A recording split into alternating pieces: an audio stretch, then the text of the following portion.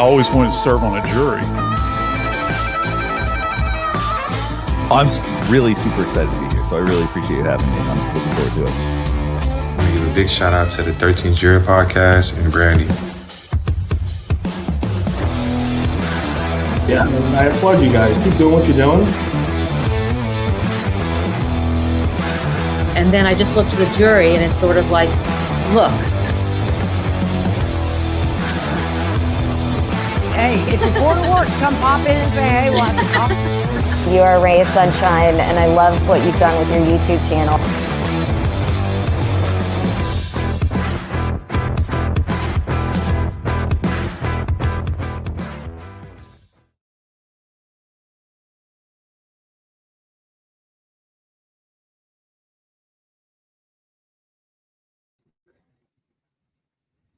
Hold on.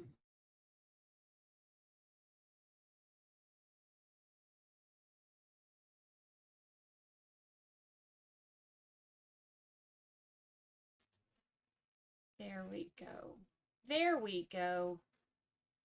That should be it. Oh, I need to kick this one. This is what happens when I start early. And I ain't ready. Good morning. Good morning, people. Let me move this. Move. Stop this. Move that. There we go. Okay. All right. How's that? Better? Is that better? I had everything swapped around so that I could start with our little campers, our happy campers. I saw where people were showing up and hanging out in chat and coming by to say hi.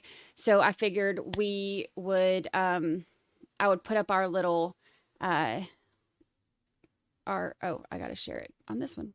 Share screen, share audio, share our, our little campground with our little camp counselors. I had to they came in and got the party started. So I had to say hello. Good morning. Oh, Barley Hop said, tell everyone your morning story. Yeah. Let me tell you. Oh, I hear the seagulls out there. I got my windows open because it is beautiful outside this morning. So yeah, I was taking Lucy down to go to go potty, and I made it to the look at her. Hi, Lucy Lou. She is tired after her walk. Right in front of the elevators, there's like a big open spot, and you can see the water and stuff. So when I hit the elevator button, then I kind of stand off to the side and, like watch the water, because it's just so peaceful in the mornings. So it's like quiet and peaceful, and I'm listening to the water and waiting on the elevator, and I hear the elevator like ding or whatever. So I turn around so that I can get on it, and this guy like bolts out of there, comes straight at me, almost tackles me. I screamed. Lucy doesn't know what the heck's going on, so she's like barking and running in circles, and I was terrified. Turns out there was a dragonfly on the elevator who wasn't, was just minding his own business, just, along for a free ride. And then all of a sudden the dragonfly like took a deep dive, like, and hit the guy like in the head, like on the side of the head or the neck or something, scared him. So when the door opened, it had just happened. So he's thinking he's on the first floor. So he like just or I don't even know what he was saying. He whatever it was, the door's open and he wanted to get out of there because he didn't know what had just attacked him. So he like jumps, takes off running out of the elevator and almost tackles me. So I'm screaming. So my whole like Zen moment was gone. And it was, oh my God, it dive bombed his head. It scared the bejesus out of both of us. So then we're like both on the elevator, like, what the heck just happened? And he was really sweet about it. Cause he's like, just so you know, like I'm not like scared of dragonflies. He's, like their mating season around here for dragonflies is like end of September, early October. So they're like, they swarm. And he was like, so we were talking about that and he was like, yeah, cause he has a boat and he said, on his boat, like they'll come around and stuff. He's like, I'm not like scared of them, but he's like, it dive bombed my head and it scared him. So it was hilarious. And he was very kind. He offered to buy me a coffee for, almost tackling me. But I was like, who needs a coffee when I am 100% awake now after just getting almost tackled by this guy on the elevator. Is he cute? Potential date. He is really cute, actually. But yeah, it was, I was awake after that. That got me up and going. That definitely got me up and going. It was funny though. It was dragonfly. Who knew? Almost lost my life. Got tackled. That's dramatic. I didn't really almost lose my life, but I did almost get tackled over a dragonfly. I'm hearing noises outside. I might have to shut my window in a few minutes. So good morning. Good morning. Happy hump day. Mine started off with a bang. And it's one of my favorite weeks here at the beach. It's bike week, which is a blast. There's motorcycles everywhere, and I enjoy that. It's a lot of fun. There's all these events going on this week, so it's so I get to have my windows open now. But like because everybody's like hungover from Miss Newbies last night, but it's like 8:30 here right now, so by like noon, everybody will be waking up, hungover on the way to Waffle House. So it'll be, they call it Thunder Beach. Bike week here is called Thunder Beach because it is so loud that it really does sound like thunder when you go out there. It's crazy how loud it is. And then at Miss Newbies, like they do like the thing where like they, see who can get the loudest or whatever. And like they do all the contests and stuff. It's fun. It is 8:30 here. It is 8:30. My time. 8:30, 8:36. Oh, I'm getting texts. I almost showed y'all my text. Nosy? Anyway, so this is off to a great bang of a start to this day. It's amazing. We also, I posted it so everybody could see it, but hello to our campers and our 2 camp counselors keeping an eye on things. We had Queen Olive Ruth Ann, Stacy S, Patches, Dreamy Landry, 80s Music Man, Mo, Jill C, Tosh, Twubble, and Fur Baby's mom all camping out this morning before I started before I even got on my computer. They were camped out. And then we had, of course, Holly Mack and Shireen that were keeping an eye on things and keeping everybody in check. So I appreciate y'all. We have hopefully a big day today. I'm hoping. I've got the feed pulled up and paused from the beginning of this morning so that we can see. Hopefully we make some progress today. Hopefully. But we'll see. We had s'mores, bacon, and eggs. All right. Oh, bacon.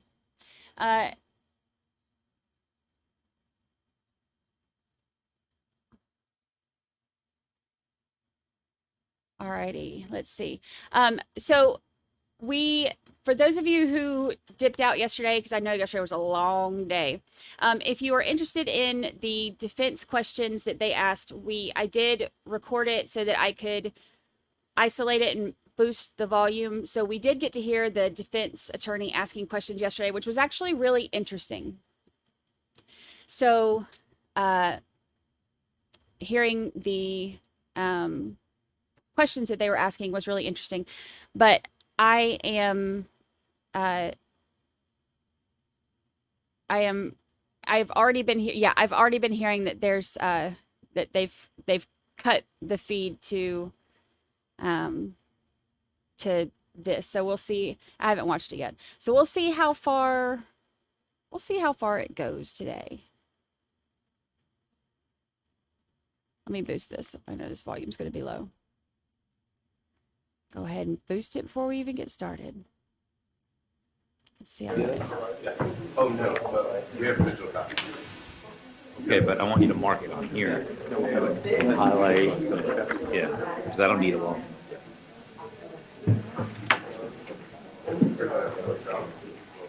He does look like kind of look like Tinsley, doesn't he?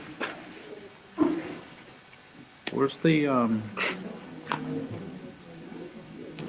yeah.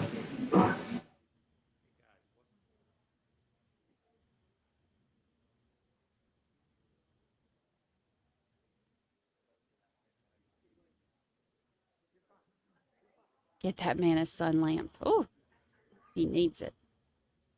Cheryl Crawford says, my idea of camping is a 4-star hotel. I used to love camping. I used to love it before I got sick. Now it's a little bit harder for me to camp, but oh man, I used to love it. Camping and fishing and cooking what you call it. Hook and cook.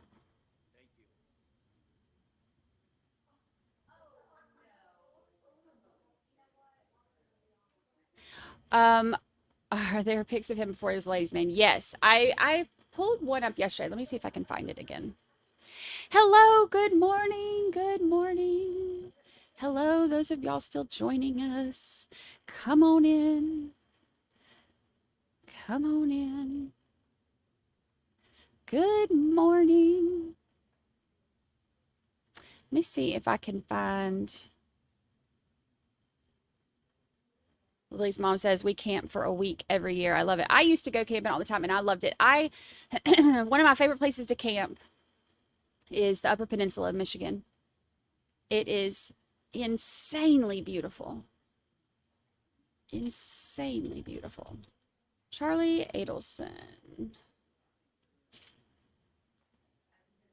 Oh, I gotta get me a sweater. It's getting chilly. I got my air on.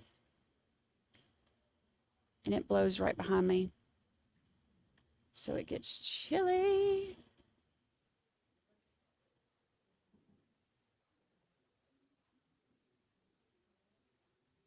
Let's see. Oh, here, wait, where'd it go? Where'd it go? Wait, I just had it. What happened to it? I pulled it up.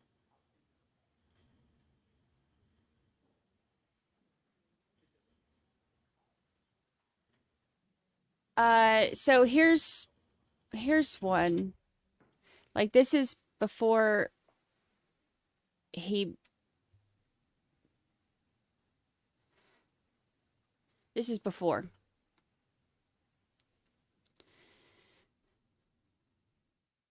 I mean, he's not like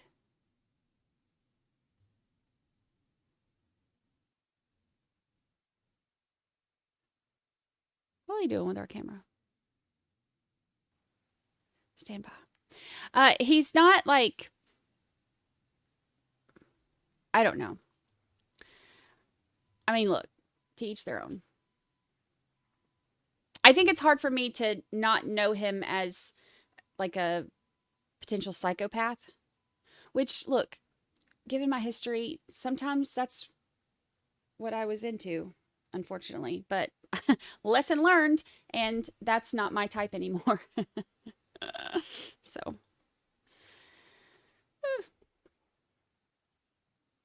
not my cup of tea. Not a fan.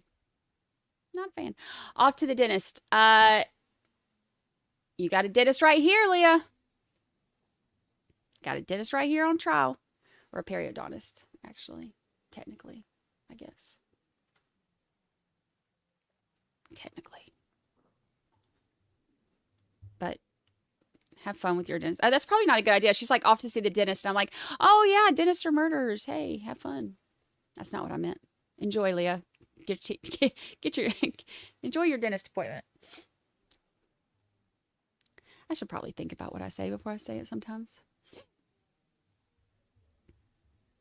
Maybe.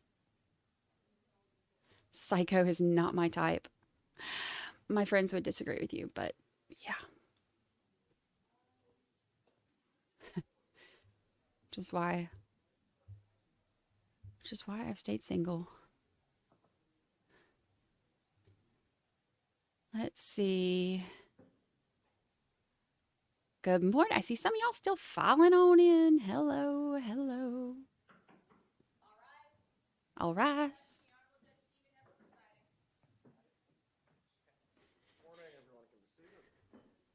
Yeah, it's a better picture, but it's still like.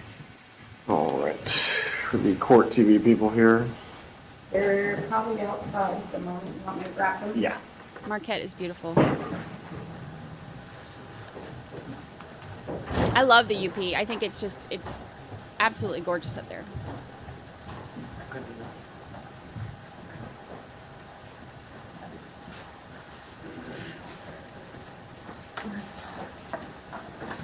Good morning.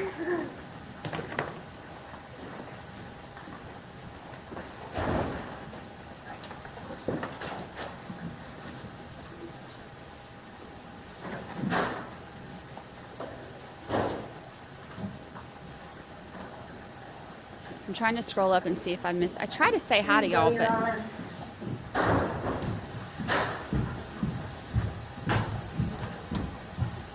Good morning. Good morning, Your Honor. Does this camera click or make noise? No, or it's form? on. All right. So if anyone is operating it, you'll just be doing it, I guess, remotely, and it's not making noise. That's correct. Okay. And this is the position that you're asking to keep this on? Is That's it? correct. All right. I have one concern. Go ahead. That is where my dog sits. In custody. Yeah. You have several in this trial. And that would be the issue. Yeah. Are you capable of putting it either behind me or I guess in that corner over there?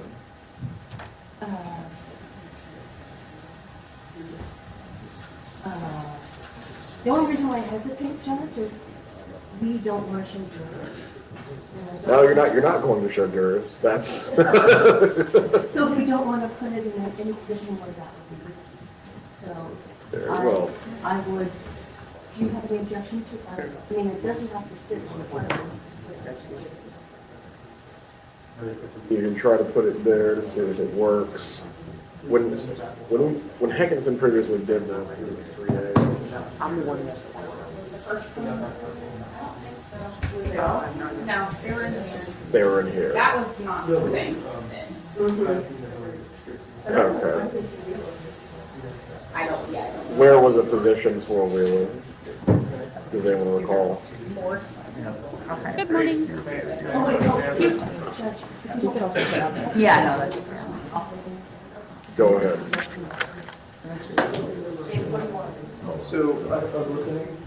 I didn't know if we could put it here for the walkway. So the walkway here was With the in custody, need to come in, and that's sufficient space. It'd be like. Oh, Marie Moss, I hope so. Yeah, like I said, I can't have them tripping or anything. You know, we have shackled legs and different things like that, so I just want to make sure that in custody, that's If you his can arm put it next space. to the stairwell, that's about the only other place. Hello, Diana. that is going to work. Yeah, go ahead and try to set it up now. We're not going to get behind schedule, but go ahead and try to set it up if you're able to. For the news camera, I thought we were clear on this. There's only going to be one pool footage. Is there a reason why the news camera's there? We will start when opening starts. So you're not running anything today? Okay. We're not until. The news camera then is still the one pool camera for today. So this is absolutely clear. There's not going to be basically a television production setup. This is still a trial. whatever you need to do. I'm going to permit it to be set up, but other than that, those cameras are not to be on. Hi, Ruth. Or TV is running anything, it's running out of that camera over there. Is everybody clear about this? Okay. Good morning, Ronnie. Do the parties have anything to address this morning before we get going? I just want to make sure it's okay with Your Honor. I do plan to address these additional cameras with the prospective jurors because there's more of a media presence. I have a couple of questions regarding their comfort level. I know that I want to make sure that I also don't. Well, I want any questioning on this to be accurate. The images are not going to be shown. That's where I was going. Their names are a public record and can be released once the trial is over, but no one's going to be broadcasting their faces. Okay, well, one of the things that concerns me, Your Honor, is that it was brought to my attention by colleagues last night that during my questioning, the names of some of the jurors, I'm referring to them by name, and the names of some of the jurors were broadcast last night. Talking about the audio delay. It was, no, I don't know if it was because of the audio delay. I know it was when I addressed Dr. Rubino. He's doing it again right now. And then it was, I did not know, frankly, that there was an entire world, well, I did know. I just try to forget it, that there's an entire world of people that are apparently, out there covering the case from 8:30 a.m. all the way through and hanging on to every word anybody says. So as soon as Dr. Rubino's name came out of my mouth, there was apparently a bunch of comments on the feed that said, "Oh, we know a juror's name." That makes me uncomfortable. I'm sure the court is not thrilled with that either. And then I think the audio cut after that, or was low. So I'm just concerned that during the trial, Good morning. if she gets sat as a juror, now people know her name, and I wanted to be accurate in describing, and I was planning to just defer to Your Honor during my questioning to let them know what the ground rules are in terms of the images not being shown, their names not being released till after the trial. I think that Your Honor will recall there was one or two prospective jurors who indicated that they were uncomfortable with that. Even the notion that their names would be released after trial and they asked to be released. I believe those individuals were released. Yeah, they were released, but I want to re-ask that question because now that these cameras are set up, it feels different. And I'm just going to ask that one question again, and I want to be accurate about it. And I don't frankly know what to do, if anything, about the one name.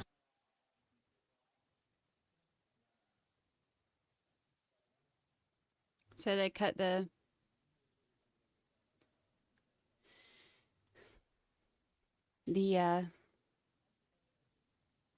audio.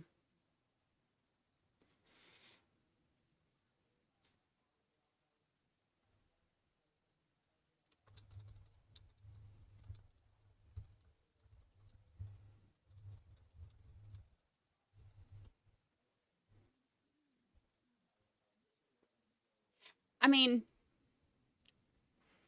I get what he's saying, but to act surprised that there are people who watch trials is a little bit silly. I mean, everybody knows that there are people that watch trials.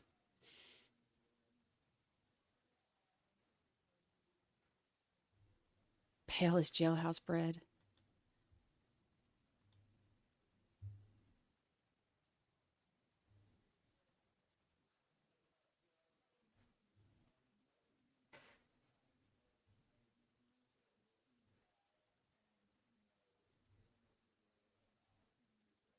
He said he tries to forget about us. Don't forget about us.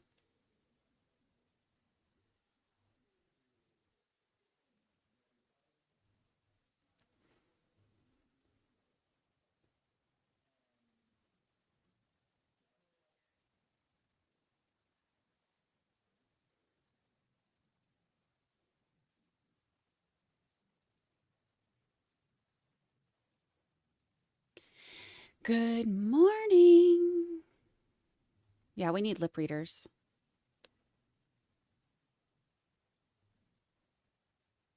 What's he trying to argue in court right now? Wrong answers only.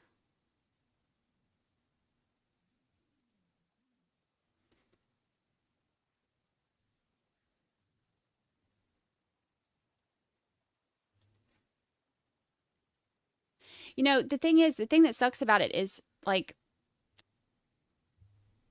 I mean, obviously, like, I couldn't tell you any of their names. Like, we heard them said yesterday. I know that there was a doctor that he just mentioned again. Still couldn't tell you the name. Like, that's not the stuff that sticks with me. The stuff that sticks with me are, like, the questions that they're answering or the questions that they're asking, rather. And, you know, that part of it, because it's so interesting to me. But, I mean, like, if this were, like, the Melly trial and they were saying their names, I would actually be very concerned for them. Because we know how that went.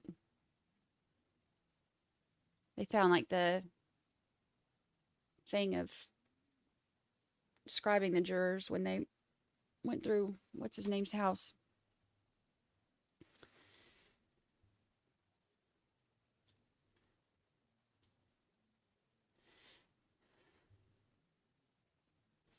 Let's see if we speed them up a little bit. Get them on through this part.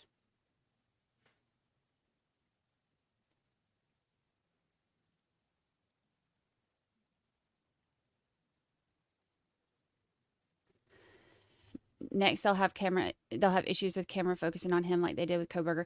Yeah, you know, with Kohberger and with, they did the same thing with Melly. Like, they complained about the camera because they were catching him doing all kinds of weird stuff, you know, like smelling his armpits, for example. So then they made it to where they can only show Melly, like, when the jury is coming in and out. They can't show him any other times.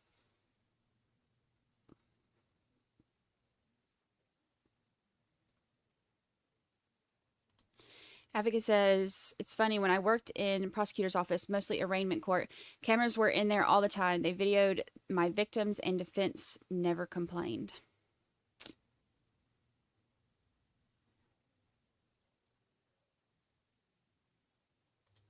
And but they had like 21 of them yesterday that they were doing the group questioning on. And so now they're continuing today. We're hoping that they start today.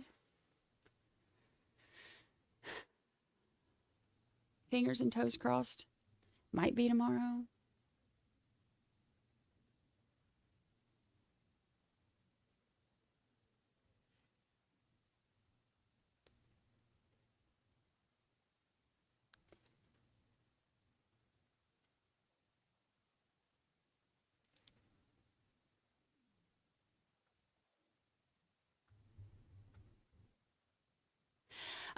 I assume that Garcia is going to testify again. Because that was kind of part of his whole shebang. And, you know, because they gave the potential witness list, but that doesn't necessarily mean that everybody on there is going to testify. But they also gave Katie and Sigfredo, or whatever his name is. Oh, Siggy.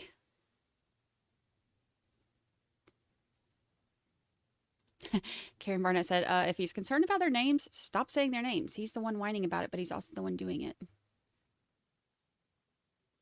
Yeah.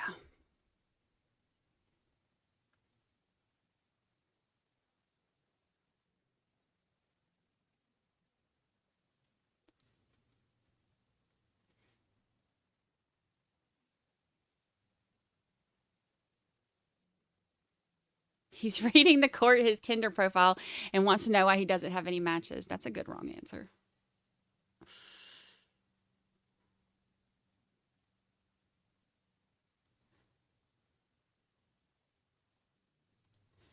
Back home now, I read that I read that night they have 50 potential jurors going to whittle down to 25, then pick 12 plus 3 alternates. I need them to do it a little bit faster.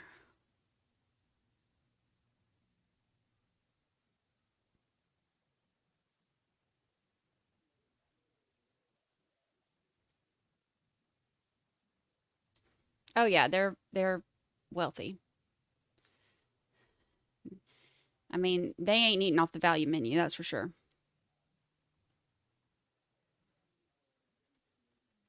BuffyBot says, I'm heavily caffeinated. You all have been warned. BuffyBot's going to end up in timeout.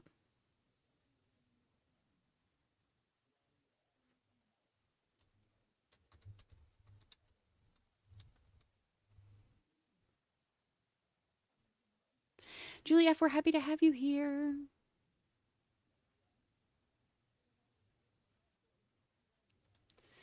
Silver Fox, I'm sorry you're having a crappy day.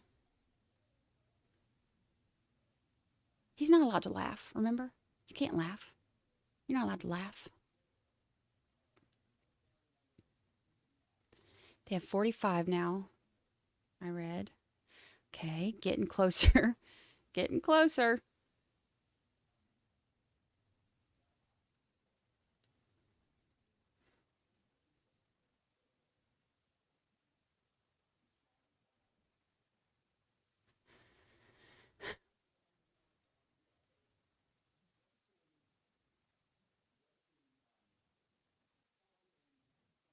They're asking if Charlie can be put in a jail in Miami because Tallahassee is slumming it. People forget that Tallahassee is our capital. But it still is not very like, you know, you think about like when I lived in Georgia, you know, like Atlanta was like the capital. So it's this huge, I mean, to me, it was huge. It is huge. It's just very spread out compared to like New York and stuff. I get that. But it's still a big, I mean, it's a big city. So think about that. And like Tallahassee is not like that.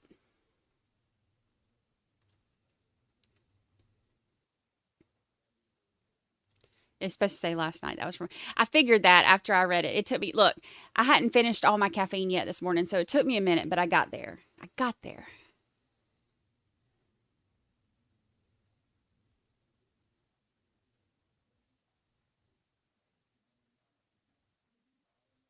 Did you hear about the change of venue? I heard that he had requested it, but it was denied.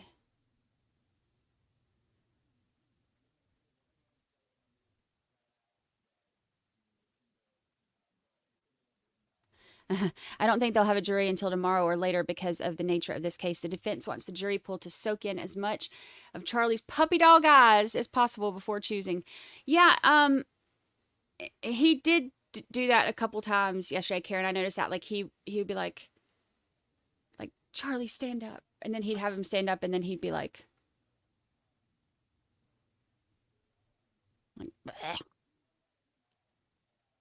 Can't make puppy dog eyes on those recordings, buddy.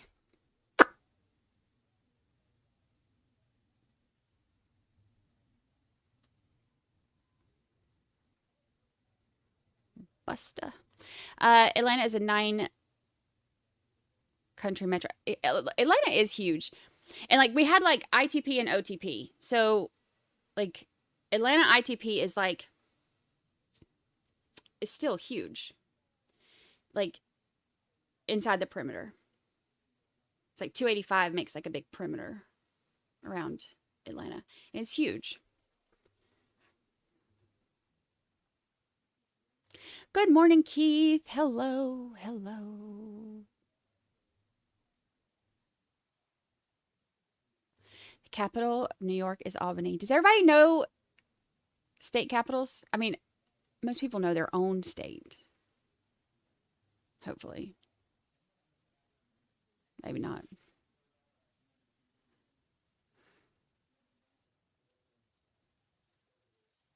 Did I take my medicine? I did. But only just before we started, so.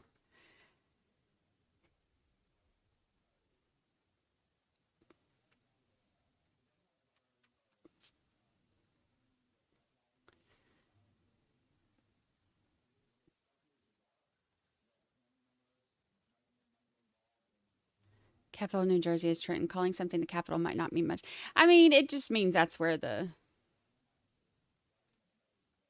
That's where the magic happens. But, you know, like, okay, then you look at, like, okay, in Georgia, you know, Milledgeville used to be, that's where I went to college. Milledgeville used to be the capital. So, like, everything in Milledgeville is called Old Capitol. Like, there's Old Capitol Car Club, and there's, you know, Old Capitol, they made a bar, Old Capitol, and they have, like, Old Capitol everything. Because it was, like, it's in very central part of Georgia. So, they made it the capital for that reason, but then, of course, it was Atlanta. Savannah for a while, too. It's on the river. And there ain't a whole lot in Milledgeville. Except for Georgia College. And Georgia Military College.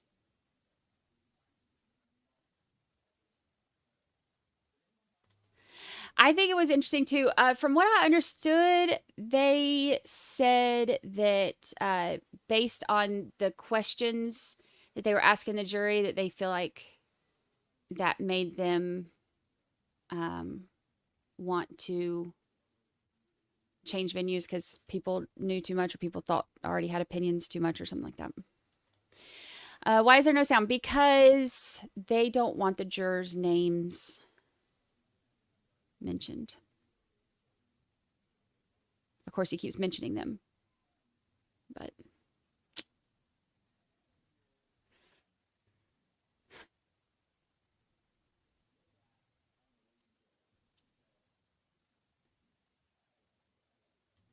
no feet finders yet, but the morning is still young.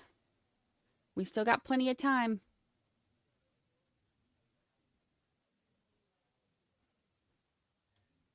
They won't discontinue the live streaming. It's already been approved through court order. So, but he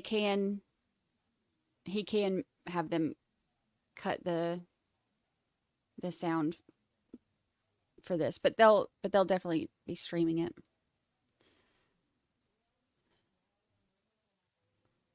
Hello, Lynn. Good morning. Good morning.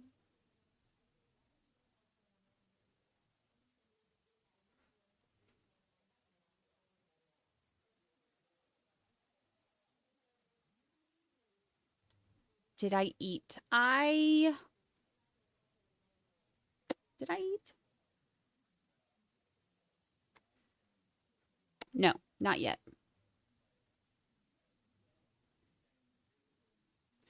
But I am drinking a Monster Energy drink. And I did have a cup of coffee. Geography lessons with 13th juror.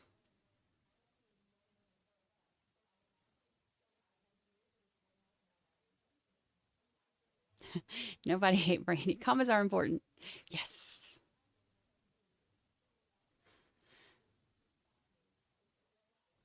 Did Muffin Man have his date? Need a second date update. Muffin Man, I think it's supposed to be this weekend, right? Or was it supposed to be last night? That he's cooking for his new lady.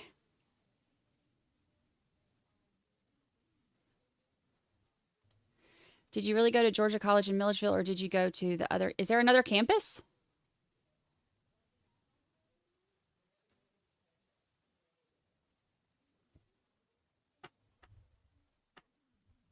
I hear Lucy somewhere. Is there another campus for Georgia College?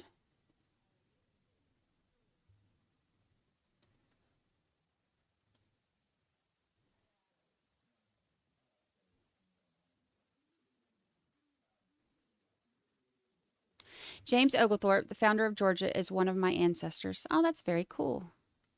I'm related to Davy Crockett. Actually, my brother went to Oglethorpe University in Atlanta before he went to medical school. Named after Oglethorpe. So we're basically cousins. Psh.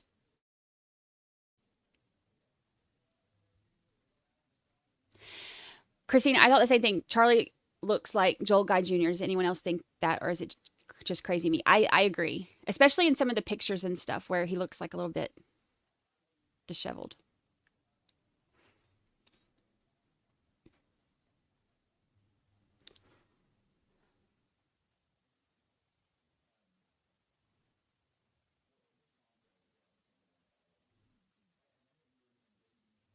Oh, did you? Aw, I love Georgia College.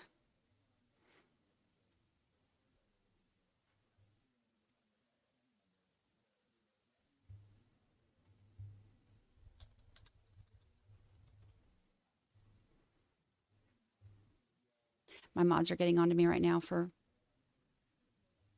not eating.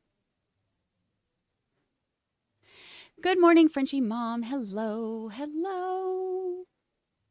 I love your name. The Frenchies are so cute. Cute little babies.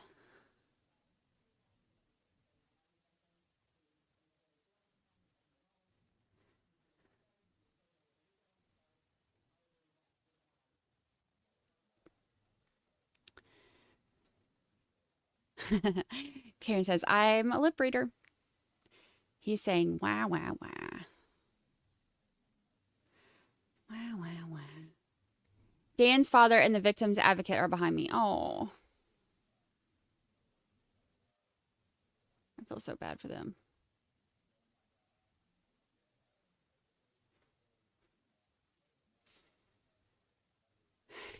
Aaron Morgan, we'll see you in just a little bit.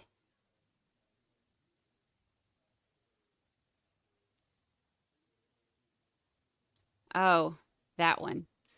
You know, it's funny too, because like a lot of people that didn't know much about Milledgeville, everybody knows that there's like a huge, mental health hospital, but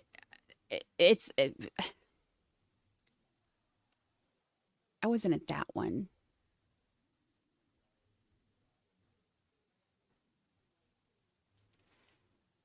I'm looking at Josh Dibben's website. You could work for him making charts. They have a department that does that. Really?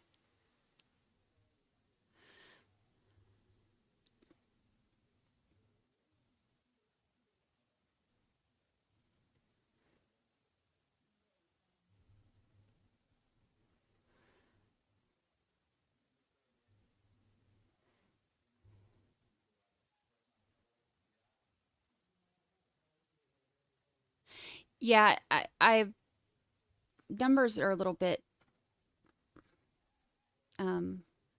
safer, I guess, when it's being live streamed.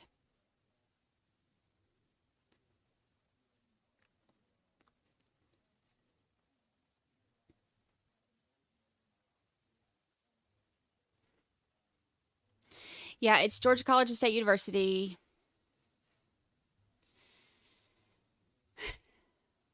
Wildcats.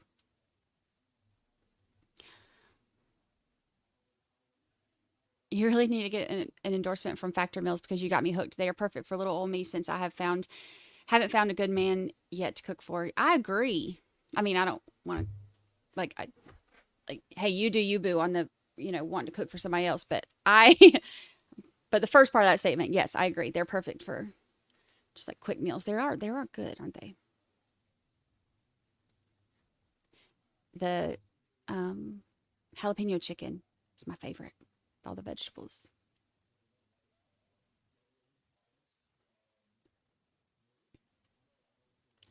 Question, how many people call the police if a crime occurs? It depends on what the crime is.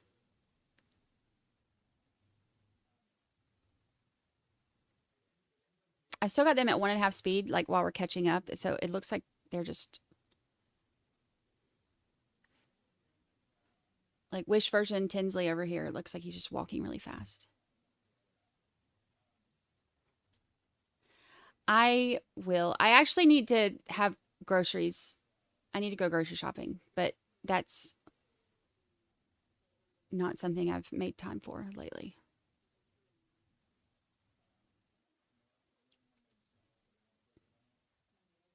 Queen Oliver Than, drive safe.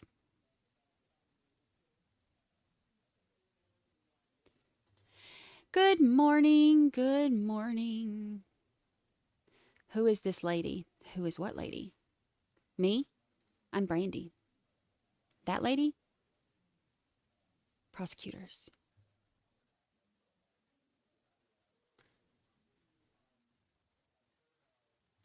Still can't believe Wendy changed her boy's last name. I think that's crappy too. Like they lost their dad and then They don't even get to keep his name.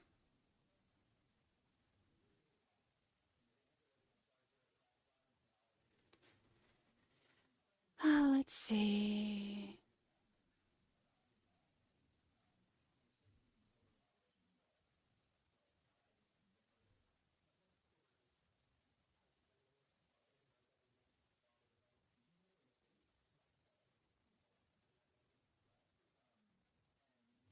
I'll call the police for pretty much any crime. Park in front of my house for too long. Loud music, street light out.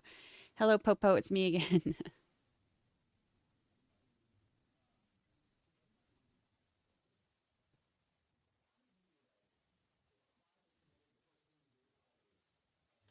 DoorDash now. I will. Y'all know how much money I spend on DoorDash because I don't have time to leave. It's bad. Because I do my factor meals like that's what I eat for dinner every night. But during the day, I forget because I'm always busy. I'm always on here with y'all. Holly Mac gifted 5 memberships. Let's see who they went to. Let's see here. Frenchie Mom. Julie Brindle. White Paint. Illusions X13. And Vermilion Air. We're all gifted memberships. Welcome. Y'all look good and green. Look good and green.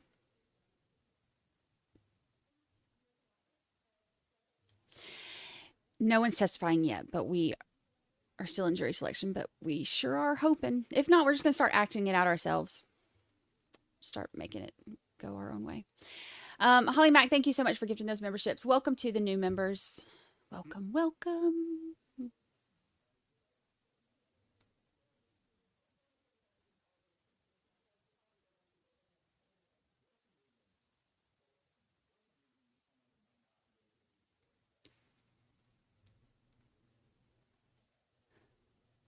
Is it odd if someone doesn't call the police if threatened? Let's do a poll on that because honestly, like I have a situation going on right now that's really freaking me out and I have not called the police and people keep asking me if I have.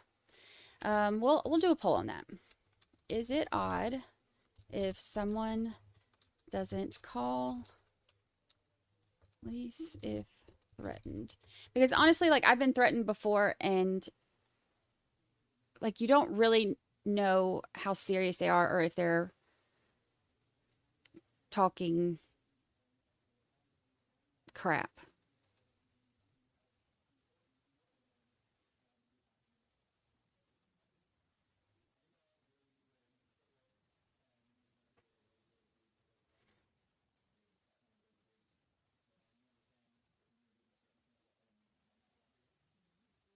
I like that Sunny's telling us the questions that they're asking.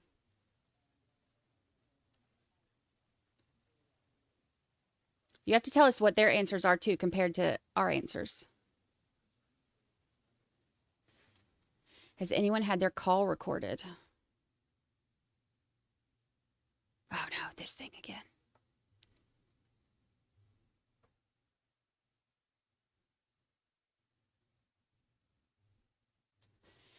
Good morning, good morning. Holly Mac says, to all who received a gifted membership from me, you are very welcome. Enjoy. Thank you, Holly Mac.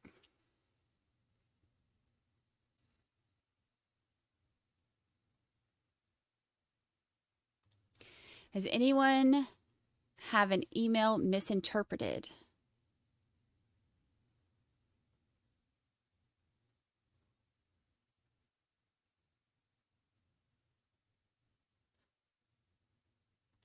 Has anyone sent or received a text out of context?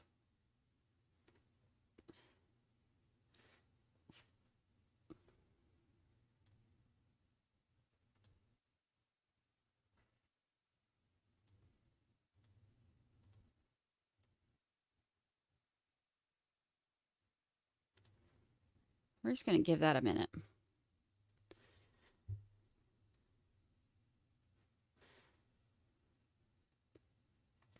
Good morning. Good morning.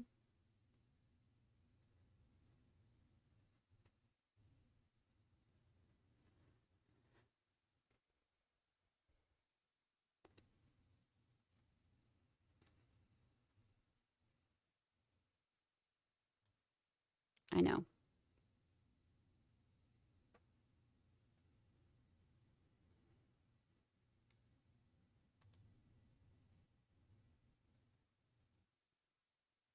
I think because I was like,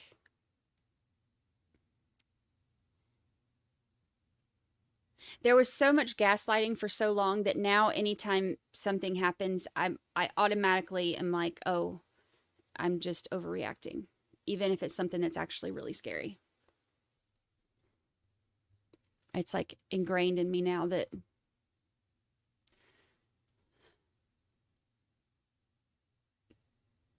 I'm overreacting.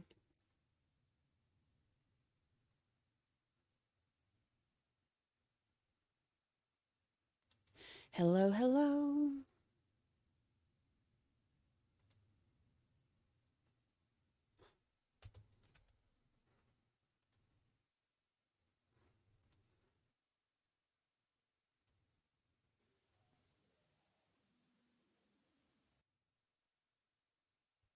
This thing drives me nuts.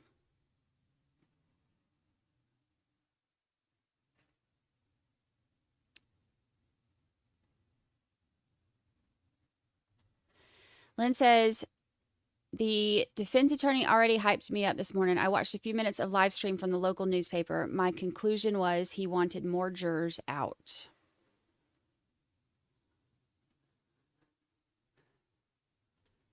Jeff wishes he had rose-colored glasses on then.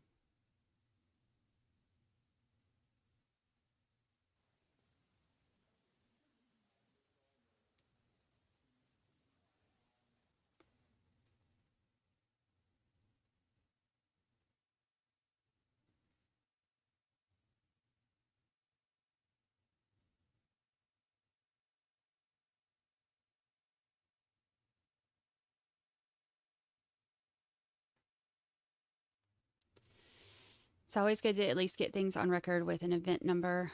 Plus, officers can be looking out for you. Yeah. I should probably call.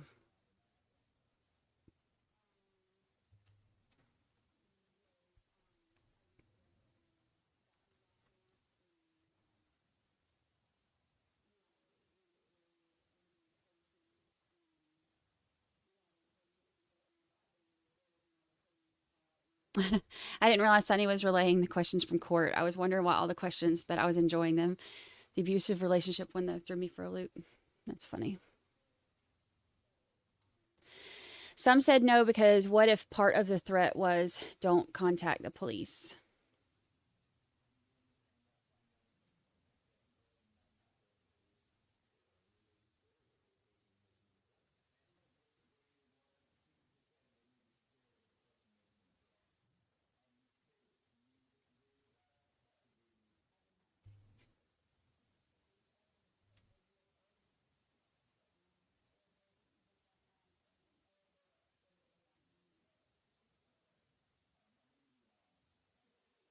Wait, I missed the last one. Hold on.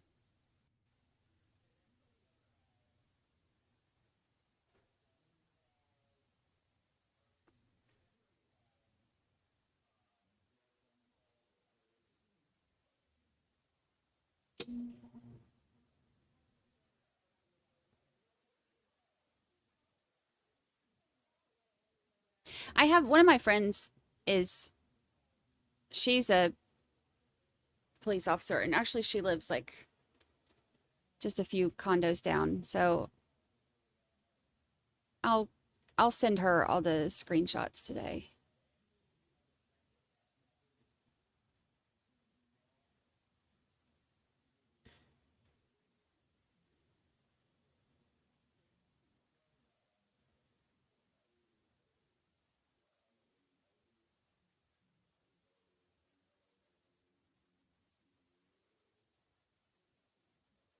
But okay, I didn't call the police on it, but I did send like pictures and stuff like that to multiple people, and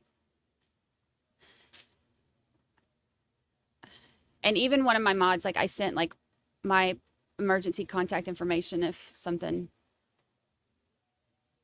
happens.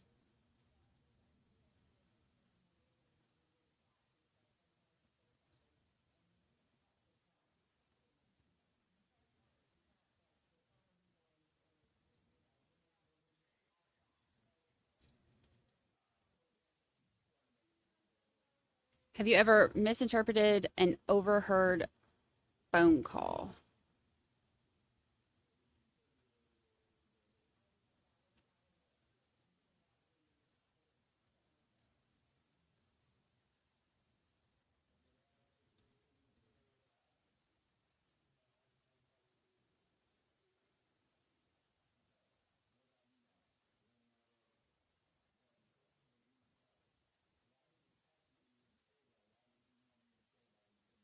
Well, I don't know what constitutes as like a, I mean, I wouldn't, I'll call. I promise I'll call today.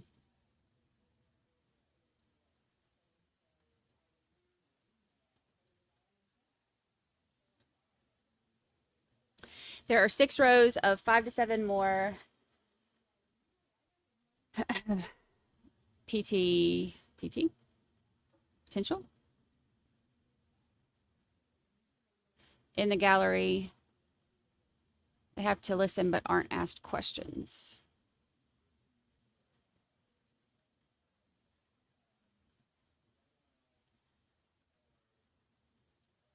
Good morning.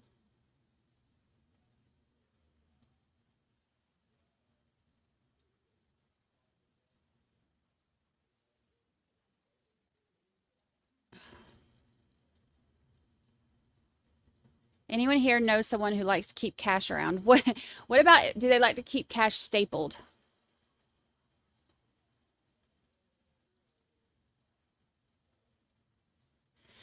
No, my son does not know because he worries, but he's also out of town right now, and I told him to take another couple days out of town. So he's good.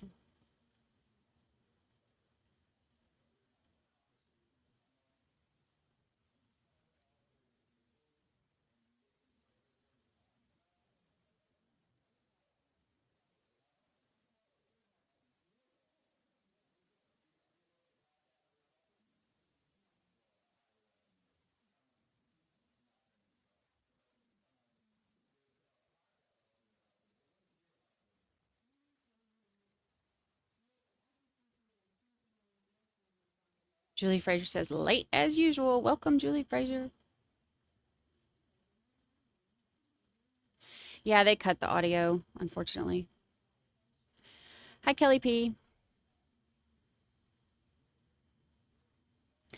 Life lessons, I agree with you. There's a reason I'm a sea turtle. It's best to be safe on social media. I agree with you. And had I known that more than like 3 people would have ever seen my tweet, I would never have used my real name. But I didn't think that, I had no idea that, like, that everything would blow up the way it did. If I had known, I would not have used my actual name.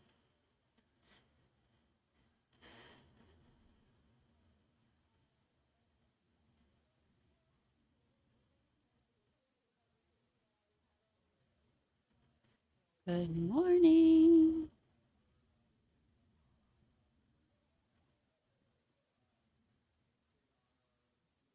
People saying it's not weird unless all ones. Unless all ones. Ah. I don't know. Maybe that's not so weird.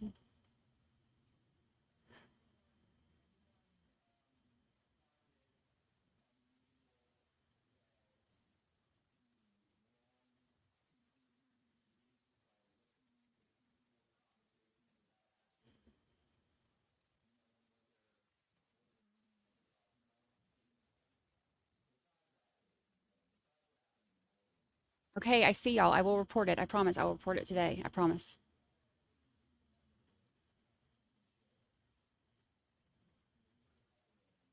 Is anyone biased against rich people? Me?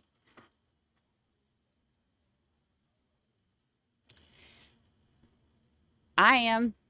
Psh, stupid rich people. Just joking.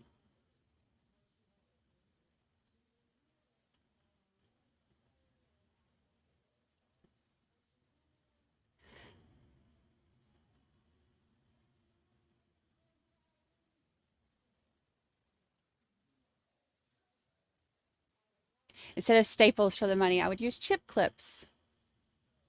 That makes sense too.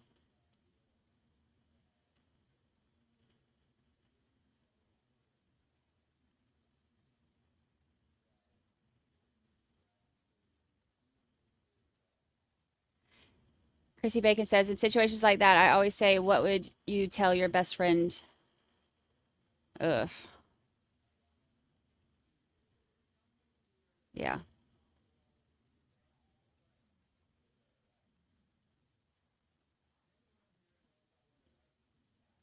My real name is Samantha. Shh.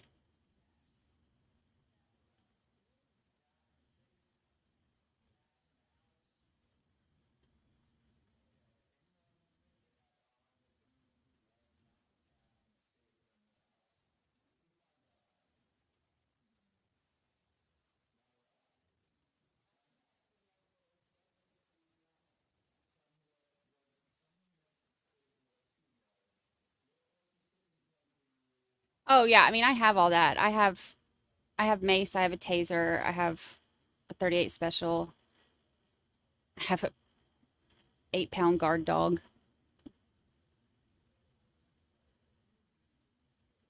I have cameras.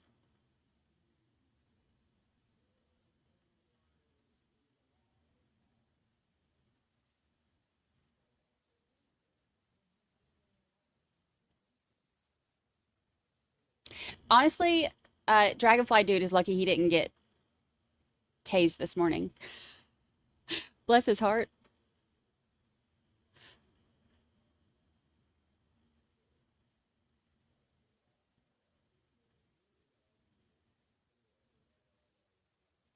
Yeah, I have mace. I also have coyote spray. I keep that on Lucy's leash.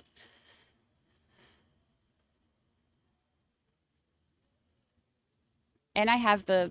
I share my location with my kid and with 2 of my friends that live here.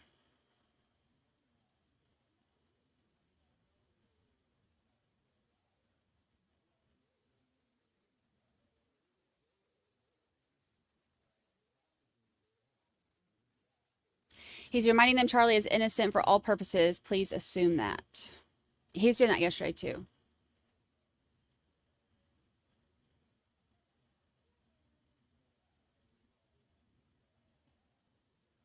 And they're on break. Let's see if I can speed this back up without it giving me the spinny thing.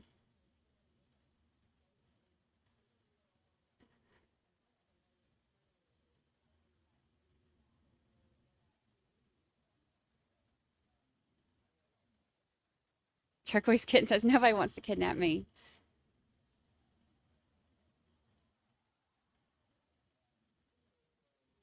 It's not like a threat. It's like a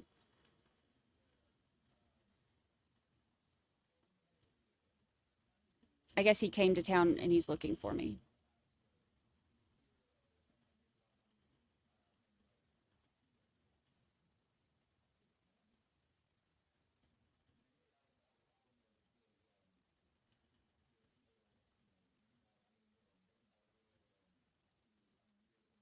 My mom always said no one's going to kidnap me for long. They'd bring me back in the first hour. My mom used to say that too. She's probably right.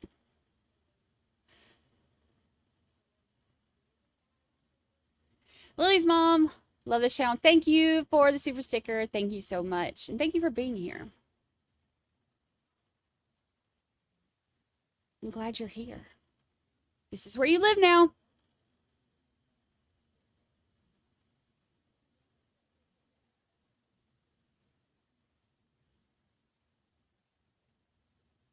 Oh, wait, I remembered. I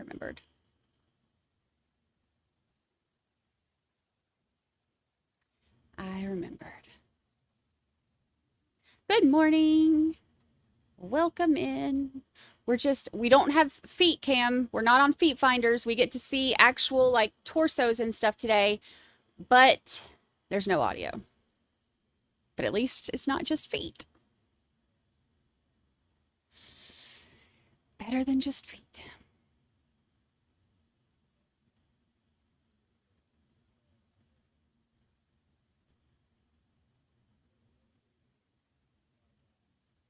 Oh yeah, coyote spray is great. You can get I ordered mine on Amazon and it looks like mace. Like it has like the same I have it hanging over there. But it looks like mace. And so you just flip the thing on the top and like when you flip the thing on top, you can spray it. And I have it attached to Lucy's leash in case anything happens.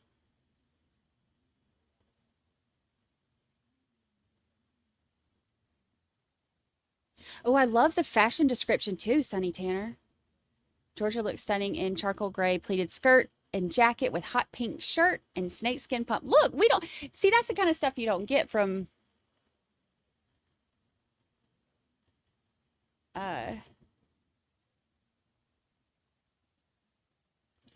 boring reporters.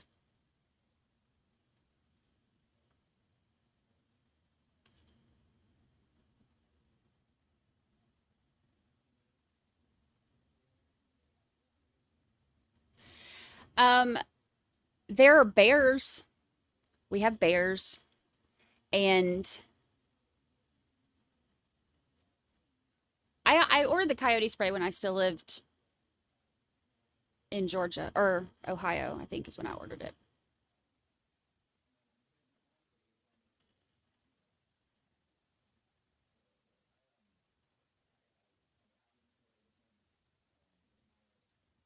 Anyone who can form an irrational fixation with someone they don't know or haven't met personally needs to be taken seriously as a threat.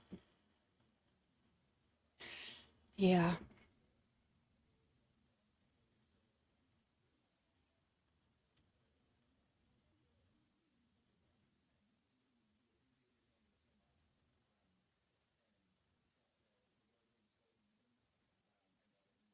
Is there a time roughly when you think the trial will start?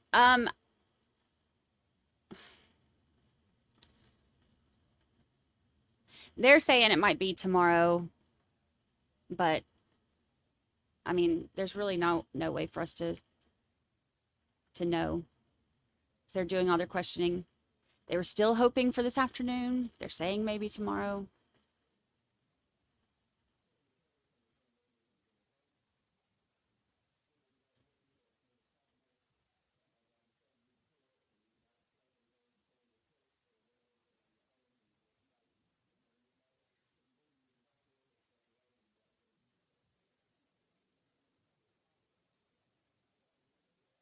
Speed finders.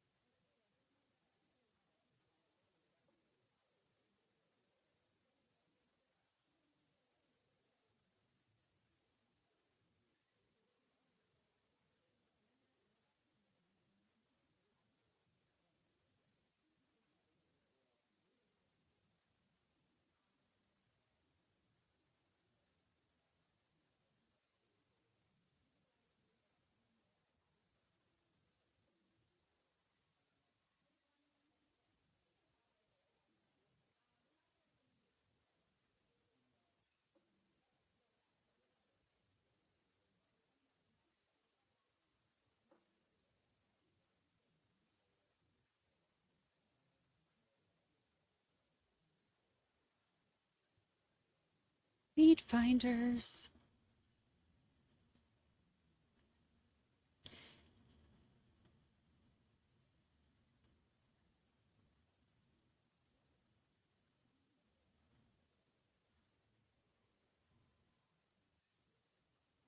Carpet cam. Better than popcorn ceiling.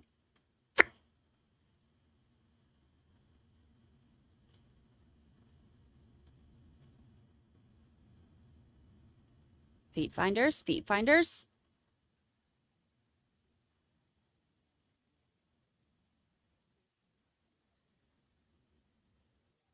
Feet finders. Feet finders.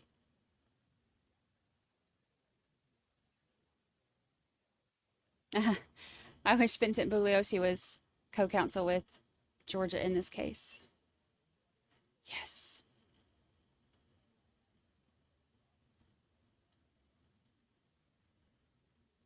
Saw the snakeskin pumps go by.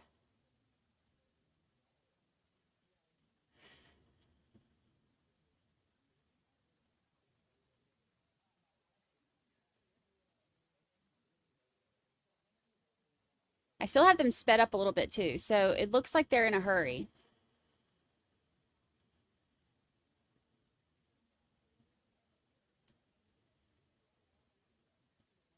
There's all kinds of excitement going on.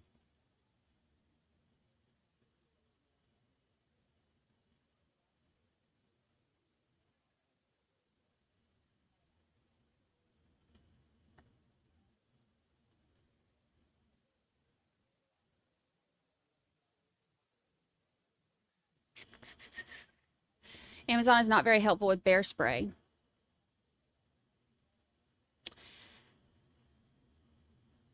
I thought Amazon had like everything. We can help you. We'll find it. We're investigators. That's what we do.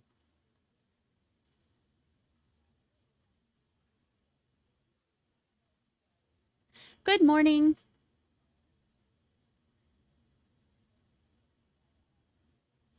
Julie Fraser's wearing her Crocs with socks. Well, look who decided to join us. Hello, Lucy girl.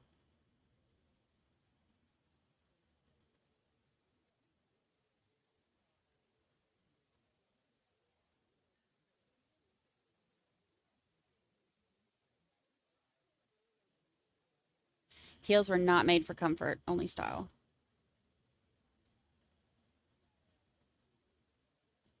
I stopped wearing heels when I was like, let me not say stop. I very rarely ever wore heels anyway. But when I do, like I'll do like wedges and stuff, but I don't do like the stiletto stuff. Y'all know how I tell you that like I love panda bears because they're clumsy and I feel like I relate to them. Imagine a panda bear in stilettos. Don't stand a chance, and that would be like me.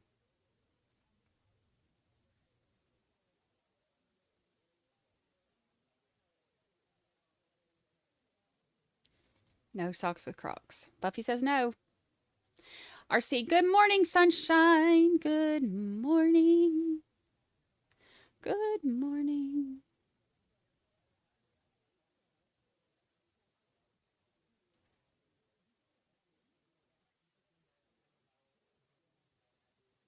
Have you seen those boots that look like they look like the boots from Dora the Explorer? Like those big red ones? That's like a thing now, apparently. People wear them.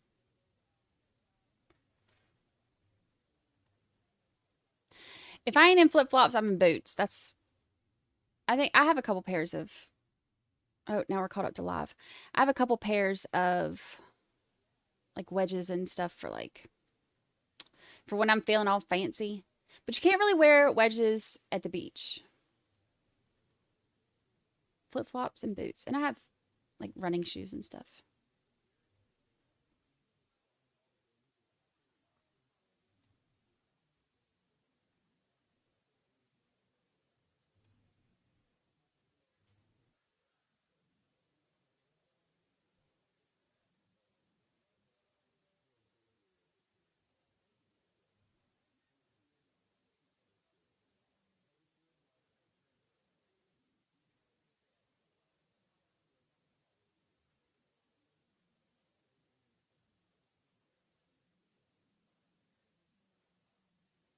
I had Uggs when I lived in Ohio.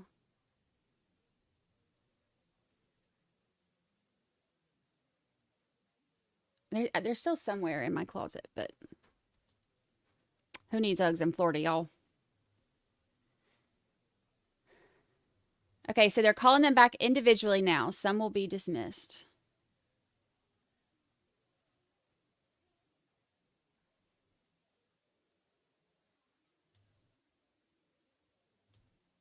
What about cowgirl? But that's the majority of what I wear is boots. Like if I'm going somewhere that's like supposed to be fancy or whatever, I have like some wedges and stuff, but normally I wear boots with my dresses.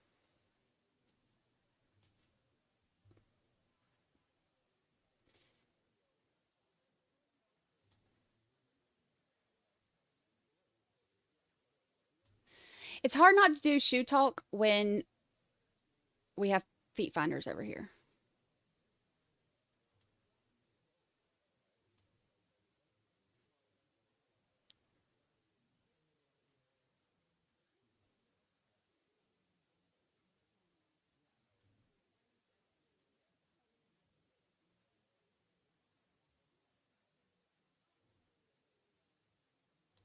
Patchy says, I wore heels and dressed in suits, both pant and skirt and dresses when I worked. I miss dressing up. You can get dressed up to come to jury duty every day if you want to, Patches. Have y'all ever seen the show Suits? Like the outfits that they wear and stuff, I'm like, oh man, that's like they have like some of the prettiest like dresses and suits and stuff that those women wear. And I'm like, oh, that would be so fun. But then I'm like, but also like I woke up in this. So that's also fun.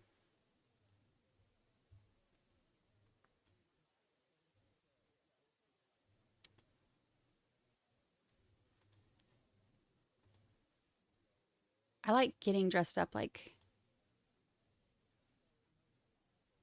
when I'm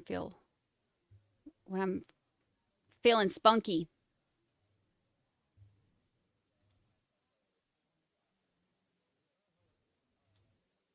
But like either I look like if I were to ever walk into Dollar General dressed up, they would not know who I was. But if I walk in looking like I've slept on a bench for the last 12 days, they'd be like, oh, hey, Brandi.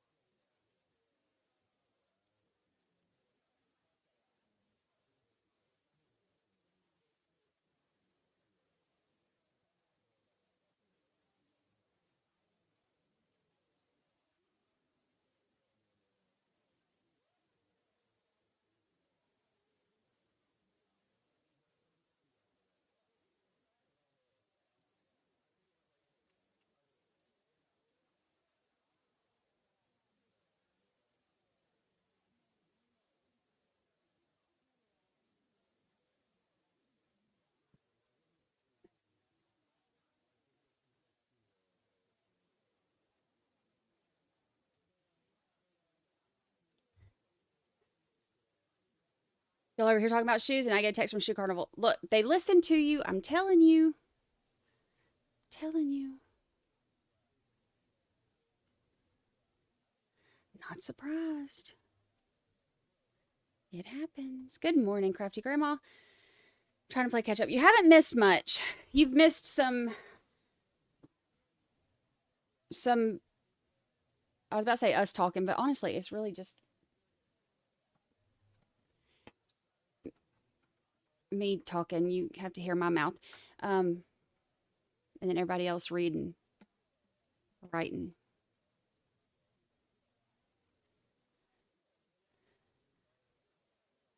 I guess if anybody, like, it's weird sometimes I think, like, if anybody else, like, is sitting here, like, if anybody else were looking at me, they'd be like, oh, she's just talking to her computer all day. Like, there are people. There are people there.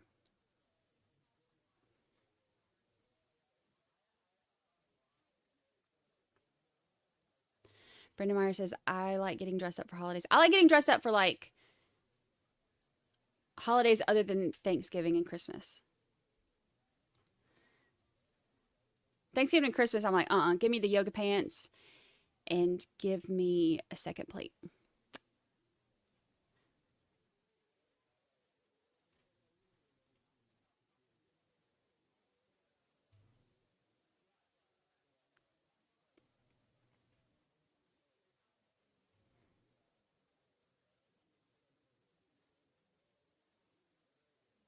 Just mention something around your phone and you'll start getting ads. But that's true. It's true. And it's really weird.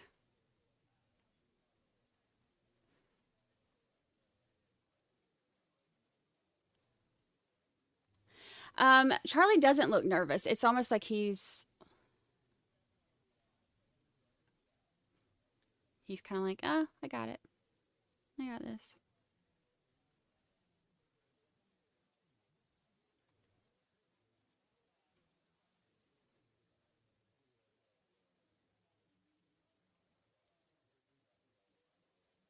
For holidays, you need eating pants. That's the thing. Yeah. Like yoga pants, sweatpants. Definitely something with elastic.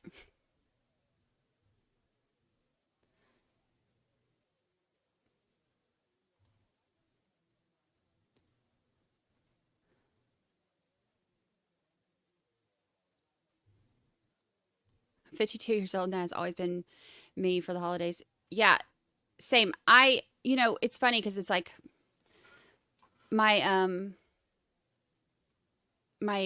some of my family is very different. It's like they'll come in like these, like fancy things with like shiny stuff and heels and like they look like the pictures that you see like in the ads, of like, oh, this could be you on the holidays. And then I'm like,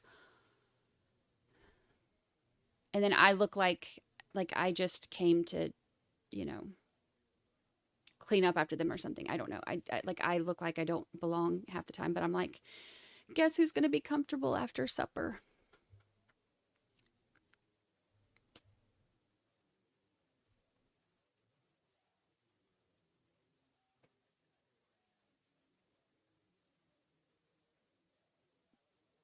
Shelby says, I'm dressing as an old grumpy woman for Halloween. No costume needed.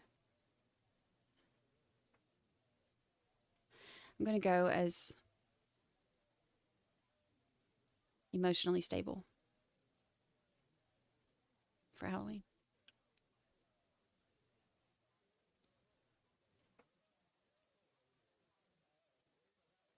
Look, I used to wear pajama bottoms to high school. Sometimes, and by sometimes I mean pretty good bit, and house shoes and stuff. Because I'm like, I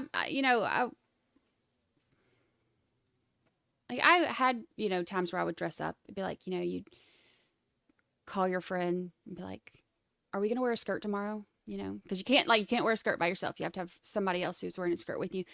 But most days I'd be like, either jeans or something, comfortable. But I also wore pajama pants a lot. My brother did too. They actually, I tell you what, the high school in our hometown actually has a rule in their rule thing now, specifically made because my brother and I used to wear pajama pants and house shoes to school. And they made a rule. They tried to put me in in-school suspension and for wearing them one day, and they called my mama, and my mama was like, they made my mama come up to the school. And of course they called my mama, and my mom was like, what'd she do now? But my brother did it too, but he was the good child, so he never got in trouble.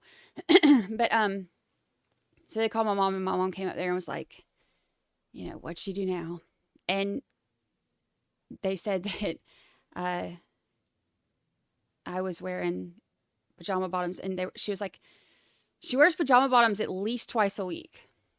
But all of a sudden, a teacher had a problem with it. Same pajama bottoms I'd always worn.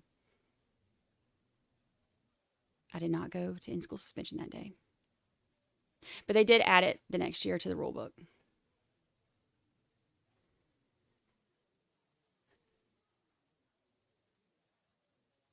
I love dressing up for Halloween. That's one of my favorites too.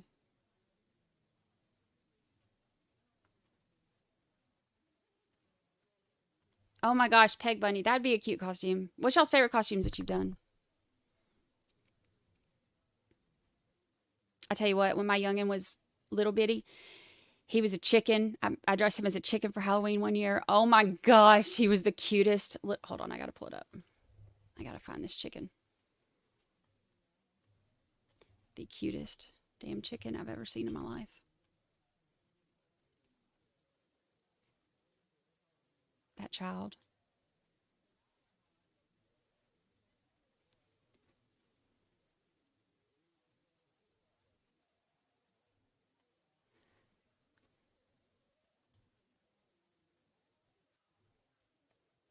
I gotta find the picture. It's on Facebook somewhere.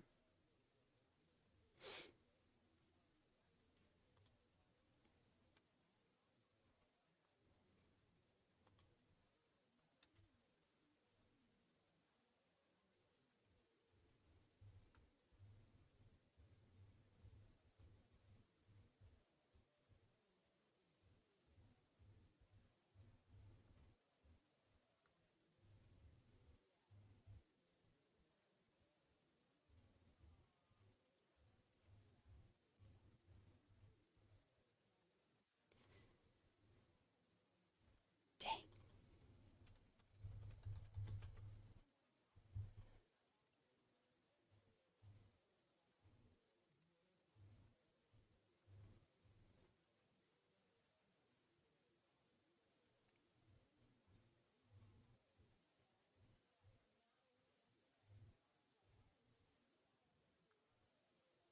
Where?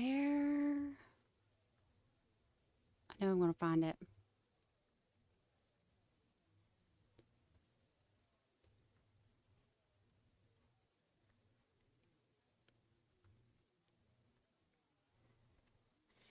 Dang. Trying to think of.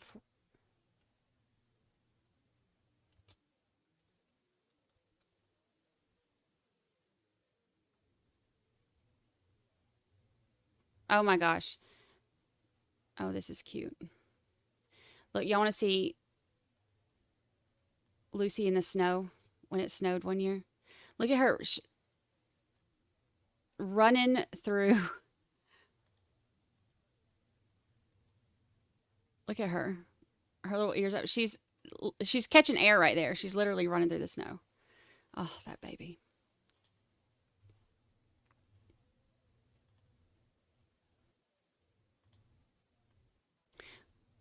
Look at her. That sweet girl.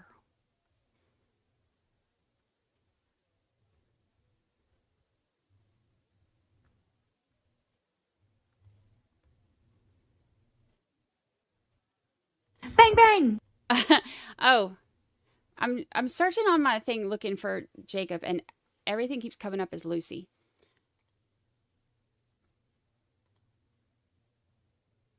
Look, this is when I taught. Hold on, I gotta show you this, and then I'll find Jacob. I promise. I taught her to protect me when she hears bang bang. Are you ready? High five. Good girl. Dance. Good girl. Bang bang. Look, she comes and sits in front of Good me. girl. Protect mama. Protect mama.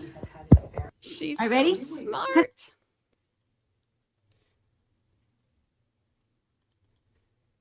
Well, dang, maybe I don't have the chicken.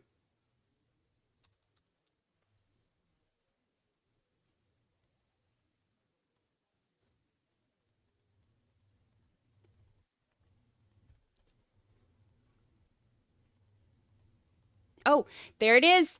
There's the chicken. I knew it. Look at that baby. Look at that baby.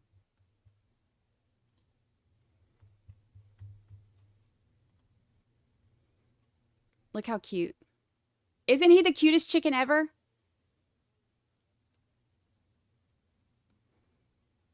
I love him.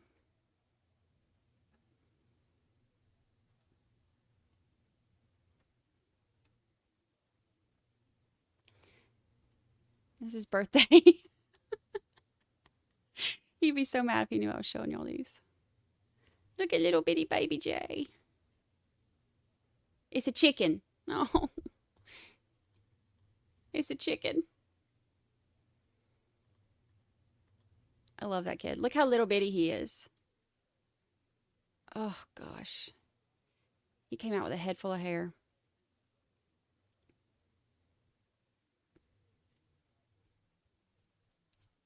He's the cutest little thing. This is my grandfather. My grandfather passed away last year. And they have the same eyes. You can't see it because my grandfather has his glasses on, but me and my grandfather and Jacob all have the same eyes. That was in Savannah. Look at that little bitty baby.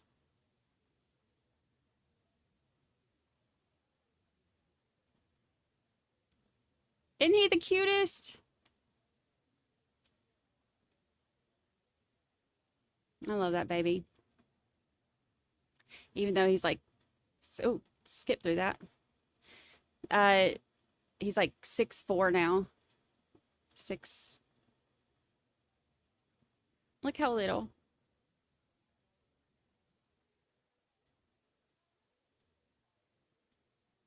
This is at our house in Milledgeville. Look how little. I knew I'd find the chicken. Oh my gosh, this one too. Look, he hated this. They're so fun when you get to dress them up as what you want them to be. Look at his face.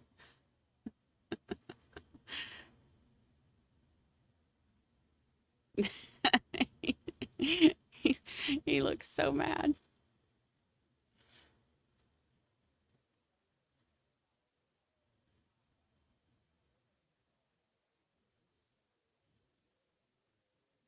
His first haircut.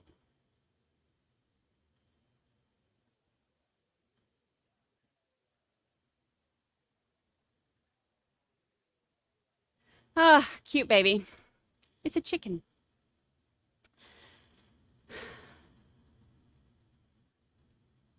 I am 5'9", and my kid is 6'4". His dad is like 6'5". My dad was like 6'8".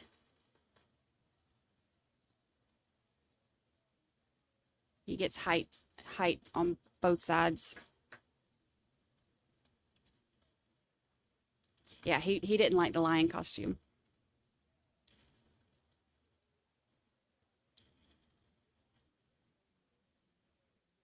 So cute though.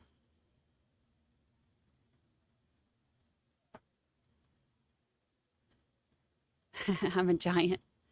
5'9". I love being tall.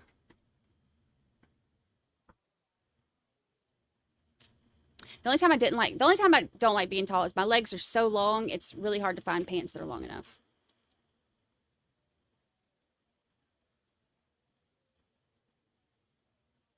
So then when I do find pants that are long enough, I have to buy them like in every style. But like when like ankle length and like stuff like that became a thing, that was a lot better.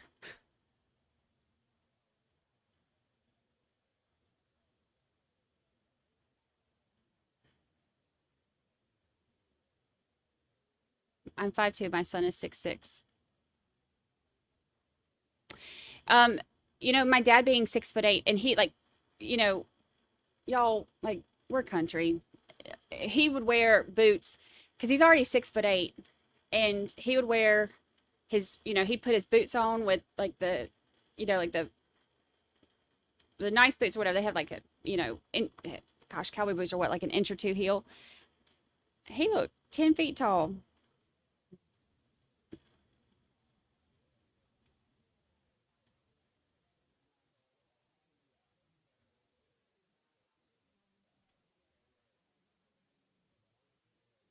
All right, let's see. I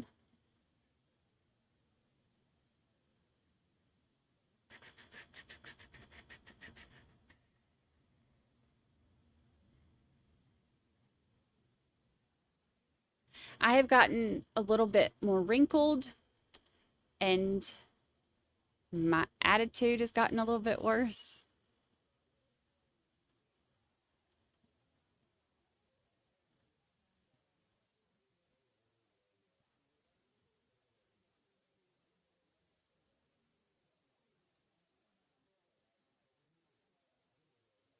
What is Lucy for Halloween? I meant to order her that panda costume.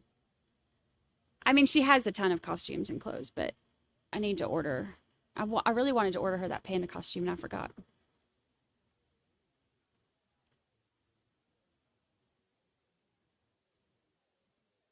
I'm like technically 5'8.5",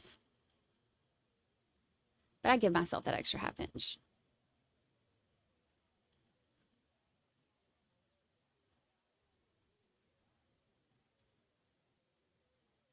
My mom's like 5'5". My dad was 6'8".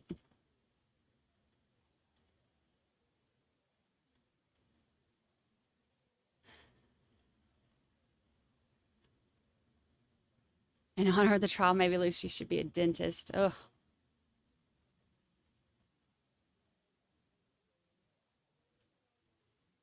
Should be cute, whatever she is. She was, was it last year or the year before? I was Cruella de Vil and I dressed her like a little Dalmatian. She's a funny little thing. All right, so if they're going to keep doing this, I know y'all don't want to hear me just talk all day. So,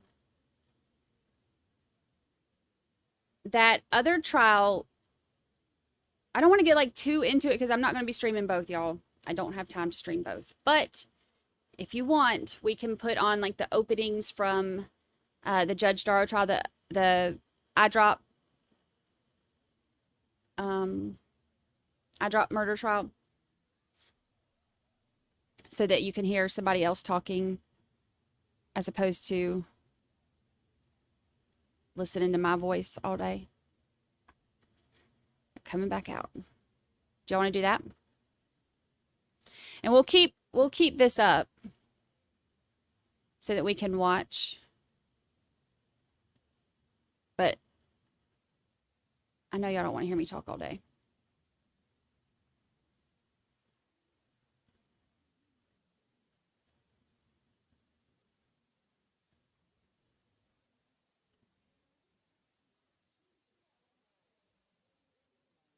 All right, we'll do that then.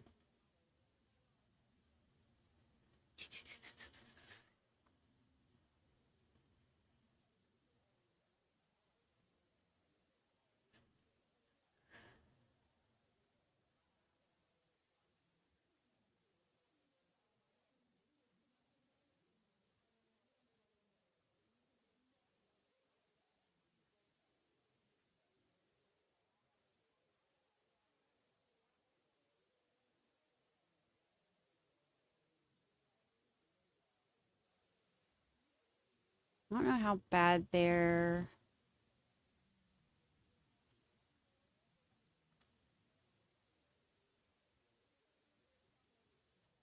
And it's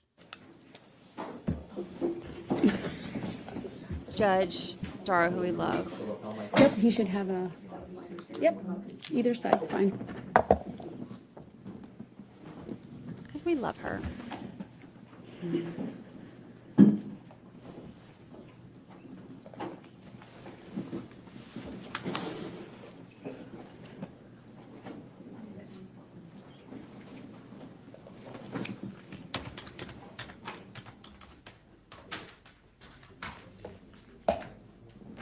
She's awesome. She's gorgeous, too. All right, good afternoon, everyone. I will call State of Wisconsin versus Jesse Kershevsky, 21 CF 885. May I have the appearances, please?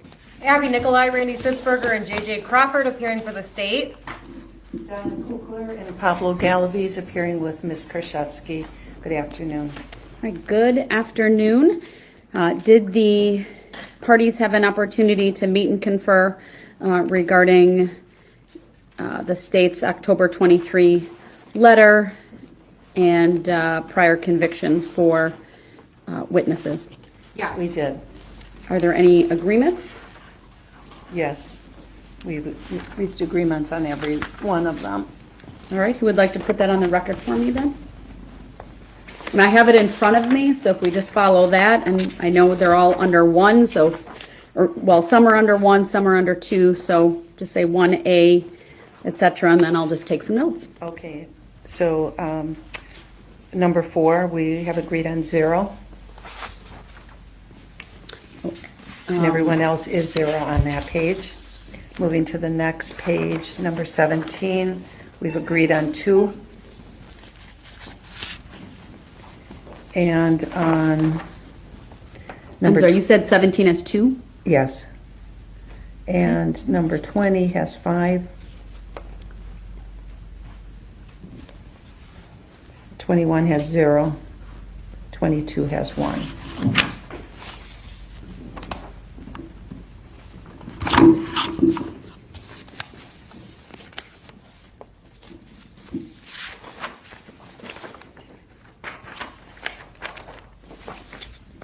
Oh, sorry, and then on the supplement. Thank you. I was going to say there's the second person. The supplement, number 2 on the supplement, AR, we have agreed on 15. Thank you. Is that all accurate, Attorney Nicolai? Yes, it is, Judge. All right, great. Thank you. I've made some notes on that, so I'll keep those handy. And for whomever calls that particular witness with a prior record, it's that party's responsibility to advise the person of the number of prior convictions if they are asked regarding that. Understood. Yes. All right, then we have everyone in the jury room, and also want to provide just a bit of information. When juror number 28 arrived today, he approached Monica Paz and indicated he now recognizes a name of one of the witnesses, that being John Friett. He indicated he only knew this person as Mr. Friett, and that Mr. Friett's son, Michael, is his boss. So I wanted to provide that information that was provided. And if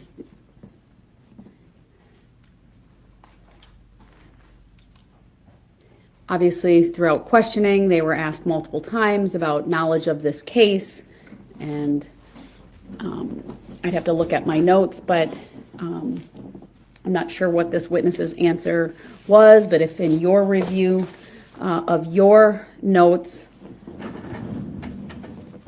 you believe some questioning of the juror outside the presence of the other jurors is needed, just let me know and we can do that at an appropriate time.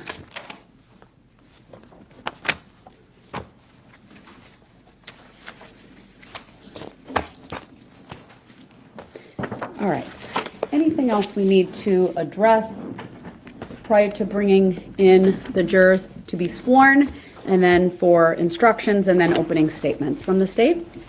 Judge, you did ask us to work together on the state's concerns about defense exhibits. In doing so this morning, the primary concern of the state was possibly labeling of any witness as an alcoholic, and the defense indicated they are not going to be referring to Lynn Hernan as an alcoholic in opening statements. Okay, thank you. How about from the defense? I have no response, Judge.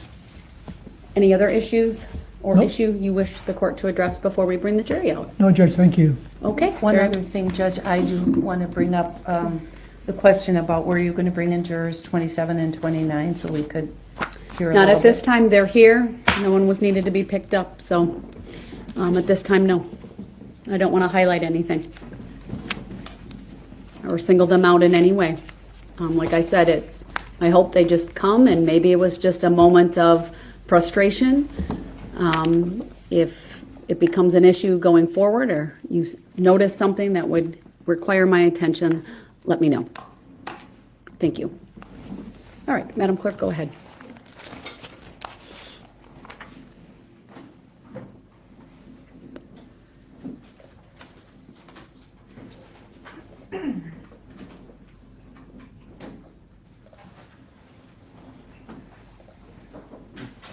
Judge, I can't see Ms. Kukler with this podium.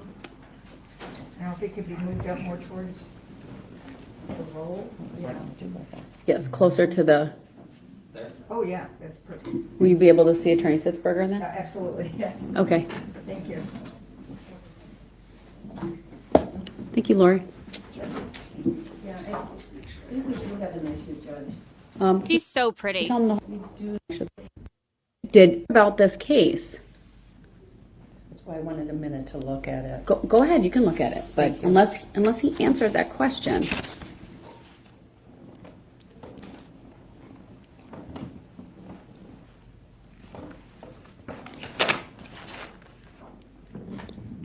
Do you have the questionnaires? Handy? Can you grab me your number 28, please?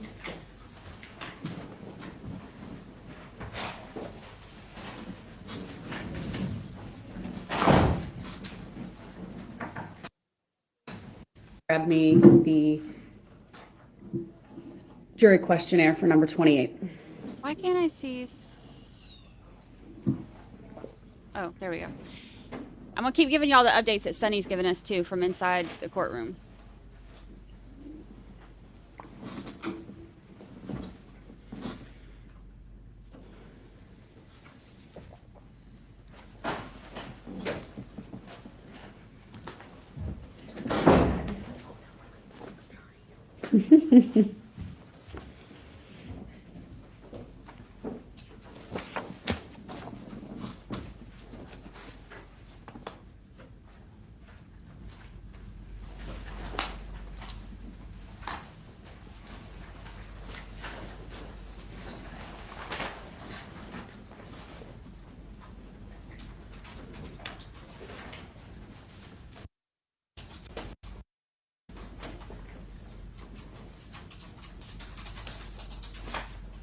Skip forward, get to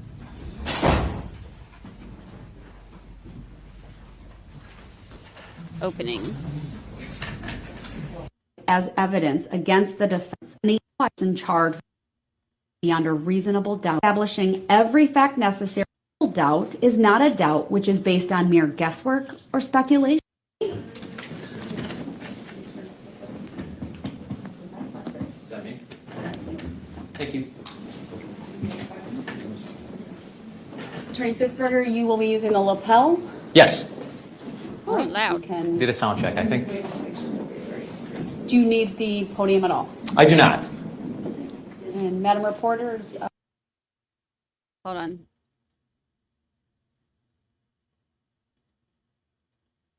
I'll turn their booster down a little. you have a good view of everyone? Okay. All right. Go ahead. Thank you, Judge. Good afternoon, everyone. On behalf of the state, I'm going to take this opportunity. It's really our first and only opportunity to thank you all for your attention going forward. We talked a lot yesterday about how long this trial is going to go. That's certainly not lost on us, what we're taking you all away from, and we appreciate it. I want you to know we've all worked hard to organize ourselves and make sure we can go through this as quickly and efficiently as possible over these next few weeks. That being said, there is a lot to unpack in a case like this. While I go through my opening, you're going to see almost two timelines. As I prepared for this, I kept seeing almost two timelines emerging. There's certainly a factual, bare bones timeline of theft, murder, and more theft. But there's this almost overlaid timeline of all of the defendant's lies and deceit on top of that bare bones timeline. That's a little bit tricky to go through and process, but let's start it. So this is Wisconsin versus Jesse Krzyzewski. Said otherwise, this is a case of murder, greed, and lies. The judge just read you the 3 counts. Of course, in the law, we call murder intentional homicide, and that's count 1. And it's a homicide or murder of Lynn Hernan. Count 2 is a theft of over $100,000 of Lynn Hernan. And those date ranges, January 1st of 2016 until October 3rd of 2018, really represent the theft while Lynn Hernan was still alive. And then count 3 is yet more theft, more greed, of theft of almost $87,000 from Lynn Hernan's estate from October 4th until July 9th of 2019, after her murder. We all come into court with ideas of what homicide or murder are and what a theft is, and certainly there's legal elements that have to be proved that the judge read to you, and we'll go through a bit more, because as the party that has to prove each of those elements to you, I want to make sure you have a good understanding of what intentional homicide is, not just sort of the classic example of somebody shooting another individual in the head and killing them. It can be many things. In this case, a poisoning.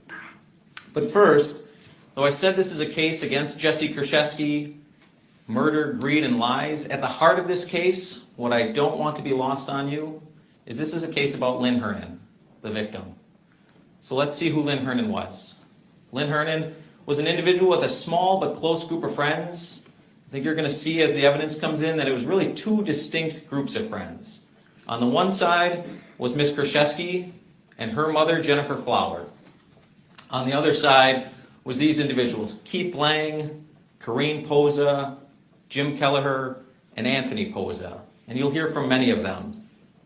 Now, interestingly, Lynn Hernan was also an individual with no children of her own.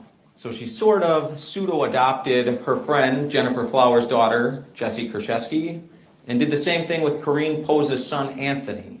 And you're going to hear that they were named the two beneficiaries of Lynn Hernan's will, or her estate, and we'll get into that a lot as well.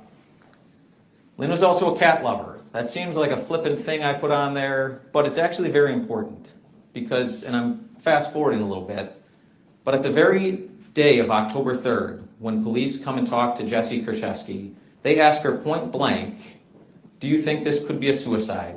And her answer was, well, yes or no, I don't really know. I don't think Lynn would have left her cats. And that's what Anthony, Jim, and Corrine will also tell you. That Lynn was a person who didn't just love her cats like many people. She loved her cats. She was not going to leave her cats alone to fend for themselves or let somebody else come in and take care of these cats. The cat lover part is actually a very important part to all of this.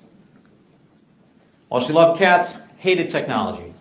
Didn't own a computer, didn't own a smartphone, used a flip phone sort of when she had to, didn't use email, had no email address of her own, had no way of checking it, didn't know how to check it. When she paid bills, it was with cash or over the phone, making transfers through the bank over the phone, or going in person to a branch and making a payment on a credit card or utility bill or something like that. You're going to see, and we'll get into pattern of life and what that is and what that means, but Lynn was not a person to go online and pay a bill. She was not checking her credit card statements online. She was not checking email. She was doing nothing. Had no computer or any device to access the internet. And frankly, dead at only 62 years old from a tetrahydrozoline poisoning after the defendant gave her a bottle laced with Visine eye drops to drink. So I told you we'd get into the legalities of what is intentional homicide. Right? The judge just read these. I'm not going to go through each part the judge just read you, but I am going to highlight that we have to prove to you that Ms. Krzyzewski caused the death of Lynn Hernan. I want to highlight that her act has to be a substantial factor. And certainly here you're going to hear, really in the defendant's own words, that she gave Ms. Hernan a bottle of water that she knew to be filled with Visine eye drops. Second element, that Ms. Krzyzewski was aware or intended to kill Lynn Hernan. And that can mean that she was aware or practically certain that her act was going to kill Lynn Hernan. We're going to show you that, again, with the defendant's own statement. And when she's talking to detectives after she's told, because there's many versions of the defendant's statement, and they constantly change as she gathers more information through law enforcement. But ultimately, she admits to giving that bottle with Visine in it for Lynn Hernan to drink. And when the detectives ask her, well, did you know that was going to kill her? She says, I was sick because I knew it could kill her. And you're going to hear that knowing that, Ms. Krzyzewski still left Lynn Hernan alone, left her house. In fact, you're going to hear that she didn't spend the day worried about Lynn. She was opening a JCPenney account in Lynn's name that same morning, and she was using other accounts of Lynn to go shopping, do some online shopping, while she knew she had just given Lynn poison. Let's talk about intent. Lynn Hernan's not here to tell you what went on October 3rd, 2018. So you have to look at all of the defendant's acts, words, and statements. That's sort of subcategory 1. And then over here, you have to look at all the facts and circumstances that were going on around October 3rd, 2018 for us to show you that Jesse Krzyzewski did intend to kill Lynn Hernan.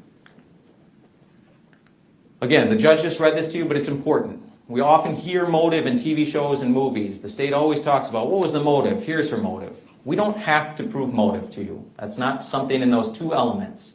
We do have to show intent. We don't have to show motive. As this instruction said, motive is often helpful. And here it's pretty simple. As we go through the financials fairly painstakingly, you're going to see that the access Ms. Krzyzewski had to Lynn Hernan allowed her to steal every dollar almost that Lynn Hernan was worth in life. And knowing that she was going to be the personal representative of Lynn Hernan's estate, you're going to see that in or about October 3rd, 2018, Lynn Hernan became worth more dead than alive to Jesse Krzyzewski. But it's important to note, intent is not the same as motive. The theft counts really go to that motive, but they're separate crimes. Again, here are the elements, verbatim from what the judge just read to you. I try as best I can in openings to let the jury know what I think your job is really going to boil down to. And so with element 1, that's going to be pretty simple for you. That Jesse Krzyzewski intentionally transferred property of Lynn Hernan between January of 2016 and October of 2018. You're going to see, and we're going to focus on 28 checks that were all written off Lynn Hernan's account to Jesse Krzyzewski. By her cashing those, that's transferring property. That's just element 1 right there. This wasn't a bank error. This wasn't an, oh my gosh, it went into my account and I don't know who deposited this. This is just transferring property. That's element 1, period. What becomes an issue is elements 2 and 3. Again, did Lynn Hernan consent to those money transfers into the defendant's accounts? So that's kind of 2 and 3 rolled in together. And we'll talk about that going forward. Again, number 4 is going to be easy. I don't think you're going to have to spend much time worried about element 4 because it's going to be clear that the defendant never paid back any dollar amount to Lynn either while she was living, and even though she had access to the estate account as personal representative, she didn't put any money back into the estate. That she said, oh, you know, when she died, I owed Lynn $144,000, so let me put that back in the estate. Not a single dollar went back to Lynn Hernan, either alive or dead. So number 4, absolutely, the defendant intended to permanently deprive Lynn Hernan of these monies. So let's talk about that consent. It's the same in count 3, rather quickly, the estate. And this, as Ms. Krzyzewski and Anthony Poza were the only 2 beneficiaries of Lynn Hernan's property at that point, really this becomes a theft from Anthony Poza. What should have happened was whatever Lynn Hernan's estate was truly worth gets split down the middle, and Jesse Krzyzewski should have gotten half, Anthony Poza should have gotten the other half. Unfortunately, that's not what happened. Again, consent will be an issue. For count 4, that should be transferred, I apologize about that. But the transfer of property in element 1 and the permanently deprive in element 4 will not be an issue. You're going to see numerous cash withdrawals that Ms. Krzyzewski made from Lynn's estate account to herself, where she's just taken out thousands of dollars, roughly $50,000 in cash withdrawals from the estate account. Again, never paid back. We're going to talk about an inheritance loan funding, where essentially Ms. Krzyzewski made an agreement with a company that said, I'll put up $10,000 of the inheritance I'm supposed to get if you give me $18,700 right now. And she paid that back, and they refunded some of the money. She should have plugged that refund back into the estate. But the point is, she took all of that money out of the estate. She didn't wait for her inheritance to put that up. She didn't pay back any of the money. So we have roughly $50,000 in cash withdrawals. We have this sort of bogus loan fund that she takes for herself out of the estate, never paying anything back.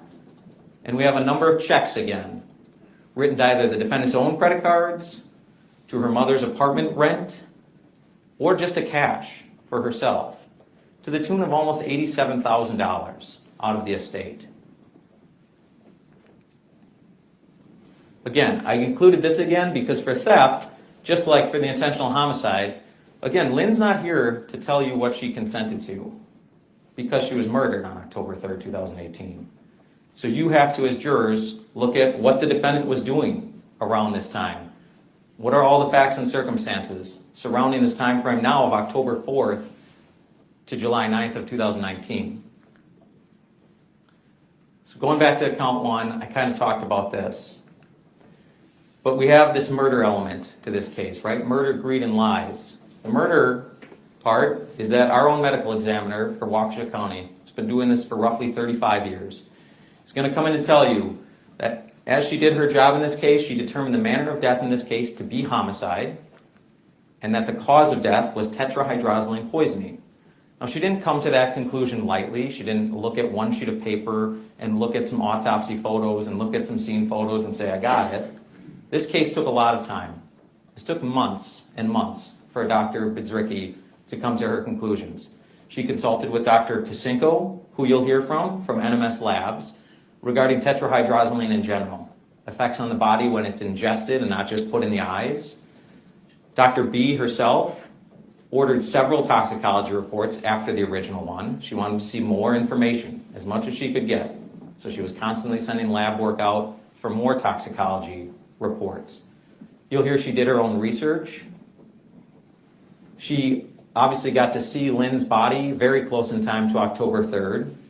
And about that, she'll tell you that in her experience over that 35 years, she thought this death scene looked staged. She's been to a number of drug overdose deaths and the scenes, and she'll tell you that this one struck her as being staged. Because she'll tell you that people who legitimately overdose on drugs and end up killing themselves do not have piles of powder sitting on their chest. They don't have powder and pill fragments up in their hair. They don't have pills laying everywhere. They take everything. There's really nothing usually left behind. And so she'll tell you about her observations and why that stuck out to her as something being off about that initial crime scene. She'll obviously tell you about her autopsy and going through that. But by and large, my point is this was not a quick decision she made to say, oh, it's probably a homicide. Let's see how it plays out. This is diligent, thorough work Dr. Bidzricki did to reach her conclusions of homicide and cause of death being tetrahydrozoline poisoning. And she'll tell you there were other drugs or substances in Lynn's system, many pharmaceuticals, but she's still going to tell you that the overall cause of death was the tetrahydrozoline poisoning, eye drops. We know that the defendant, Ms. Krzyzewski, killed Lynn Hernan again because eventually, after her story changes a number of times, she admits to detectives that she knowingly gave Lynn Hernan a bottle filled with Visine. And as you can see, Visine has tetrahydrozoline. They're not synonymous, but when we talk about tetrahydrozoline in this case, we're oftentimes talking about Visine. Again, defendant had the intent to kill Lynn Hernan. This is, again, taken directly from the jury instruction as to what intent means. And there it is again. After admitting that she gave this bottle laced with Visine to Lynn Hernan, she told detectives she knew it could very well kill Lynn. She still left, went shopping, opened other credit cards in Lynn's name while Lynn was dying of poisoning. So again, what are all the acts, words, and statements of the defendant? That kind of leads to my greed portion of this whole trial. As to count two, there's the total figure we're going to show to you, and that's for 28 checks from two different bank accounts of Lynn. Over $144,000 taken in about a 2 to 2.5 year span of time. What you'll also see in that time is the defendant was getting paychecks direct deposited into her account. So you'll be able to see exactly what legitimate income she was making from her job when she was unemployed and not making any legitimate income from a job. And over the same span of time, January 1st of 2016 to October 3rd, 2018, her total earnings through jobs at various dental offices was right around $49,000. Now, you're going to see that she absolutely needed to have this $144,000, because when we go through all of Ms. Krzyzewski's credit cards, bank statements, spendings, you'll see that in that same time span, 2.5, almost 3 years, her earnings were $49,000, her total expenditures over $500,000. You're also going to see that on these 28 checks. I'm sorry, first of all, this doesn't count. This $144,000 figure does not count all of Lynn's credit cards suddenly being maxed out and over their limit. It doesn't count a $30,000 loan that Ms. Krzyzewski took out in Lynn Hernan's name after altering bank documents. We've lost the TV.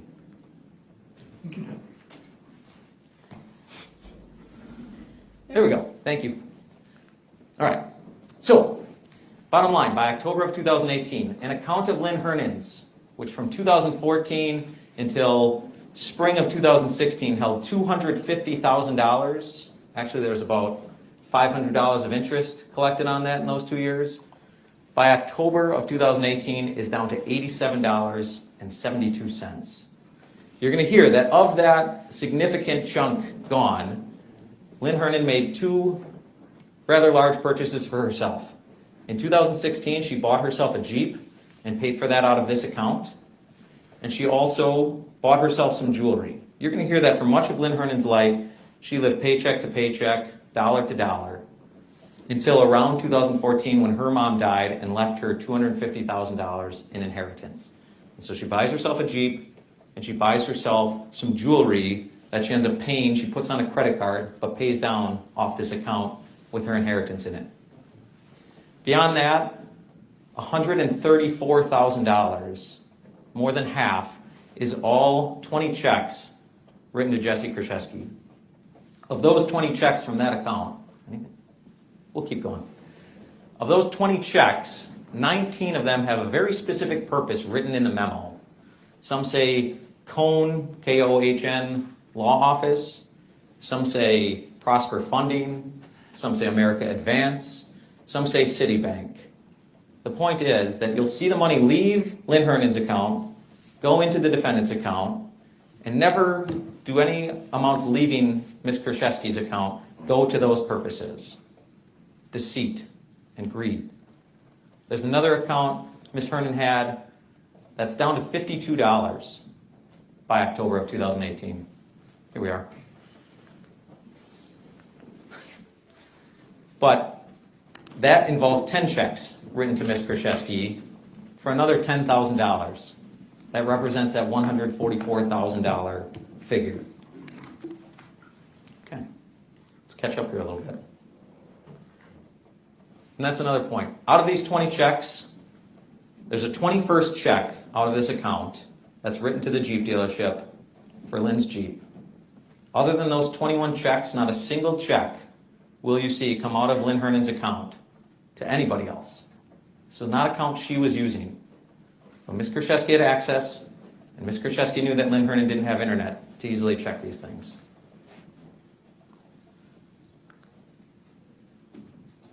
Again, none of these amounts are ever paid back in life or in death to Lynn Hernan. So let's talk about patterns of life. I mentioned that before. Very quickly, as we go through with Detective Plennis, all the financial statements, and there's quite a few of them, and again, we'll try our best to work through them efficiently but thoroughly for you. You're going to see patterns of Lynn Hernan emerge, right? I told you that most of her friends will even tell you, and it's substantiated by her financial statements. She was often a person to use cash. Her credit cards were not used very often. But when they were generally at businesses like Pick and Save in Waukesha, Speedway gas stations in Waukesha, things of that nature. When she used her credit cards, they were paid down very quickly. Her credit score was up in the high 700s to low 800s for much of this time span we'll be talking about, January of 16 to October of 18. No online activity, no IP activity is on her accounts until approximately June of 2018, when Lynn's pattern of almost 2 years at that point that we can see starts to look a lot like Ms. Krzyzewski's. where now all of a sudden we're seeing Lynn's credit cards being used a lot, balance is not being paid down, or maybe just the bare minimum so that interest is piling up. We know that Ms. Krzyzewski, as I said, she's earning $49,000 of legitimate income in this time, and she's spending well over $500,000. You're going to see that most of those purchases are ATMs, businesses in West Allis, Hales Corners, and Franklin. Specific businesses that were talked to about yesterday, Scotty's Pub and Stalis Palace being two of the most prevalent, but also Potawatomi. And you also see that there's frequent online activity. And Detective Plentis will tell you why that's important for law enforcement to recognize that when somebody's pattern of life switches to another person's pattern of life, what does that mean? What does that overlap? What does that change mean? And finally, defendant's acts, words, and statements. And this is to count 3. Taking advantage of her role as the personal representative of Lynn Hernan's estate to steal over $87,000. Again, you're going to see numerous cash withdrawals. You're going to see checks to her own credit cards, checks to cash, and that inheritance loan funding of $18,700.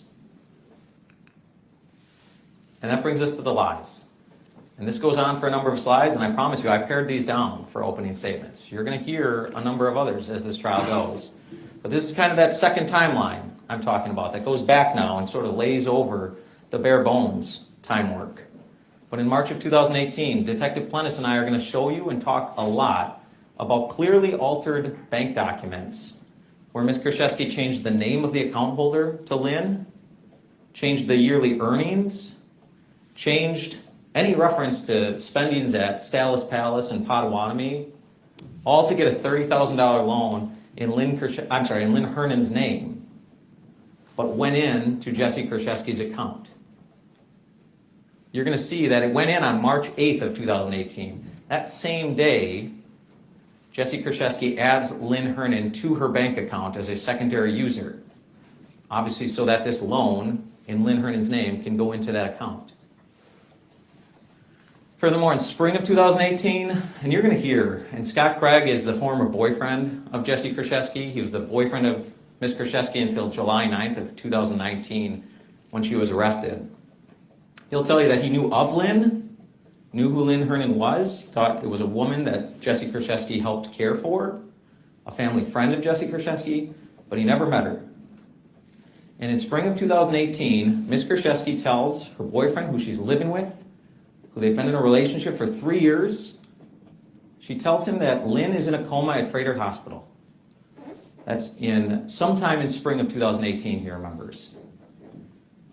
Scott Craig will tell you that he believed on October 3rd, 2018, when Ms. Krzyzewski tells him over the phone that Lynn has passed away, Scott Craig believed that Jesse Krzyzewski was at Freighter Hospital in Lynn's hospital room.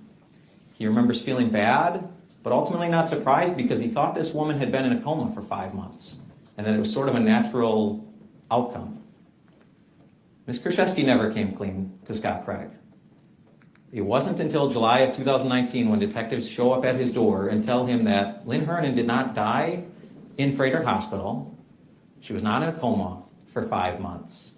And you'll hear a jail call between Ms. Krzyzewski that she makes to her boyfriend a few days after her arrest, Scott Craig, where he's furious that she lied to him about such a huge thing.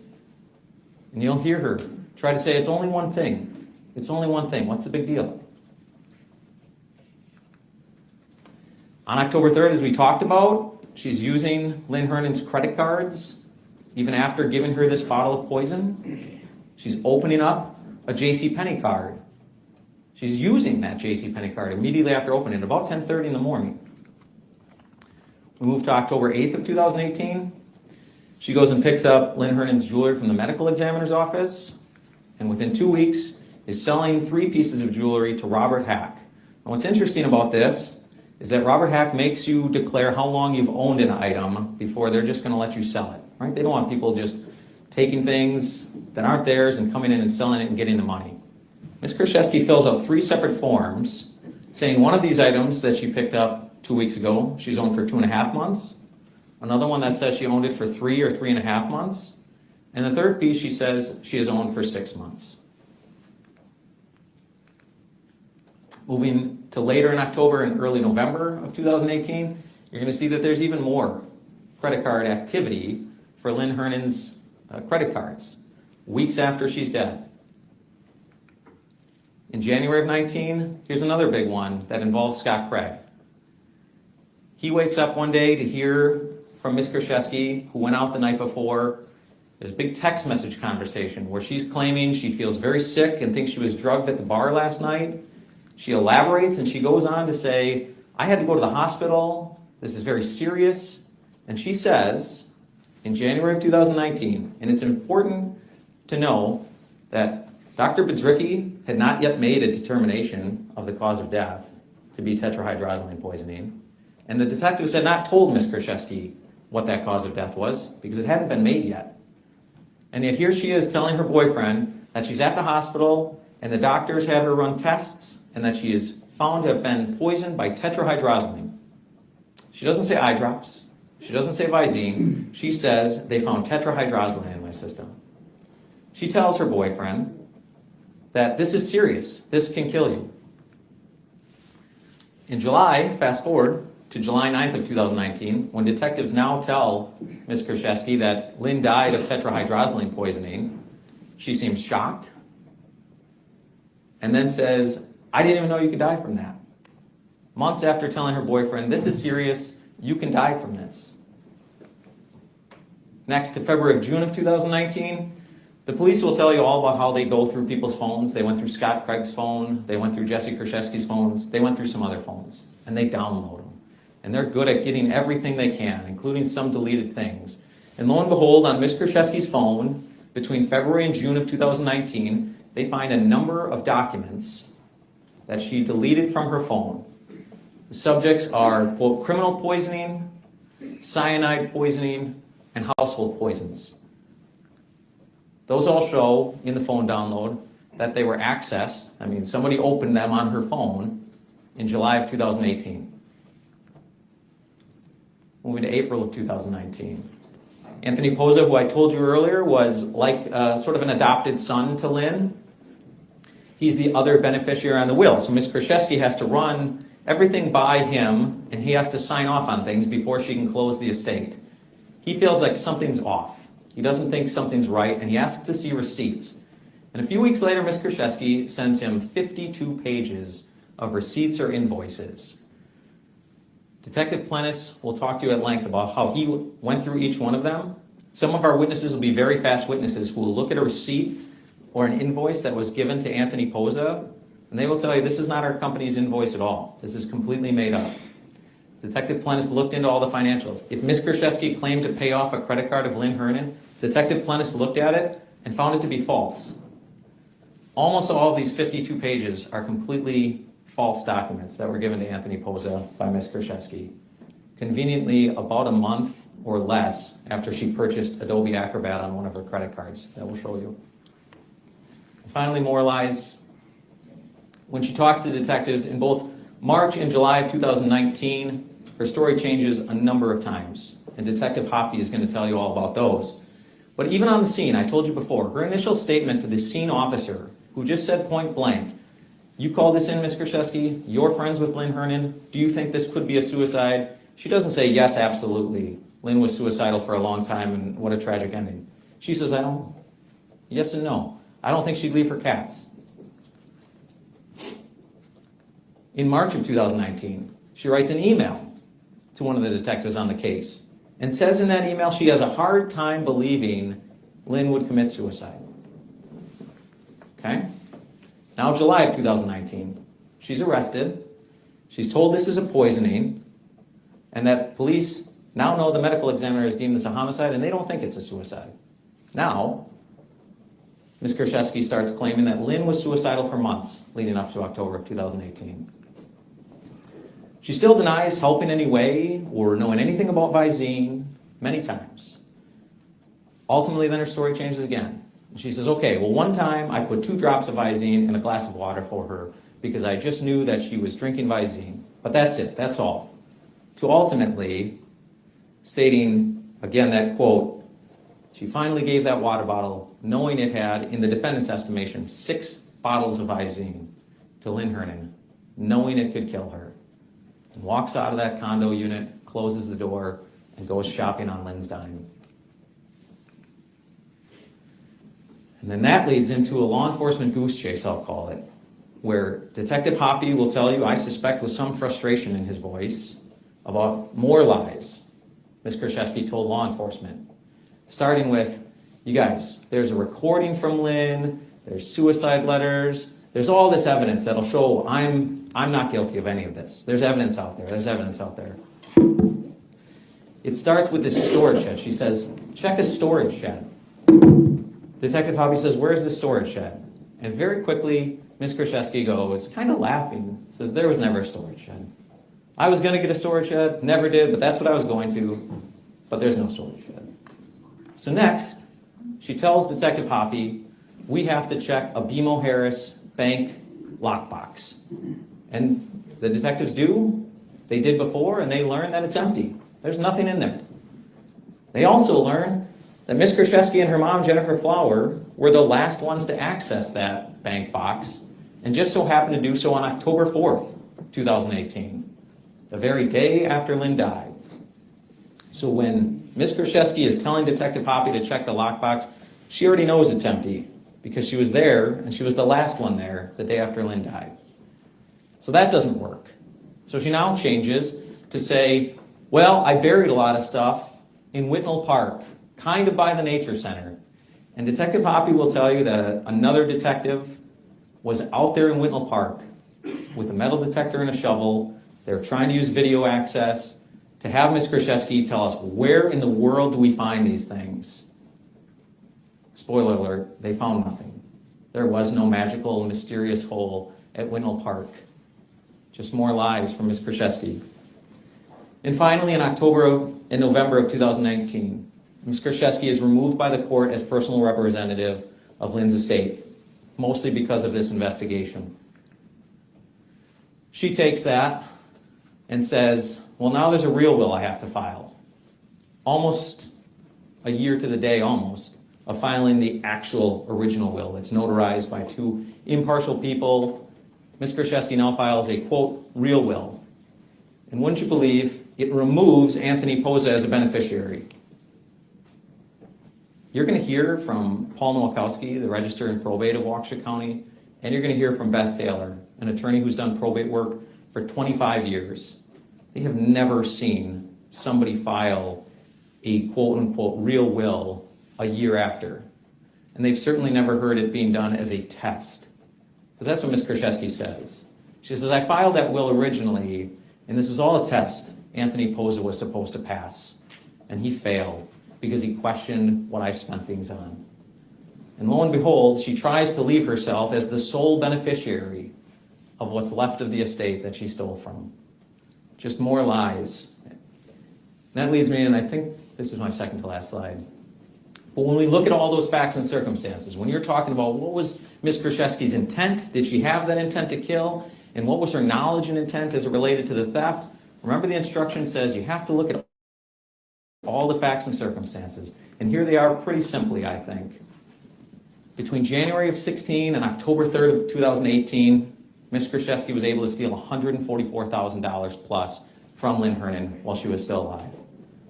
Ms. Krzyzewski got it to a point where Lynn Hernan, as of October 8, 2018, lost almost all of that $250,000, right? It was down to $87. Now that she's worth nothing, her credit cards are maxed out, her bank account, one of them is at $87, another one's at $52. She's worth nothing, unfortunately, to Ms. Krzyzewski. But her estate is valued at approximately $150,000. And Ms. Krzyzewski helps herself to $87,000 of that. Lynn Hernan's murder falls so conveniently for Ms. Krzyzewski as to when she could maximize her profit off Lynn Hernan. And this is not a suicide. This was intentional homicide. So I come back to what I told you was the heart of this case, Lynn Hernan. And justice for Lynn Hernan here is 3 guilty verdicts for Jesse Krzyzewski. And that's what the state is asking you to return here. Thank you. We'll take another quick stand break. So please rise before we have the defense come on up. I love Judge Doro. Love her. Attorney Galaviz, do you want the lapel so you don't have to worry about the microphone, or? Even her little Wisconsin accent.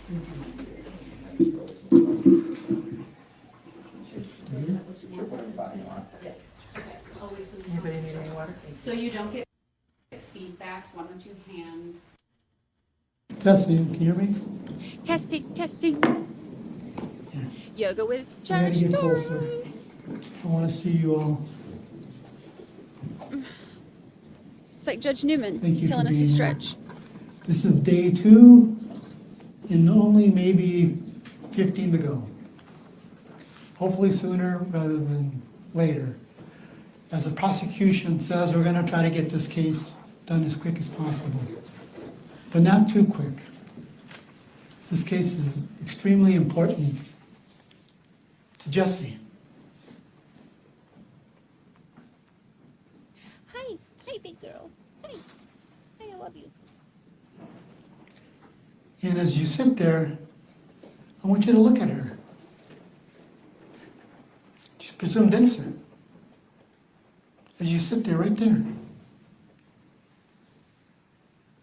And don't ever let that thought leave your mind. That she's presumed innocent. No matter what he just said.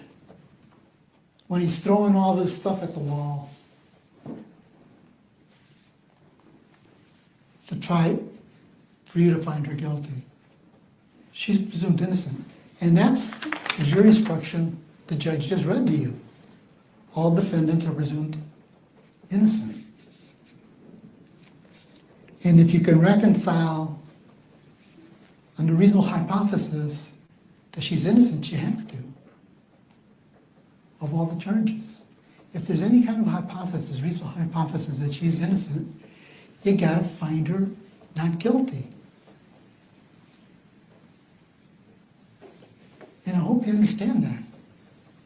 As you sit here every single day, as you listen to their case, I want you to keep in your mind that she's presumed innocent.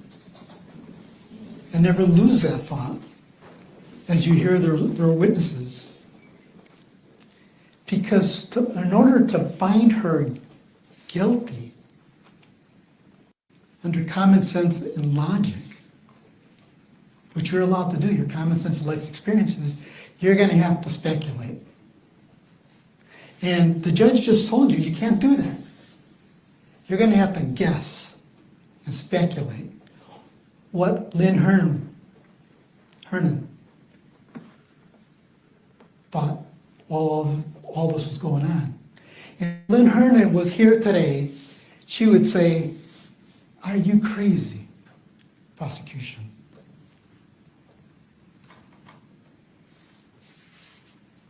That's my daughter that you have sitting there at that desk over there.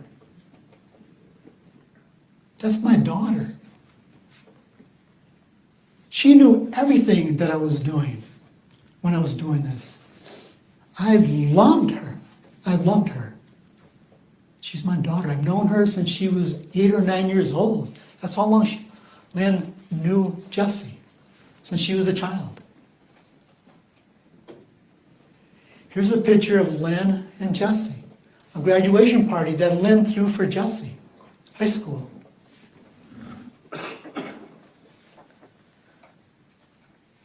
And there's more photos of Lynn. See how she's grabbing her in these photos? Look at her, how she's grabbing Jesse. This is my daughter. She's so proud of Jesse. Has her arms around her, a hand on her head. That's who Jesse is to Lynn. Her daughter, even though not by blood. And there's more photos. Same photo. Lynn liked jewelry. She liked getting her nails done and her hair done. But she loved that person that she has her arms around. And there's more photos of Lynn and Jesse. Look how she's holding her. This is my daughter. I'm so proud of her.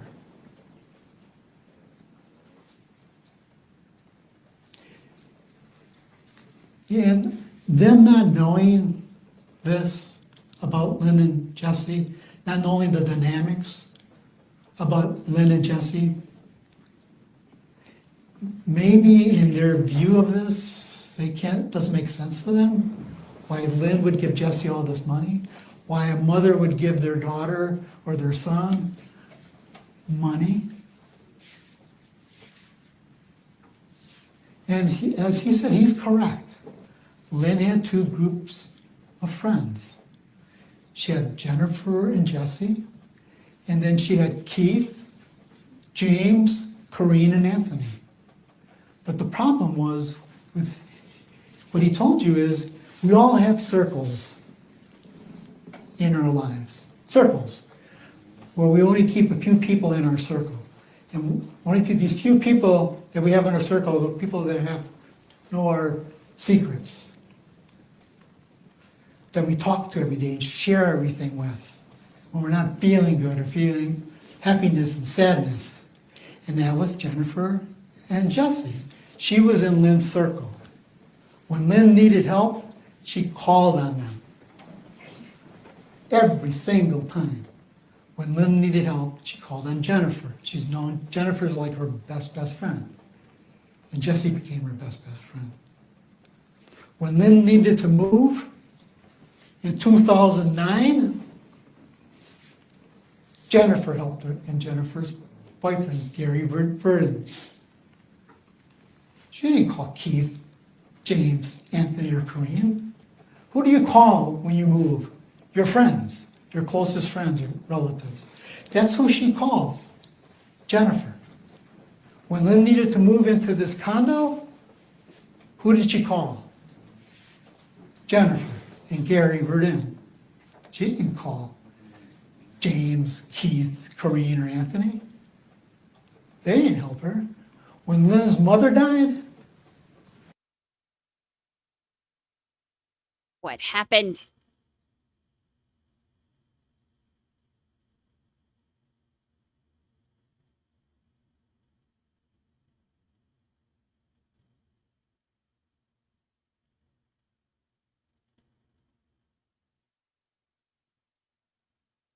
What is happening? Alien. I'm glad we have the alien emoji now.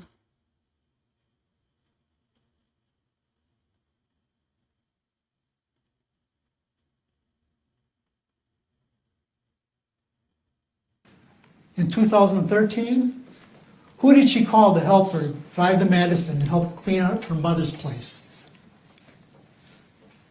and get it ready to sell? Jennifer and Gary. They drove to Madison and helped Lynn clean out her mother's house. She didn't call these four other people. They weren't in her circle, that inner circle.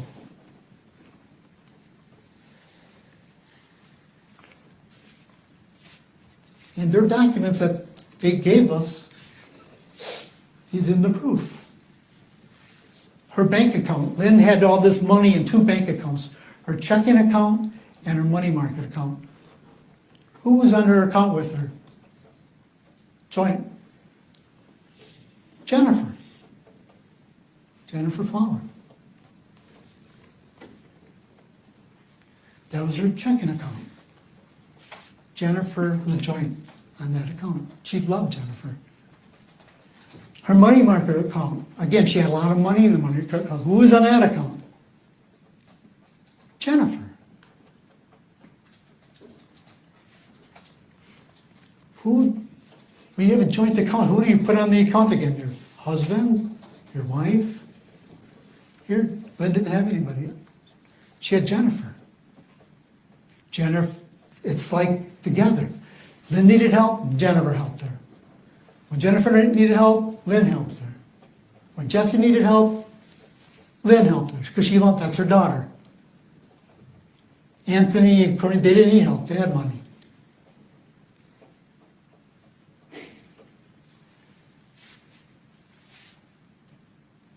I don't know anything about this trial. This case, Other than the as the state's kind of said, during this time, which doesn't make sense to them, is Lynn was on disability. full disability. Let's She speed had him all up a this little. money, and she was receiving food stamps. Give him a little pep in his step. She was getting full insurance and food stamps during this time, since 2009. And that was real important to Lynn, not to lose that. And you can lose it, depends upon how much money you make, money you have in your accounts. Because you're not supposed to get food stamps, full disability. You're not supposed to get disability and food stamps when you got a lot of money. Because why do we want to pay for somebody who's got a lot of money for their insurance and food stamps? Taxpayers. Lynn was on food stamps until she died, with all this money. From the moment she inherited all this money until she died. But this is a case where they see a suicide. Can you give me the next slide? Lynn liked her vodka. And when she died on October 3rd, 2018, she had alcohol in her system. I'm not saying she's a bad person, she just liked that vodka. She also liked Visine. I have no idea why. Why somebody would put Visine in their alcohol or Visine in water. I don't know why people smoke marijuana. I don't know why people do heroin. I don't know why people do cocaine. I don't know why people do fentanyl. I don't get it. Okay, hold on. Hold the front door. Did he just compare putting Visine in your vodka to smoking marijuana or doing other drugs?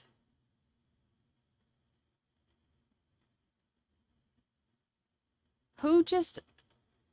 I'm about to Google it. But people like doing it. That stuff doesn't make sense to me, why people want to put that in their body. They like to put Visine in vodka and water. Why? Who knows? I don't know. Like, I don't know why people do heroin and cocaine. It's not... But they like doing it.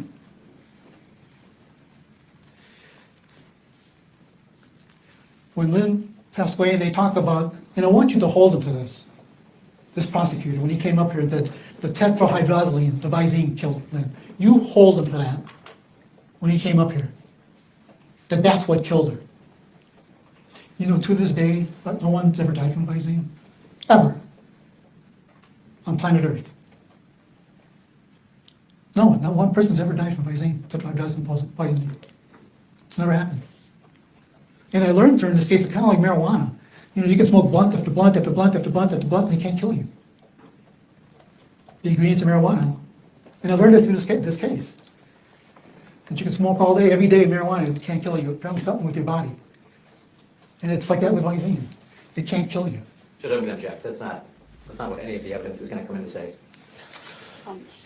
Attorney Galaviz, rephrase. Well, we'll see.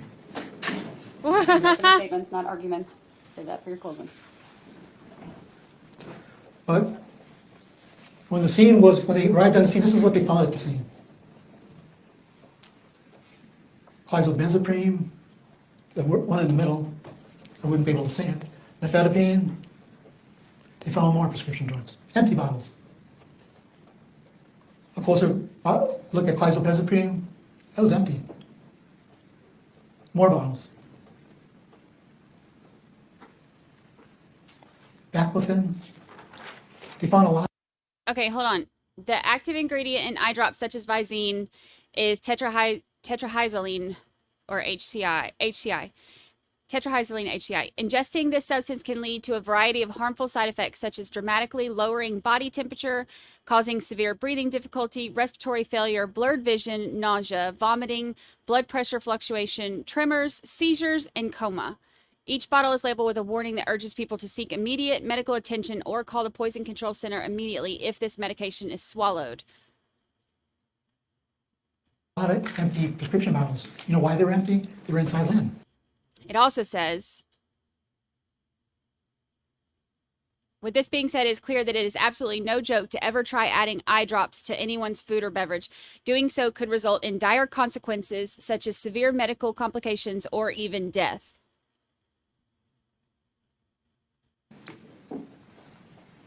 She had about 25 to 30 prescription pills in her system, and she was only supposed to have 5 or 6. And they can't see that as a suicide. When you're only supposed to take 5 or 6 and you get about 25 to 30, you know that baclofen she's not even supposed to have in her system. And she had about 10 to 15 of those pills in her system. That clozapine, she wasn't even supposed to have that in her system. And she had about 10 of those pills. That nifedipine, she wasn't even supposed, she was supposed to have that in her system, but not to the volume that she had. She was only supposed to have 1 or 2 in her system, and she had about 7. And you'll hear from people, clozapine kills people. Baclofen kills people. Nifedipine kills people. Reported suicides with those 3 pills. And she had a boatload of that in her system. And they're saying that the Visine kills her, not these 25 to 30 other pills that she had in her system, that she took, along with the alcohol.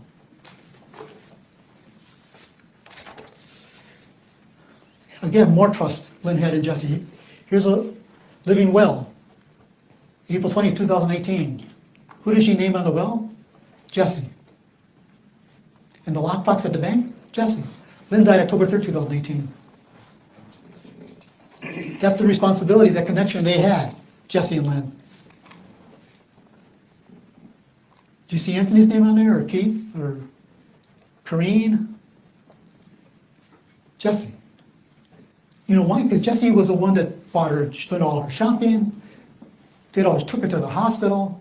If she had a medical appointment, Jesse took her. Jesse would come to her house and change her and clean her. When Lynn would have mistakes, Jesse was the one that you'd call all the time. You can have Scott Craig's going to tell you, Lynn was always calling her, like almost every single day. Jesse had to drive from Milwaukee to Pewaukee to take care of Lynn. And you can say Jesse ended up quitting her job in June to take care of Lynn, because Jesse was the only person she trusted. Jennifer was living somewhere else in Milwaukee, but Jesse quit her job to take care of her. And as we all know, taking care of somebody who's in that state of mind is not easy. But Jesse would do all the shopping for her, cleaning, taking her to doctor's appointments, back and forth, back and forth. Because, again, she's in that circle. Next.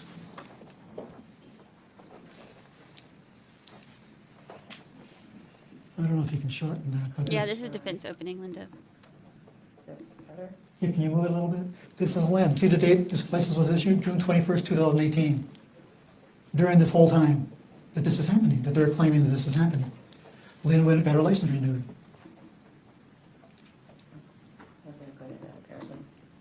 Here we go.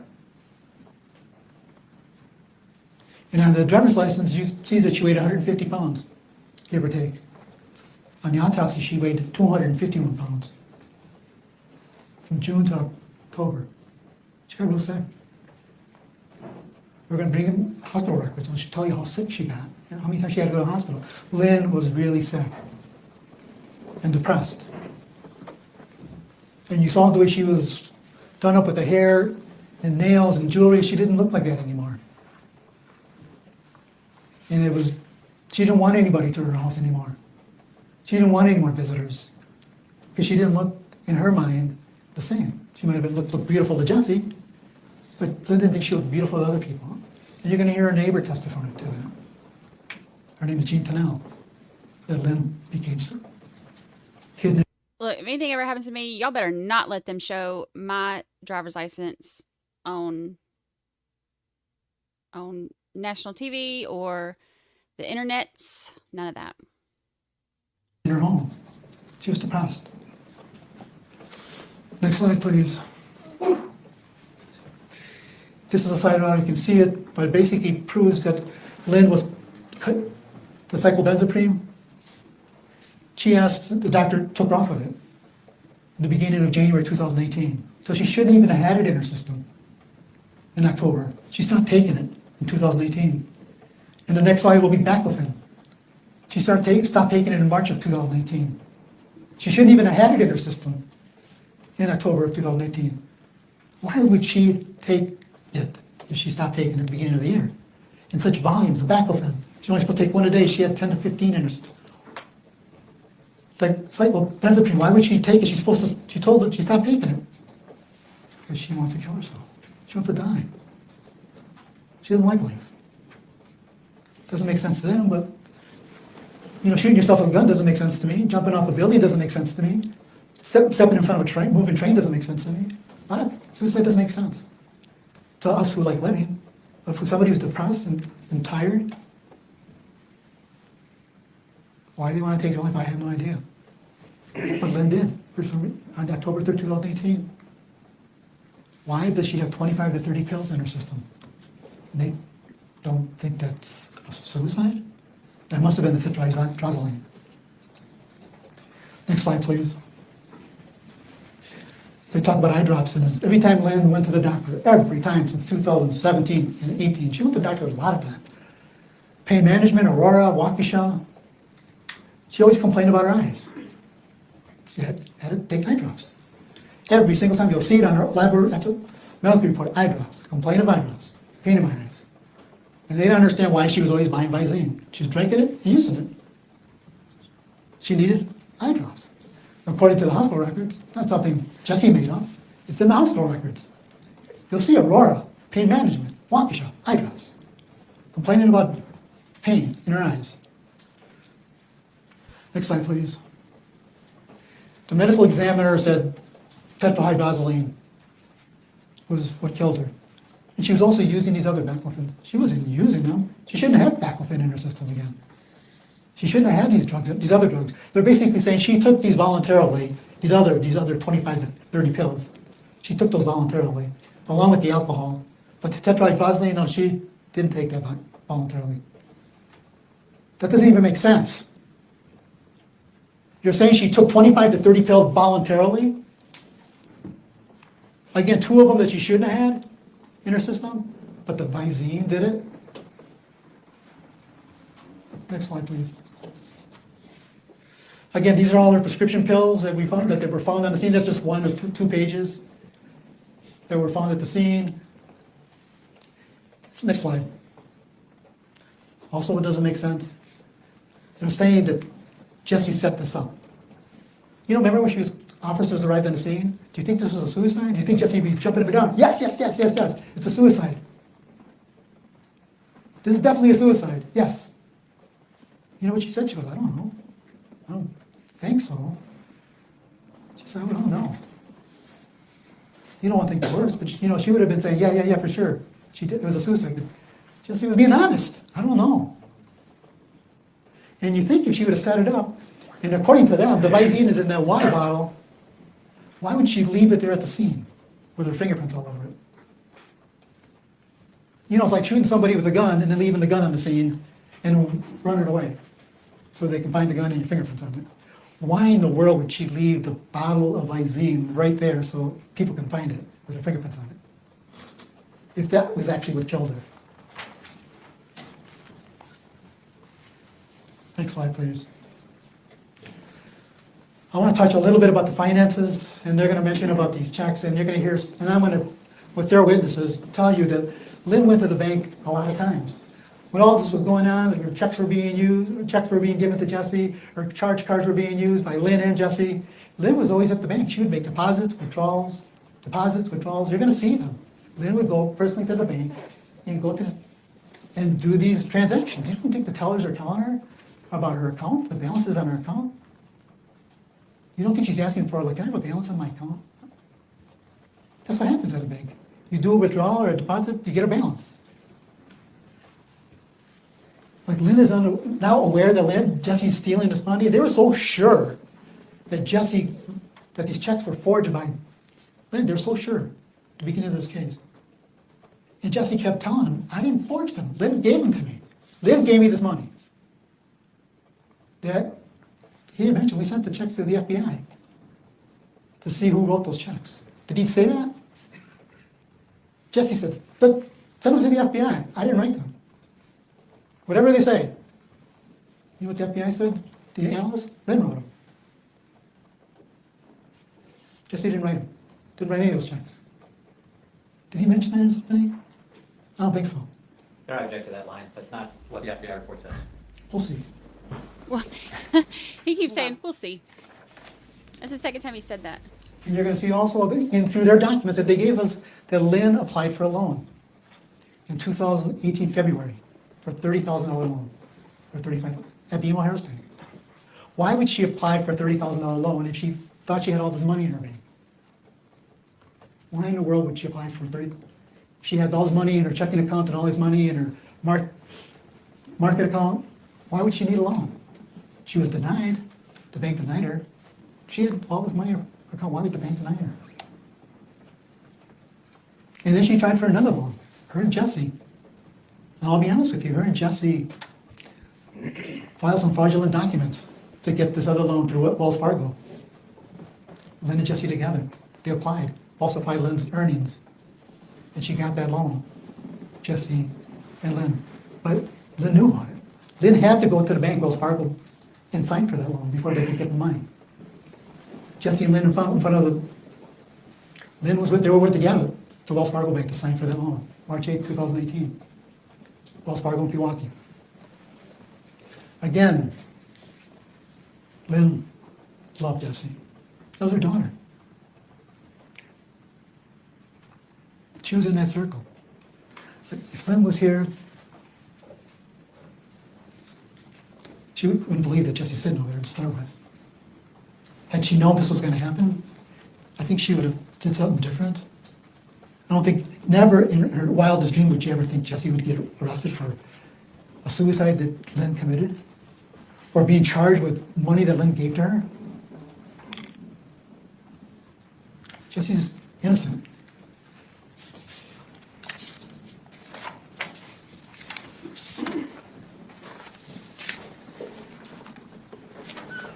You know, when he talked about that the people from probate said, we've never seen this will like this. You know what the medical examiner's going to tell you? I've never seen tetrohydrozoline before either. This is my first time ever. This is when she gets up there and testifies, because I've never, ever seen tetrohydrozoline. I had to research it and talk to people and read literature about it from the experts. And one of those experts is named Henry Spiller, leading expert in the world on tetrohydrozoline poisoning. And you're going to hear from him. We're going to bring him in. Literature that the medical examiner read. And you're going to hear from Mr. Spiller about tetrohydrozoline poisoning. She's innocent. Find her not guilty. Thank you, Attorney Galaviz.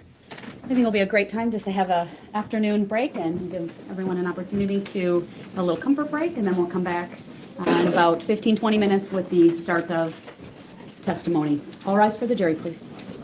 We love you, Judge Doro. We love you. So let's do a poll based on, because most of us don't know anything about this one, because this isn't one that we were planning on covering. We're just killing time because I can only talk so much, y'all. So based on openings alone, do you see reasonable doubt? Yes, no? I don't know. I mean, I could see here, like, just based on what we heard, I could see the suicide being like a possibility, but his opening was not very effective. So it's kind of like it almost made me shut everything he said down once he said a few things that seemed a little bit nonsensical. Maybe. Why does this keep doing that? Oops. Oh no. What did I do? Oh no. Oh no.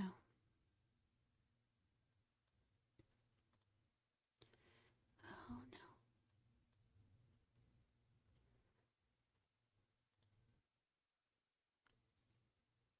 Please be seated. I see our jurors have been given notepads and pens.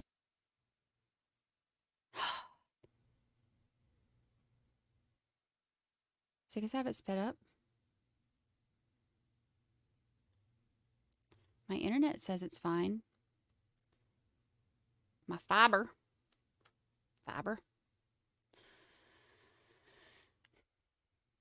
Yeah, he kind of lost me when he compared. He was like, why do people put Visine in there? Well, why do people smoke marijuana? That's not really the same thing. Like, there are actual answers why people smoke marijuana.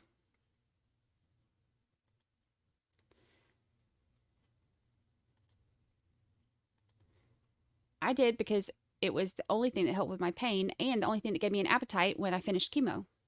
It's the only way I could eat anything, hold any food down.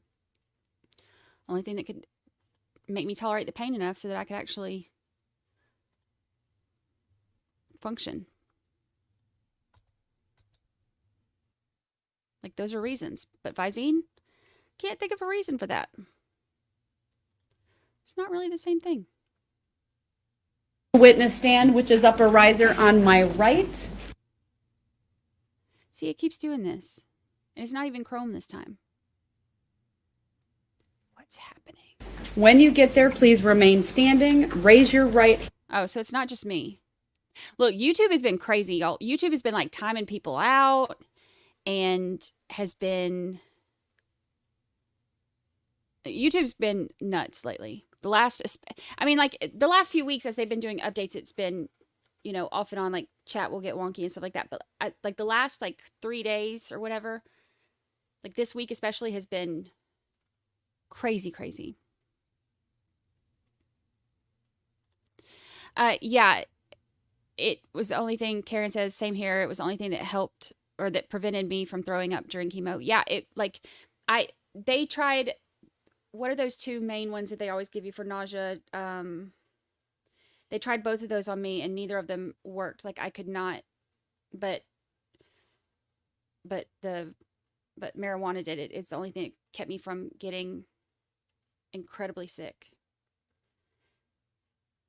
The only way I could eat anything, the only way I could sleep, which is crazy because I tried it a few times in college, but it was just wasn't something I did, wasn't something I was into until I got sick. And then Zofran was one of them, and Phenagrin. Yep, those are the two.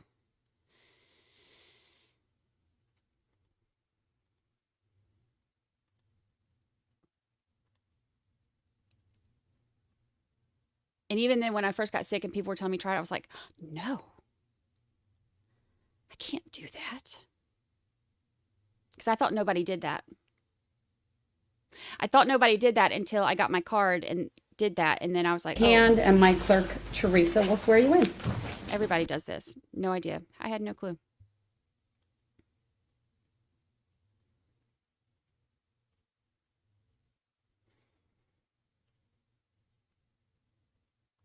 Yeah, not super impressed with the openings.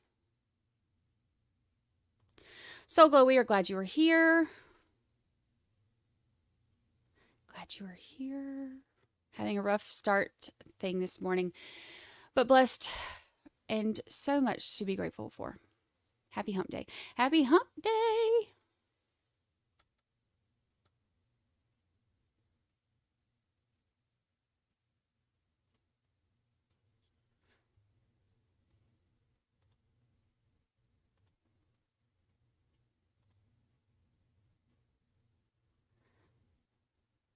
Oh, my gracious alive. I'm getting annoyed.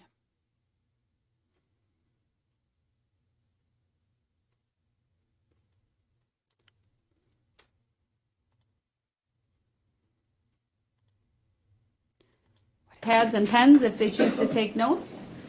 With that, the state may call its first witness. Thank you, Your Honor. The state would call Deputy Rosenberger. All right, Deputy, if you would please make your way to the witness stand, which is upper riser on my right. When you get there, please remain standing. Raise your right hand, and my clerk, Teresa, will swear you in. Oh, I missed that. The testimony you're about to give shall be the truth, the whole truth, and nothing but the truth. So help you God. I do. Thank you. Thank you. Please have a seat. They're much louder on this trial than they were on the other one. The prosecutor said that there was tablets all over her hair and body. Okay, see, I missed that part because I was multitasking during that part. Tablets all over her hair and body.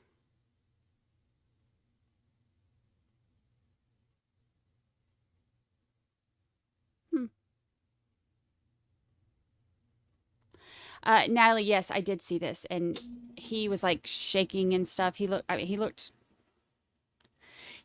how I imagine his poor victim looked when he locked him in the garage and screamed at him.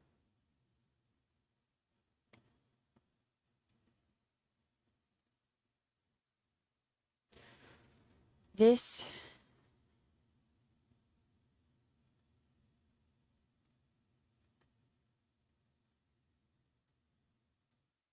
ending our poll. What is happening?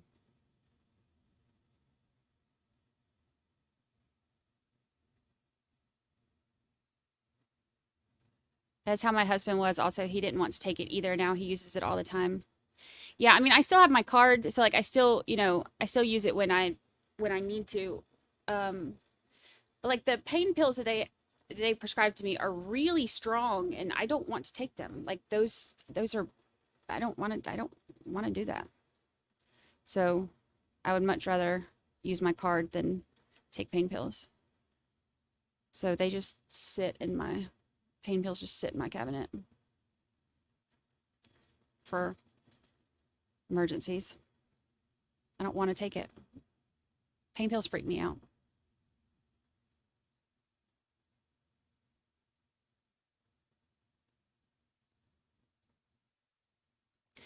Greetings, greetings.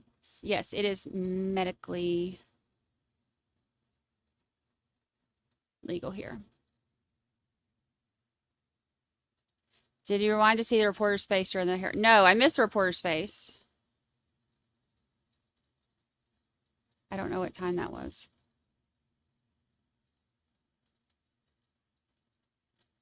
I don't know. This is like,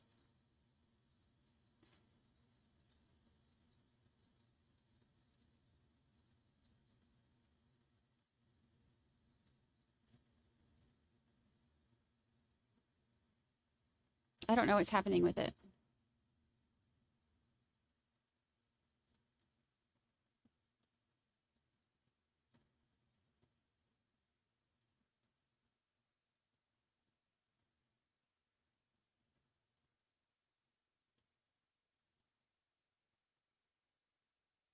DSN.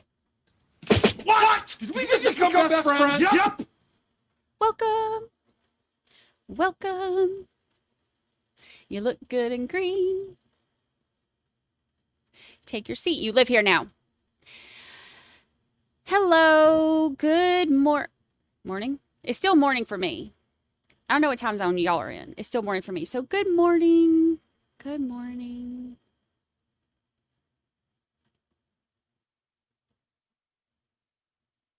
Good morning.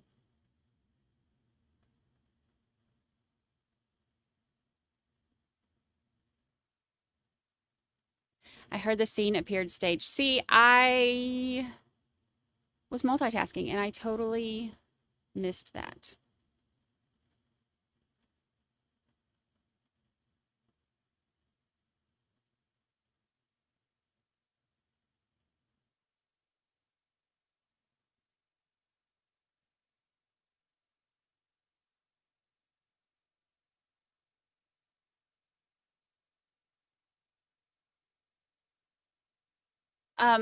I won't laugh at you, and here's why. Let me tell you why I'm not going to laugh at you about this. Amanda Dave says, no one laugh at me, but you actually smoke it or take it a different way. Let me tell you why I'm not going to laugh at this. Because I didn't know anything about it when I had to start using it. And you should have seen me at the dispensary, and they're handing me this thing that looks like a pen, and I'm like, what do you do with it? And he's like, well, here's the button. And I'm like, okay, but what does the button do? I was like, show me how to do this like I'm 5, except for that you wouldn't be telling a 5-year-old how to, but you know what I mean? So I had no clue whatsoever. I didn't know that there were 2 types. I didn't know that there were different things for different, issues, some stuff that works better for nausea, some stuff that works better for pain. I had no idea. I didn't know anything about it. And then so I literally had to have them explain it to me. And I was like, please don't think that I'm, a complete moron.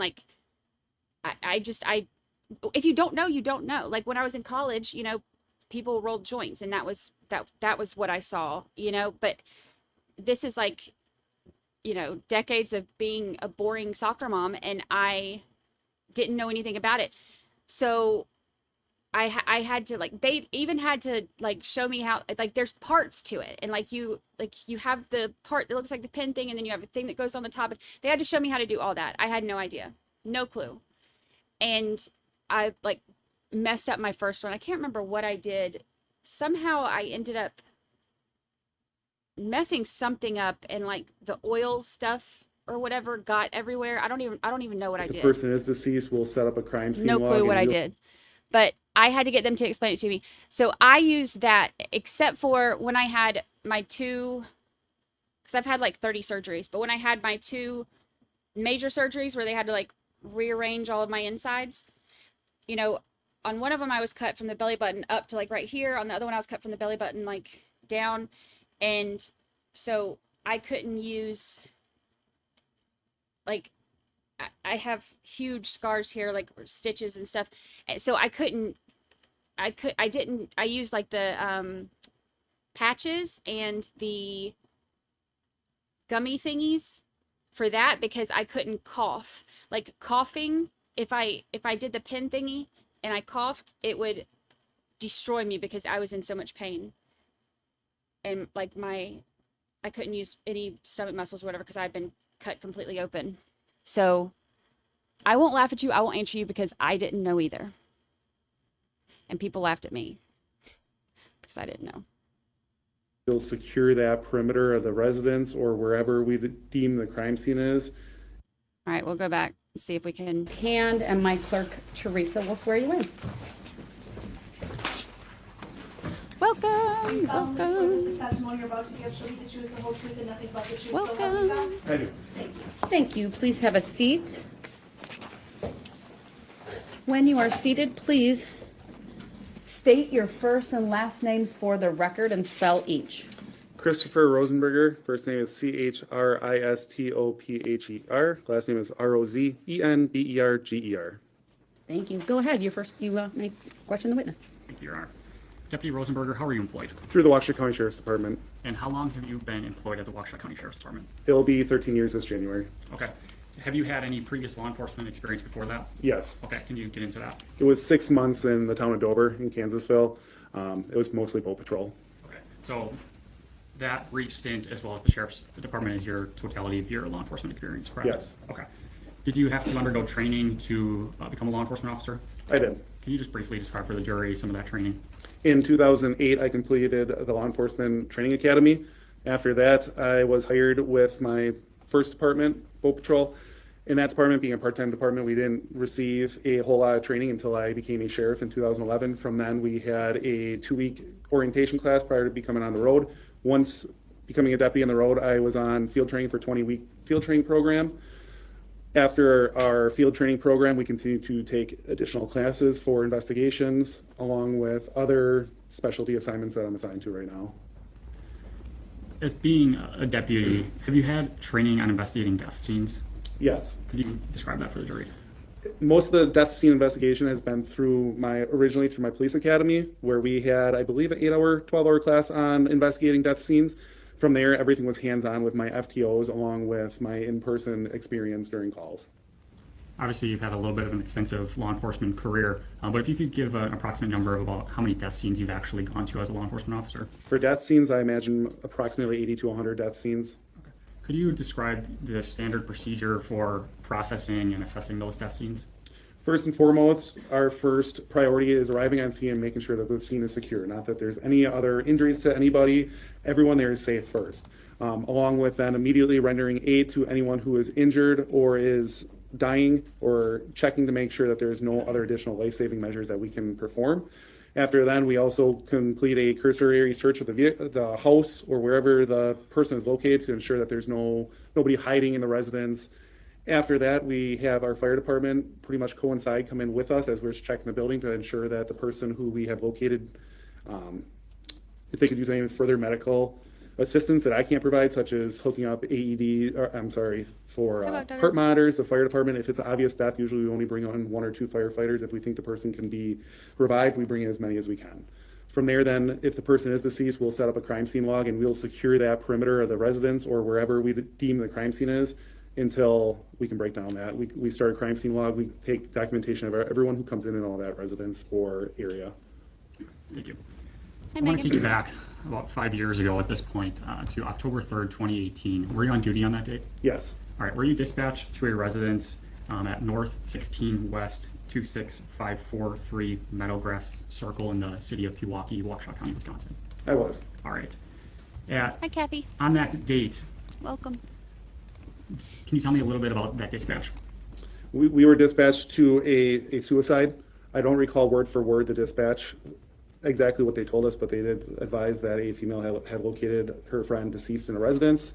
Upon my arrival, along with Deputy Mitch, who I was field training, we immediately responded into the residence. From there, we were advised by the fire department just shortly prior to entering the residence that the female was deceased and there was no further life-saving measures that they could do. From there, I completed a quick search of the residence for anybody lurking inside the residence to confirm that the scene was safe, not that anyone was hiding in a closet, an attic, a garage, because we want to make sure the scene is safe. I remained with Deputy Mitch, and I believe Deputy Kajawa set up a crime scene log immediately, and we waited until further instruction. As you were securing the residence, did you make contact with anybody other than law enforcement or EMS or anything like that? Not inside the residence, no. What about outside the residence? I do not recall everyone who I made contact with outside the residence other than the deputies on scene. Okay. Ultimately, what was your role in the investigation when you actually got on scene? My role essentially was being a field training officer for Deputy Mitch. I essentially supervised his actions and I taught him how to investigate the scene. So I believe I did contact my supervisor. I let him know that it was in fact a death scene and that we need supervisors on scene. From there, I essentially was a shadow for my trainee to make sure that he properly investigated the incident. All right. When you guys were investigating the incident, you were shadowing him essentially. Did you walk through the residence that you went to? I did. Okay. Did you and Deputy Mitch look in the garbage or fridge during that time? I'm sure I did. I don't recall everything that I had located in the garbage or the fridge, but that is probably something I would have done. Why is that something you would do at a death scene? Once again, death scenes because we treat them all as a crime scene. That's essentially why we set up a crime scene log. We have a deputy posted at the door. We don't let people in or out. We don't know if this was a suicide or a homicide. We don't know the circumstances behind it. So I'm going to start checking areas that maybe give me some clues, such as items in the garbage, items in the refrigerator, along with I'm looking to see even if there's food in the refrigerator. Was this person living here not eating, or did they just buy McDonald's or food yesterday and they're actually eating and surviving? At some point, did you make contact or clearly identify the decedent? I did. Okay. And she was clearly deceased at that point? Yes. Moving forward in this investigation, did you locate a notepad on a stool in the residence? I did. After, I believe, once the detectives had been on scene and the medical examiner was on scene, she pointed out a notepad on a stool that was along like a buffet bar area behind the sink, and there was a notepad on that stool.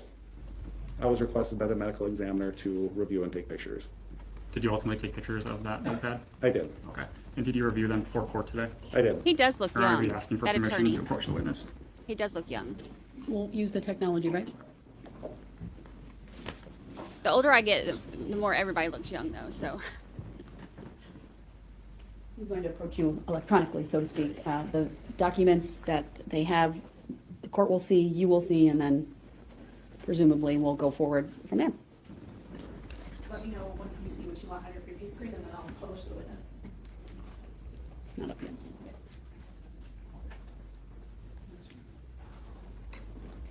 That's your screen? Or no, that's there. Okay.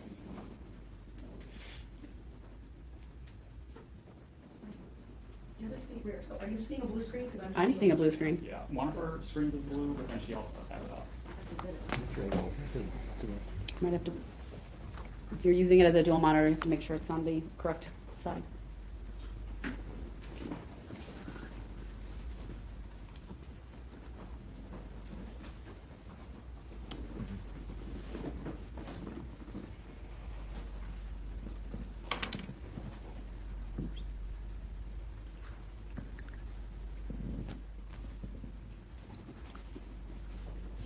Is that what you want? Yes. Deputy, can you see? Hold on 1 second, I just want to confirm, your monitor's working? Yes. Thank you. Go ahead. Deputy, can you see Exhibit 1 on your screen? Yes. And is this one of the pictures that you had taken of the notepad on the October 3rd? Yes, that appears to be the first page of it. And would that be a true and accurate copy of the picture that you took? Yes.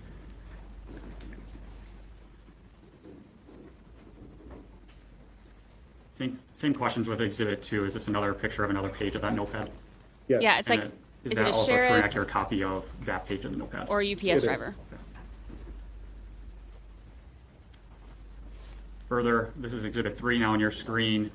Is this the third page of the notepad? Yes. And Hi, again, you took Arlene. this picture? Yep. True and accurate copy of it? Correct. Okay.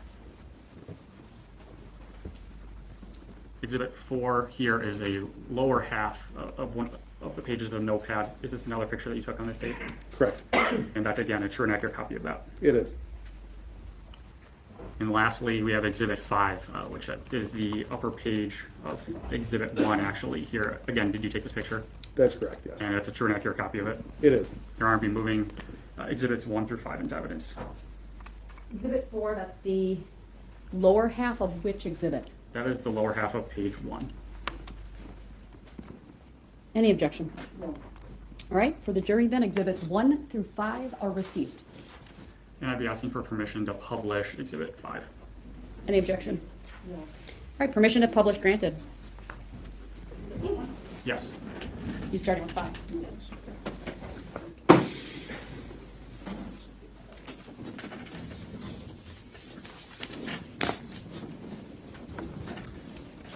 Deputy, looking at Exhibit 5, is there a date on the top of Exhibit 5? There is. Can you just tell the jury what that date is? 9/26/2015. Okay, so presumably this note would have been from 9/26 of 2015, correct? That's correct. Okay. At least that's how you interpret it. Yes. All right. In looking at this notepad, so not even just Exhibit 5, but all 3 pages of the notepad, in your training experience reviewing these scenes, did you believe this notepad to be a suicide note or notepad? I did not. Based on some of the information we received that she's had health problems, it appeared like she was essentially telling someone how to feed her cat, run her TV, feed the animals, and how to even get a hold of her in the hospital.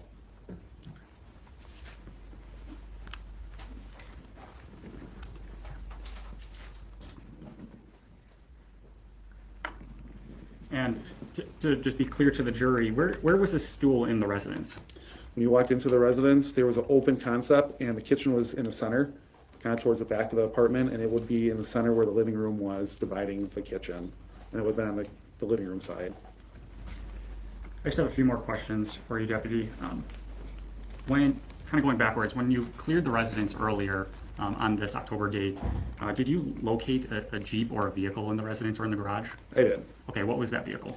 I recall opening up the door to the garage. I saw a Jeep Wrangler, and I even recall making a comment to my partner because she had the same vehicle saying, hey, she likes Jeeps too.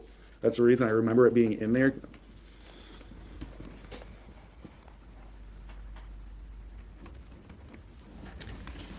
Thank you. Just one last question, Deputy. Did you have any other further duties in this investigation? Essentially from just supervising my trainee, no. I was asked to take pictures, and after completing pictures, I remained with my trainee. Thank you, Deputy. I don't have any other questions. Thank you. Cross, and do you need any of the exhibits published while you're questioning? Yes, we might. And we're going to have another exhibit, so we need access on our computer. Go ahead. So, good afternoon, Mr. Rosenberger. At the scene, you made observations then? I did, yes. And you wrote a report? Correct. And your report is about a half a page? That is correct. As part of your training in law enforcement, you're told to record anything that's significant? Correct. And then put it in a report form? That's correct. And you did that?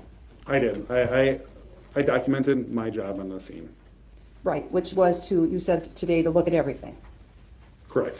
There's nothing in here about looking inside the refrigerator? That is correct. What you said you looked in the refrigerator? To my recollection, yes. What was in the refrigerator? Tell me the items that were in her refrigerator. From 5 years ago, I do not recall what was in her refrigerator. One of the big reasons why you would put it in a report, right? I would, unless I found something that stands out to me, I would not document that in my report. But one of the benefits of preparing a report is to be able to, months or years later to be able to go back and look at what you did at a previous date and refresh your own recollection. Correct. You read your report to refresh your recollection, didn't you? I did. And you met with the district attorney's office to prepare? That is correct. And is that why today you came in on exhibit, which exhibit was this one? Exhibit 1, and told us today that the date on the note was September 26, 2015, because they pointed out to you that in your report you wrote 2018, right? That is correct, and I'd like to answer that And, further. no, I just asked you. Okay. And so when you were there in October of 2016, or 2018, was it your testimony that the medical examiner is the person, the deputy medical examiner is the person who told you to take these photographs? That's correct. You wouldn't have done that otherwise. At that point, I was unsure what the other detectives had fully taken pictures of. Well, you said you were in a training mode that night. That's correct. You were in charge of, you were training another person. Correct. So you were taking charge of things and telling him what he should and shouldn't do, right? My trainee, not the detectives on scene. Your trainee, Mr. Mitch, did you say? Yep. When you took photos, these photos that you showed today, did you take any photos of the refrigerator? I did not. Did you take any photos of the garbage cans? I did not. You said you looked in the garbage cans. I believe I did, yes. How many garbage cans are in that house? At this time, I do not recall how many garbage cans were in the house. Well, what was in the garbage cans? I do not recall.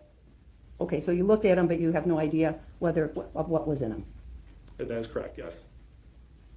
You don't remember seeing alcohol bottles in the garbage cans? I do not recall that right now. You don't remember seeing Visine bottles in the garbage can? No. How many bathrooms were in this unit? To my recollection, I believe there were 2 bathrooms. Okay. Did you take any pictures in the bathrooms? I was not assigned with taking overall pictures of the residents. Was the medical examiner assigning people to take certain pictures? Negative, no. Okay, so somebody else was taking pictures, but if the medical examiner wanted some, you took them? That's correct. Detective Lilberg had taken the initial pictures, and then that notepad was located additionally by our ME while we were securing the scene or investigating, and she asked me to take additional photographs of it, which is not very uncommon. Well, the medical examiner provided us with copies of scene photos. Who took the medical examiner scene photos? I'm sorry, can you ask that again? Do you know who took photographs at the scene for the medical examiner? Was there somebody doing that? Detective Lilberg took pictures on our behalf, and I believe the medical examiner took her own photographs. Was it her, she took them herself? I believe so, yes. You saw her taking photos? To my recollection, I believe she took the photographs. Now, did you collect any of these pads as evidence? I did not. Did anybody at the scene collect these notes? Not to my recollection, no. And the note that you talked about on Exhibit 1 is a note from 2015, is that right? Correct, that's what was written on the top of it. And it looks like, can we show this exhibit? Number 1? Yeah.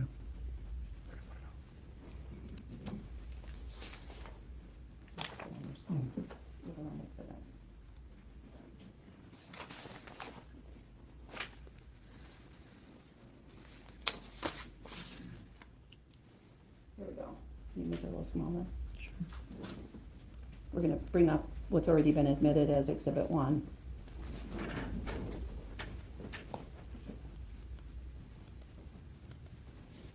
Can you see that all right on your screen? He doesn't have it yet. Yes, I'd like to display it. It's already been admitted into evidence. To everybody. The exhibit has been received and published. It may be presented in the court. Thank you. So it looks halfway down like Lynn wrote 1-262-928-1000 is scheduling desk at hospital and will transfer you to whatever room I'm in. Do you see that? Yes. So as you read this, and a lot of this is about here's how to take care of my cats, leave the TVs on so the cats can have the TVs, don't touch the antenna. Instructions for Jenny, it looks like, right? Yes. And that's Jenny Flower. That's what it says at the top. And that's Jesse's mom, is that right? I do not know that. Okay. And she talks about her living will on here. Is that right? Can you zoom in a little bit? And this is somebody, that's okay, somebody who's going to the hospital back in 2015, right? Correct.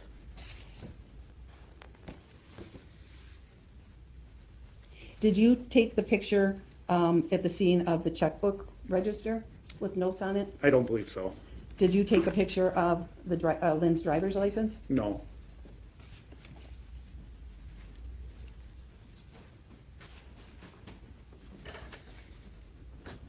When you said the first photograph I took was of the photo identification card at 1907 hours, what photo identification card are you referring to? For us, at the beginning, before taking pictures, we actually take a photo card that has the date, the address we're at, what time, our incident report number, and location, including the person who's taking the picture. So when our detectives get these pictures, they can identify what case this is from. Got it. Are we done with Exhibit 1? Yes, done with that. Thank you.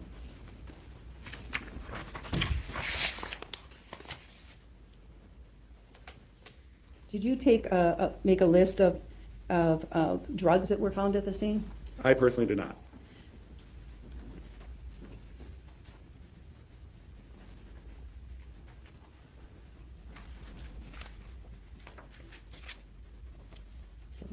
That's all. Thank you. Thank you. Any redirect?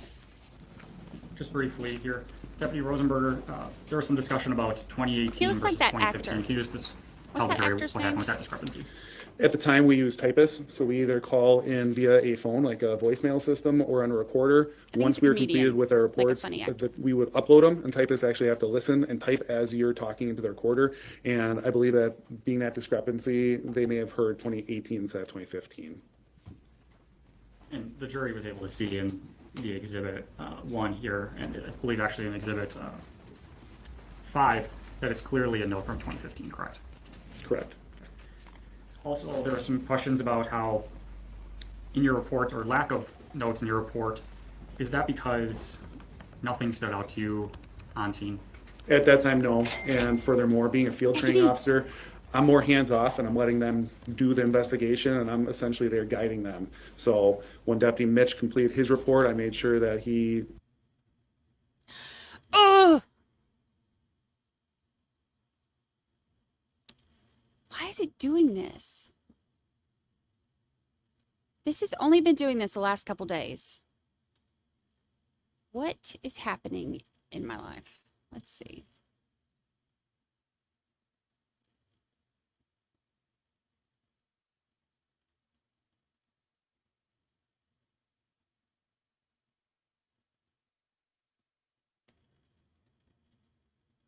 Let's try.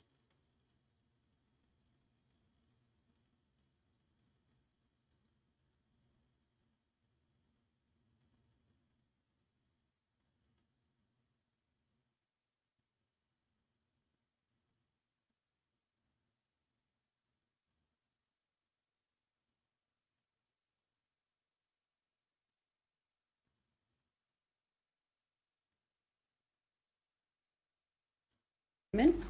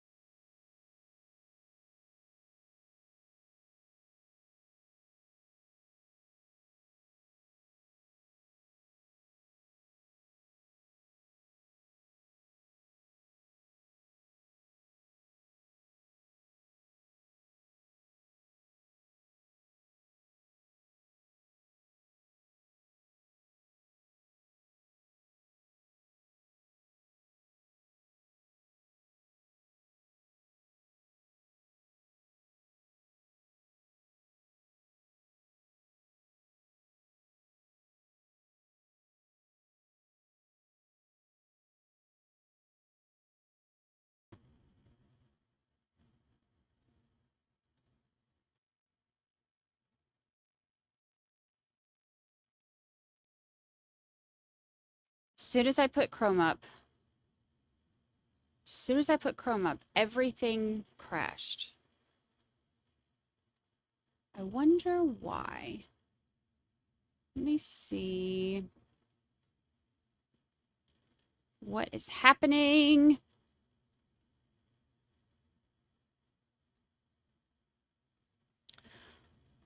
What is happening?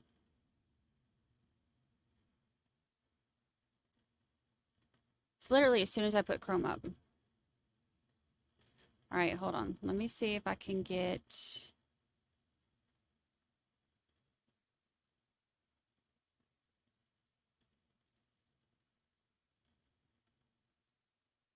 We describe the details and the residence to our knowledge. Thank you, Deputy. I don't have anything else. All right, thank you, Deputy. You may step down. I wonder why... All right, let me scroll up. So I missed something. Jackie D, thank you for the super chat. Thank you so much. And Amanda H, just stopping by to say hi. Happy 5-month anniversary, Amanda This is H. Kelsey Michelson. Happy 5-month anniversary. All right, please have her come in. Time flies when you're having fun at jury duty. We're glad you're here. Hello, Cass Cassidy from Scotland.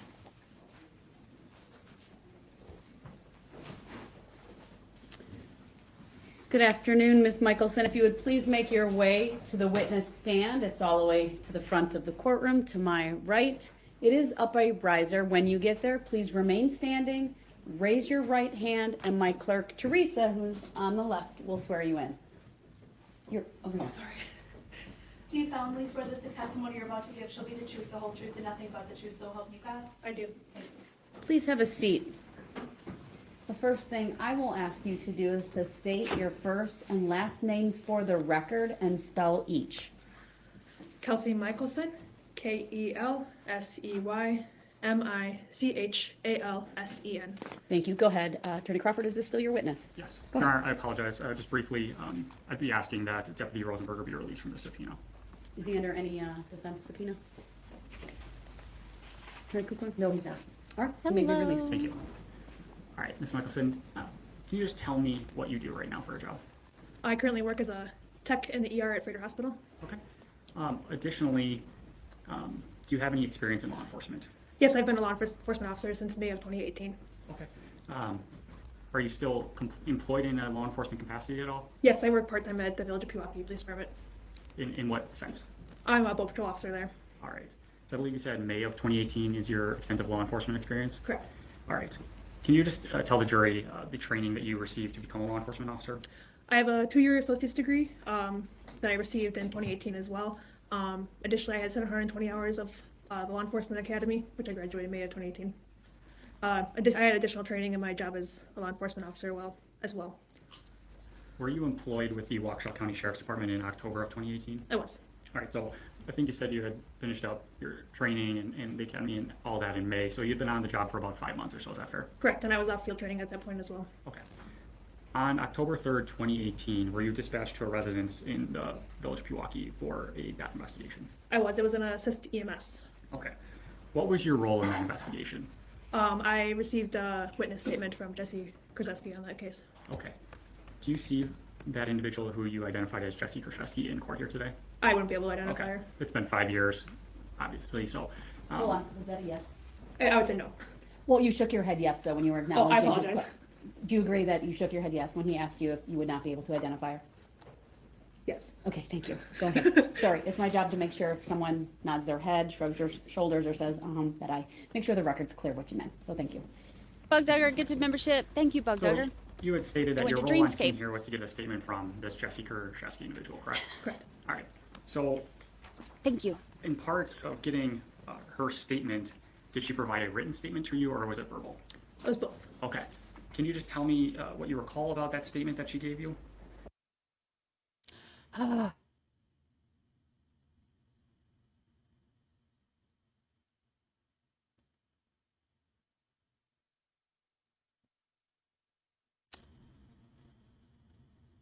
wonder why it's doing this. It's only done this for the last couple days.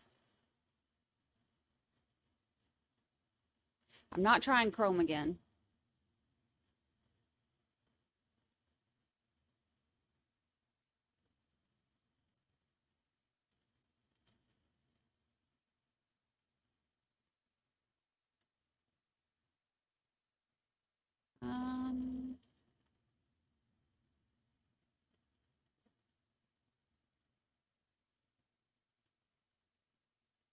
Let me see. Let me try.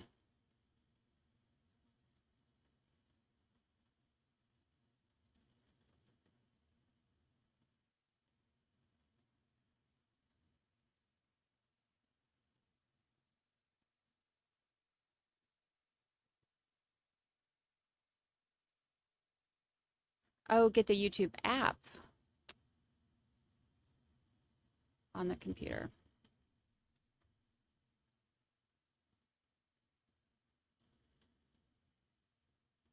Yeah, so when we get a statement from witnesses on a scene of a death investigation, we go over the last 24 hours that they had with the victim. From what I remember with Jesse's statement, she stated that she last saw her around 10 a.m. that day when she left to go run some errands.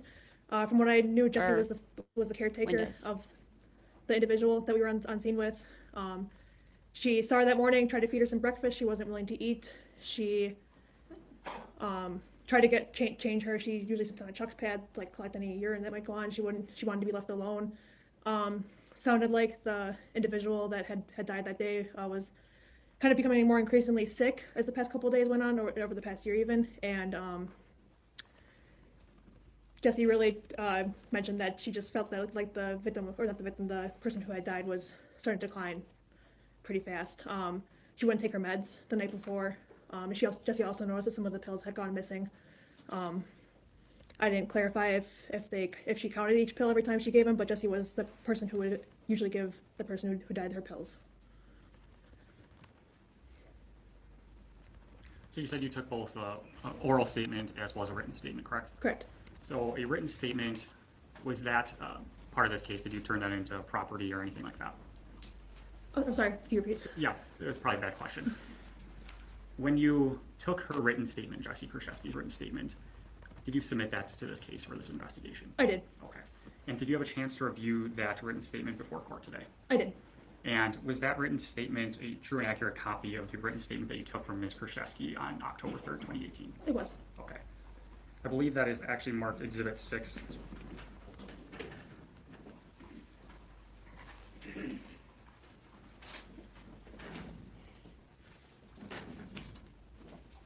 Yes.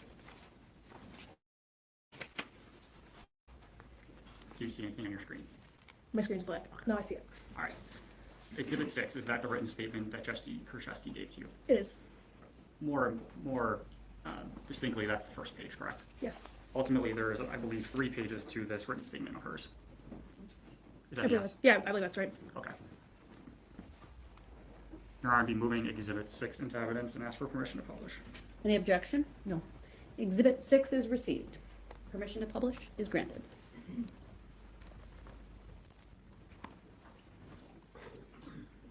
So, Ms. Michelson, as part of this written statement, I believe you had talked about earlier, you believe that she left the residence around 10 o'clock. Is that correct? I believe so, yeah. And does that add up to the written statement that Ms. Krzyzewski had provided? Yes. Okay. In the written statement, is there talk about whether or not, when she arrived back at the residence, what Ms. Krzyzewski did? I remember it saying that she kept talking to the deceased individual on scene and felt that there was no pulse, and then she called 911. Okay. Additionally, as part of this statement, is there a discussion about in-home healthcare? Yeah, there was supposed to be in-home healthcare. I don't remember the exact date. It should be in the statement when they were supposed to come. Jesse had stated that the deceased individual had pushed it off till later that week. If I could just direct your attention to the bottom of page, or Exhibit 6, page 1, the third line from the bottom. I believe that discusses it. Can you just read out that sentence to the jury? Yeah. She was to have home health care come Monday this week, and she pushed them back to Friday. Thank you.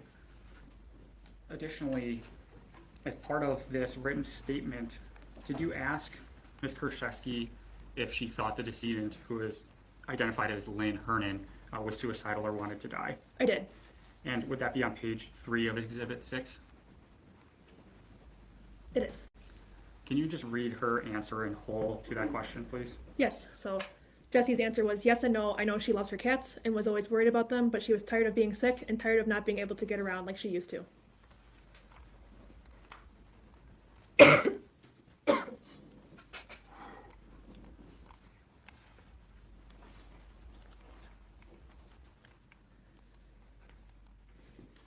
What, I know you said that you wouldn't be able to identify Ms. Krzyzewski, but from what you remember about that interaction with her, do you recall her demeanor during that time? Yeah, I don't recall her being like extremely upset or anything. Isn't super abnormal in a death investigation either. It's not out of the ordinary, I should say, from what I've seen.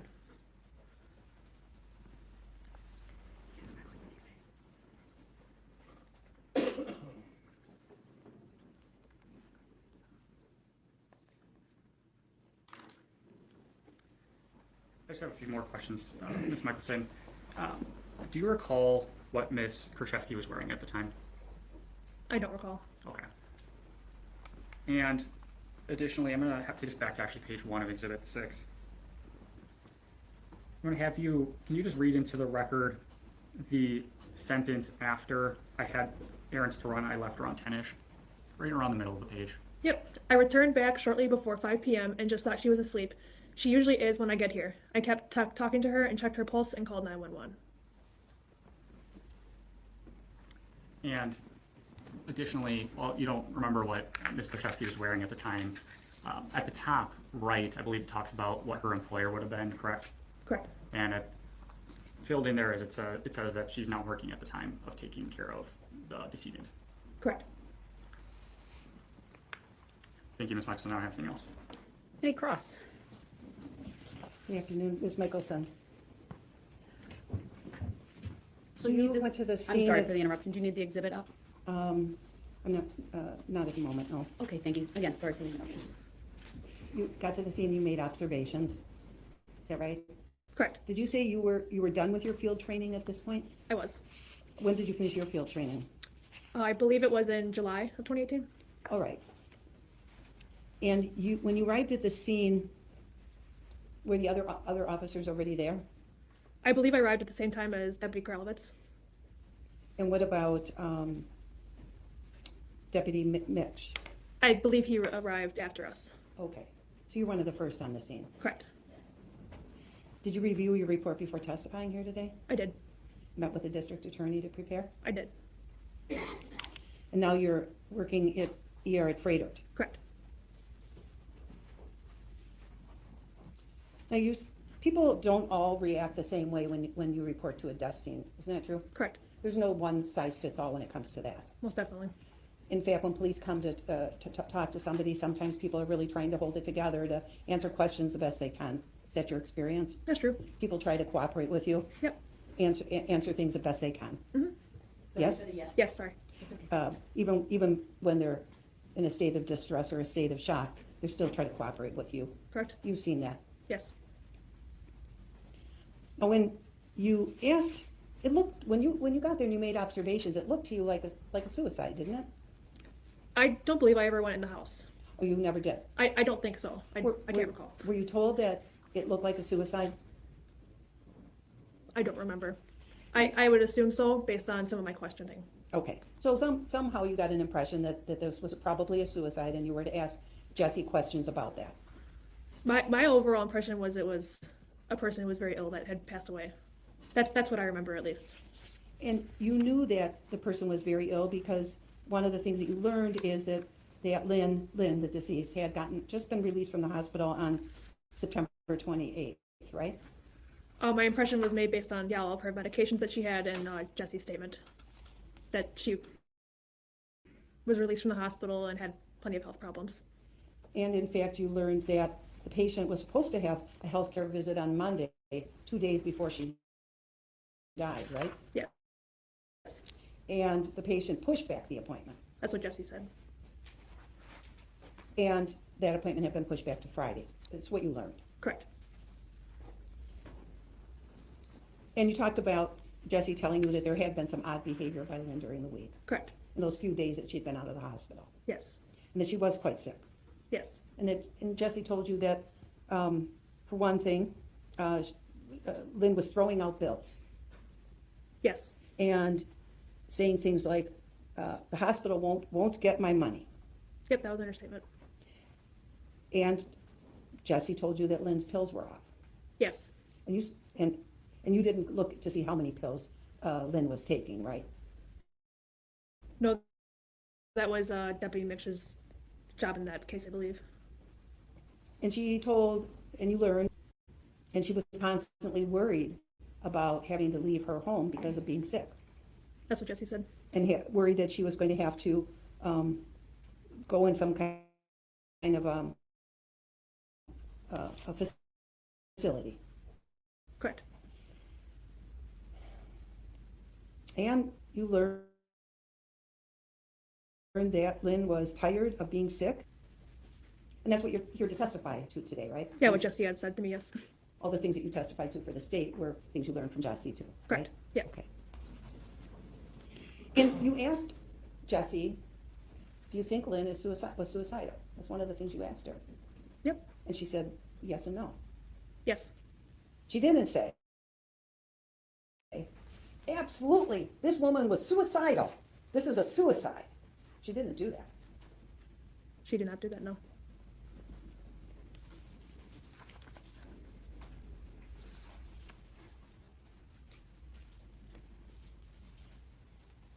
Did you see that Jesse was named as a power of attorney for Lynn? Were you privy to those documents?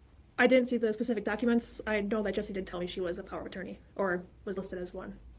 As part of your role, did you ever go and check the garbage cans or anything in the house? I don't think I ever went in the house. Did you make it or not?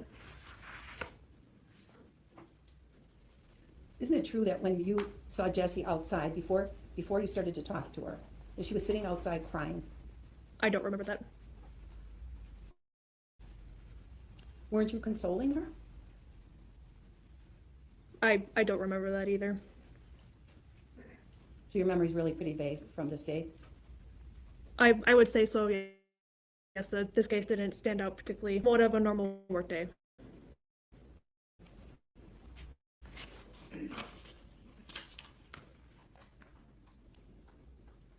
Thank you. Any redirect? I believe there's some questions about your knowledge of what happened inside the residence. I just want to confirm, from your report or what you recall, do you have any knowledge of any pills inside the residence? I do know there was pills inside, yes. Okay. And did you have any specific knowledge of how many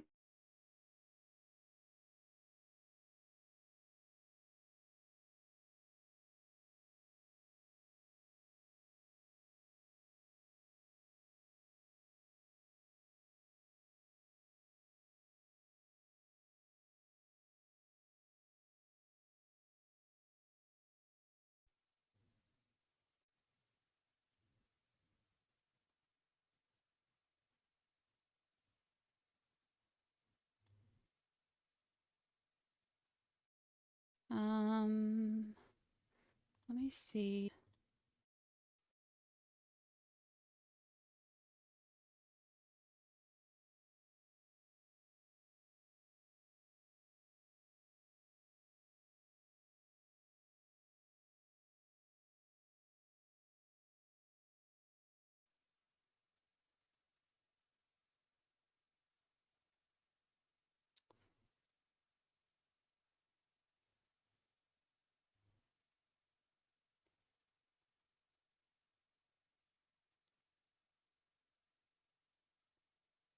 I wonder what it's doing that's making it do this.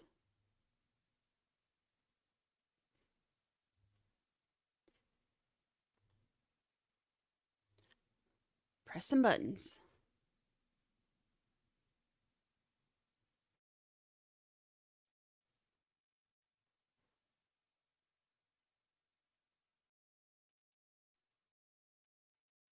I was trying to do the app.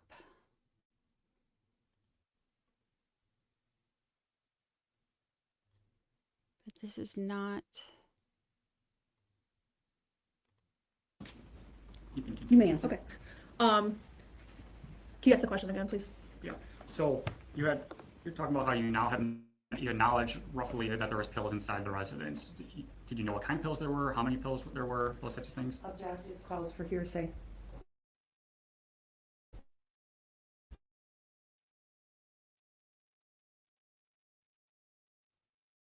For the form of. I don't think it's really that relevant. You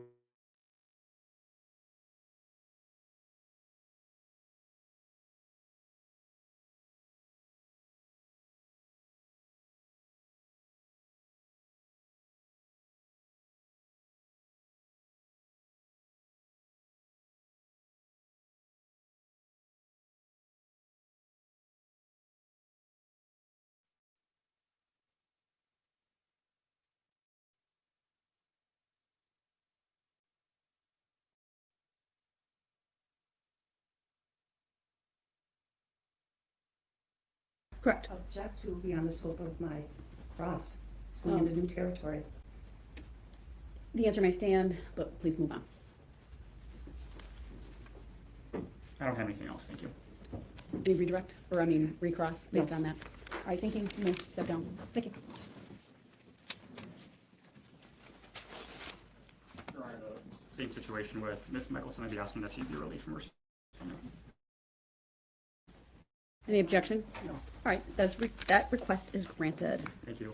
The state would next call Tabitha Kooks. All right.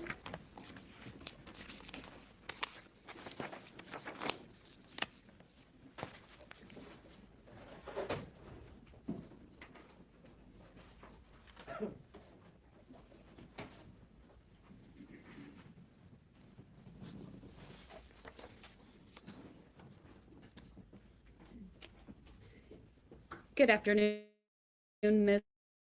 Kooks. If you would please make your way to the witness stand, which is all the way to the front of the courtroom. It is up a riser.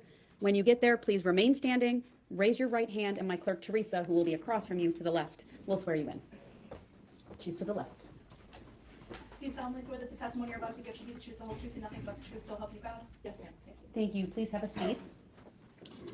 First thing I will ask you to do is to state your first and last names for the record and spell each. Sure. Tabitha Kookas, Tabitha. Kookas, K as in King, U as in Union, K as in King, E as in Edward, S as in Sam. Thank you for correcting how we said your name. My apologies. Go ahead, your witness. Thank you. Ms. Kookas, were you previously employed as a deputy medical examiner here in Waukesha County? That's correct. And how long did you work in that capacity? From February 2015 until November or December of 2021, I believe. It was almost 7 years. As a deputy medical examiner, can you just explain to the jury what goes along with that? Absolutely. So, deputy medical examiner in the state of, or in the county of Waukesha, essentially we have to be the eyes and ears for the medical examiner. Due to the volume of deaths in the county, it's impossible for the pathologist to individually attend each death. So it was our job to triage those cases on what could be released under natural circumstances and what needed further investigation. These cases might come in as phone calls from a hospital or a nursing facility. It would be a death attended by medical personnel and we could answer questions from the nurses and doctors. Or in this case, it might be something that happened outside of a medical facility, unattended by any personnel, and would require response by our department to the scene. These were what we would call scene deaths. We would go to the scene, we would interview anyone that was there. This included law enforcement, paramedics, witnesses, family, friends, those who found the decedent. We would collect evidence, we would document circumstances surrounding the death.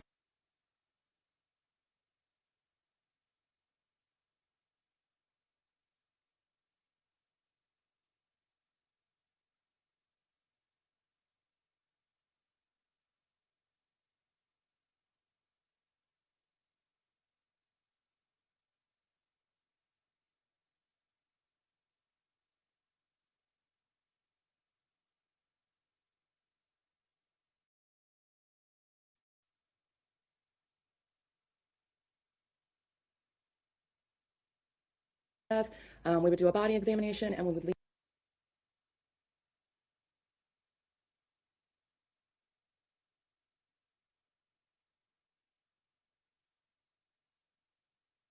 legally pronounce the death. Then we would determine whether or not this particular death required additional investigation by the pathologist, and if so, we would bring that decedent with us back to the office. We remain custody of the decedent, and then they would often have either an external exam or an autopsy with toxicology testing at the discretion of the pathologist. A lot going on. Did you have to undergo any training or education to become a deputy medical examiner? Yeah, it varies from county to county on what they require. For me personally, I have an undergraduate degree in anthropology and archaeology. I have my master's degree in biological anthropology, which had additional training in death investigation and genocide. And then I also completed a training course at St. Louis University in medical legal death investigation. Additionally, after being hired at Waukesha County, we underwent yearly ongoing education training, conferences, and of course there's on-the-job training that you receive. Okay. As part of being a deputy medical examiner, I think you might have touched on it, but I want to really emphasize this here. You're involved in death scene investigations, correct? Correct. Okay. So in those investigations in death scenes over the time of your about 6 or so years that you were a deputy medical examiner, about how many death scenes did you process? Through my entire career, I'd say over 600 were scenes, over 1,300 death cases overall. Okay. As part of those death scenes, I think you might have touched on it, but again, I want to highlight these things. What sort of objects or things are you looking for at these scenes? So obviously we're looking at the decedent themselves. We're looking at body position. We're looking at things like rigor, which is how stiff the body is, and we're looking at things like lividity, which is the blood pooling after death. That's just an effect of gravity, but we can use these things to determine whether or not the person is in the position that they died in or could have been moved afterwards. We're looking for evidence of medical history, the medications that are on scene, any paperwork. We're also looking at circumstantial evidence that's both surrounding the decedent themselves, but also in their home. Everybody lives differently, but we see a lot of patterns that present over time. So there are indicators of whether or not someone's an alcoholic, whether or not they take care of themselves. Are they home a lot? Do they hardly leave their home? We're using all of these things, I guess, to understand their life and what they may have been going through at the time of their death. On October 3rd, 2018, were you dispatched to a residence in Waukesha County for a death scene? Correct. Was that death scene involving an individual, Lynn Herman? Yes. Okay. What did you first observe when you entered the residence? Immediately upon entering the residence, you walk into the living room, which was open to the dining and kitchen area. So it was immediately obvious that the decedent was there in a recliner. Did you ultimately pronounce her deceased? Correct. How long does that process take? I guess it varies. There's a few steps involved that we follow per protocol for determining if someone's deceased. We check lividity, we check their body temperature, we check rigor, we check their pupils to see if there's any dilation to touch or light. We look to see if there's any reflex whatsoever. I mean, I would estimate the actual body exam itself can be performed in 5 to 10 minutes, but typically by the time you walk in, you make contact with the police department, you do kind of a sweep of the area to get your bearings, take a few photographs. You're usually looking at 30 minutes or so after you've arrived to where you actually make that time pronouncement. Okay. In this case, do you recall the time that you pronounced her deceased? I do not. Okay. If I was to tell you around, give or take, let's say 6:35 p.m., would that sound about correct? Sure. Okay. As part of your investigation, do you take photos of the residents or where they actually were deceased? Both. So we want to take photos of the decedent themselves and show their body position. We want to take a close-up photo of their face for identification purposes. We take photos of any objects that are surrounding the area of the decedent, but it's also common to take overall photos of the home. It's essentially a documentation process that allows the doctor to go through our photos as though they were there themselves and get kind of a vibe of what's going on. And then anything that stands out to us, we would also document. Did you review those photos that you took of this incident before court today? I did. Okay. I'm going to have those eventually put on your screen here, starting with Exhibit 7. Okay. How many photos are we talking about? There's 14 originally. All right, and this will be starting with Exhibit 7. Number 7? Yep. Yes. Are you going to go through them all with her quickly to identify them before we publish her one by one? I'm going to go through them all quickly. All right. Thank you. It's on her screen and obviously not in front of the jury yet. Okay. Do you see Exhibit 7 on your screen? I do. Is this a picture that you took of the decedent, Lynn Hernan? It is. Okay. And is that a true and accurate copy of that photo? Mm-hmm. Is that a yes? Yes. Okay, thank you. Exhibit 8, is that also a picture that you took of the residence? Yes. Is that a true and accurate copy of the photo that you took? Yes. Exhibit 9, is that a photo you took of the residence? Yes. Again, is that a true and accurate copy of the photo? It is. Exhibit 10, same questions? Yes, and yes. Thank you. I'll just make it, I guess I'll ask you at the end, or with all of these, a blanket statement. Are all of these photos that you had taken on this date? Once we get there, I'll ask you that at the end, okay? So let's move on to Exhibit 11. Okay, we can do this. Exhibit 12. Exhibit 13. Exhibit 14. Exhibit 15. Exhibit 16. Exhibit 17. Exhibit 18. Exhibit 19. Exhibit 20. And then there's actually a jump in exhibits because we had a minor break. So I'm going to actually show you Exhibit 130 and 131 as well.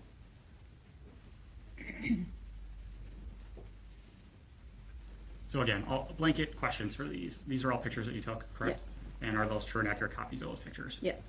Your Honor, move exhibits 7 through 20 into evidence, as well as exhibits 130 and 131 into evidence. Any objection? No. I'd also be asking for permission to publish all of these exhibits. Exhibits 7 through 20 and 130 and 131 are all received. Permission to publish is granted.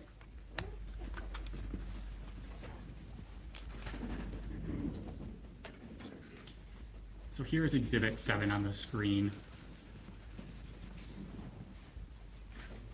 Again, this is just a picture of this deceased Lynn Hernan, correct? Correct. Exhibit 8, what are we looking at here? We're looking at the front door there and the rest of the room. What are you looking for in these types of pictures? I wouldn't say there's always something specific we're looking for. We're kind of trying to just give a profile of what the room looked like. So for instance, putting those two photos together, I can showcase that she was in a position in which she may have been watching television. That might have been an area she spent a lot of time in, and it makes sense that her recliner is pointed towards the television. She also has view of the front door, but I wouldn't say this particular photo is trying to say anything specifically so much as just to showcase the room. Thank you. Exhibit 9. Is that what exhibit 9 is as well, just trying to showcase the whole residence here? Correct. Okay. Exhibit 10, what are we looking at in this exhibit? This is a close-up of an area near her. I'm showcasing that she has multiple medication bottles that are within arm's reach. She has, she clearly smokes. She has an inhaler. She has got items such as pre-moistened towelettes near her. So that can be indicative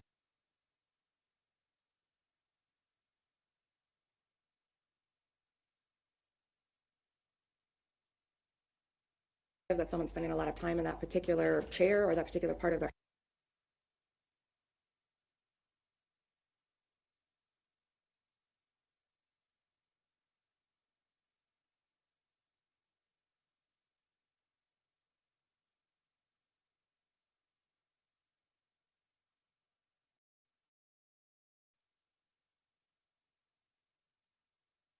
house because they have daily living things near them. I'm also showing that she has multiple medications that are kind of scattered on her carpet. There's some disorganization going on. There's a spoon out of place. I'm kind of just showcasing how she lived. Thank you. Exhibit 11 here, what are we looking at? This is a close-up of the medication bottles that were directly to her left. I'm trying to showcase the names that are on the medications as well as that her name is on each medication. What are we looking at here in exhibit 12? Same thing, this is to the right of the decedent. So I'm showing that there's additional medications that are present, some without their caps on, water bottles, just kind of showing what is within arm's reach or what's near her. Is this a close-up of that same table? It is. And just for the record, I'm referencing exhibit 13. In exhibit 14, what are we looking at here? This is a close-up of her face and as well as the unknown residue that's on her chest. You said earlier that you did this for about 6 years or so. Is anything strike you as out of the ordinary with this picture? The residue on her chest, absolutely. Why? That's not something I had seen previously. It's not, regardless of what the residue is, whether it's an illicit substance or a prescription medication, that's not an appropriate way to take any medication. There's a lot of large pieces as well as crushed residue. It's difficult to tell from this picture, but I believe the next slide shows a close-up of her mouth in which you can see there's a piece still in the corner of her mouth. So this to me is indicative that at the very least she's taking her medications inappropriately. Even if it's something that you're prescribed, taking a medication inappropriately can cause an intoxication. So anytime we see a unknown residue or unknown substance or improper use of anything, that's a red flag for intoxication and unnatural death.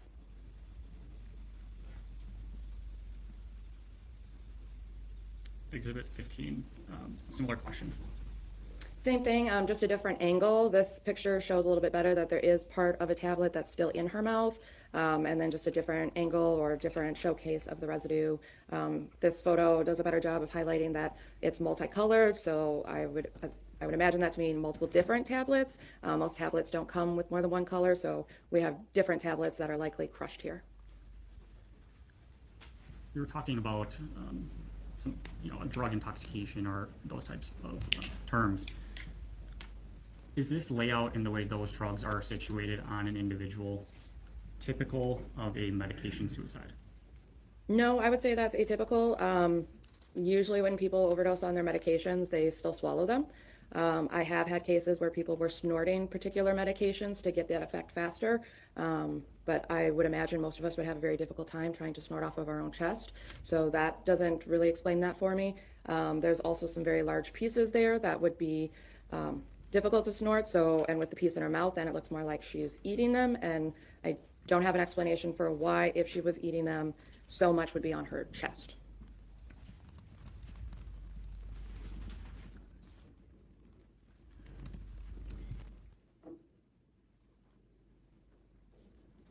In Exhibit 16 here, what are we looking at? This is a pile of documents that was in the living room directly to the right of the decedent. We do typically take photographs of anything that looks to be important.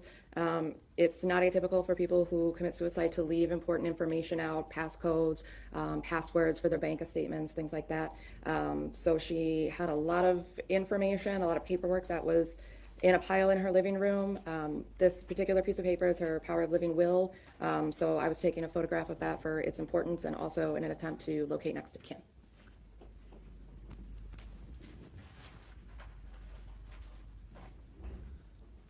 And Exhibit 17, what are we looking at here? It looks like I pulled that piece of paper out and then took a full photograph. I mean, originally the first photograph is finding it in situ, and then this photograph is taking an entire photo of the piece of paper.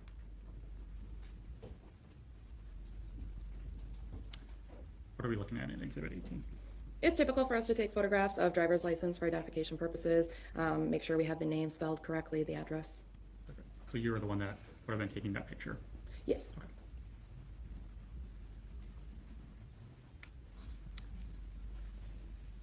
Exhibit 19, what is this photo? This is in her bedroom. This is a locked safe that was found in that position. It was open upon my arrival, and there appears to be another copy of the will inside. Do you recall if there was anything else notable in her bedroom? Not that I recall. Okay. Is that power of living will essentially the same document that you would have located next to her in the living room? It appeared to be the same, yes.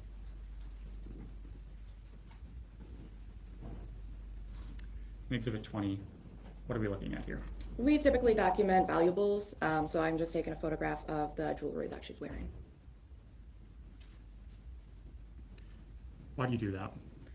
For evidence purposes, that way if, say she goes to the funeral home and family comes forward and says they're missing a giant sapphire ring, I can go back to my photographs and show that she wasn't wearing that particular piece of jewelry upon my taking custody of her. So it's basically just a trail of evidence for anything that might be deemed valuable. So when the ME's office takes her body, her jewelry stays with her, correct? Yes, anything that's on her is going to come with her to the medical examiner's office. Okay, thank you. 130, I believe, is that just a kind of opposite of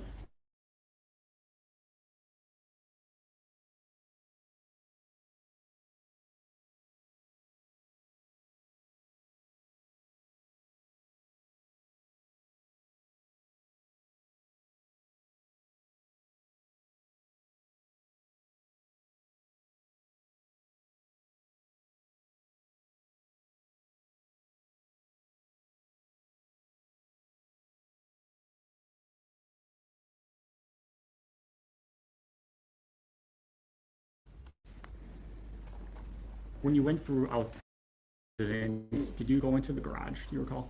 I don't recall going into the garage. Okay.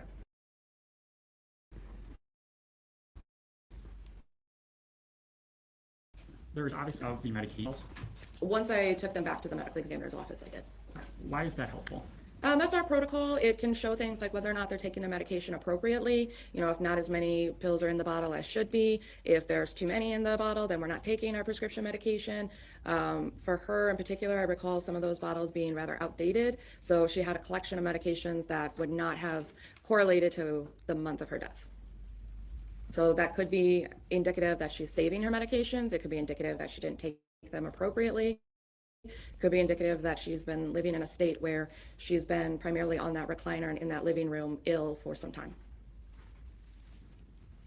And again, is this inventory of that medication, is that important to your office in determining the cause and manner of death? That could be viewed either way. On the one hand, no, because all that really matters is what the toxicology shows. All that really matters is what's in the decedent's bloodstream at the time of death, not necessarily what's there. And on the other hand, sometimes we take that medication back and we find another doctor's name that we can use to track down additional medical history, or it helps us, answer questions. The family might come back and ask us, is she taking her medications? Should we have made her take her medications? And the counts might help us answer those questions. So I think it's important for the overall investigation, but not necessarily important for cause and manner of death.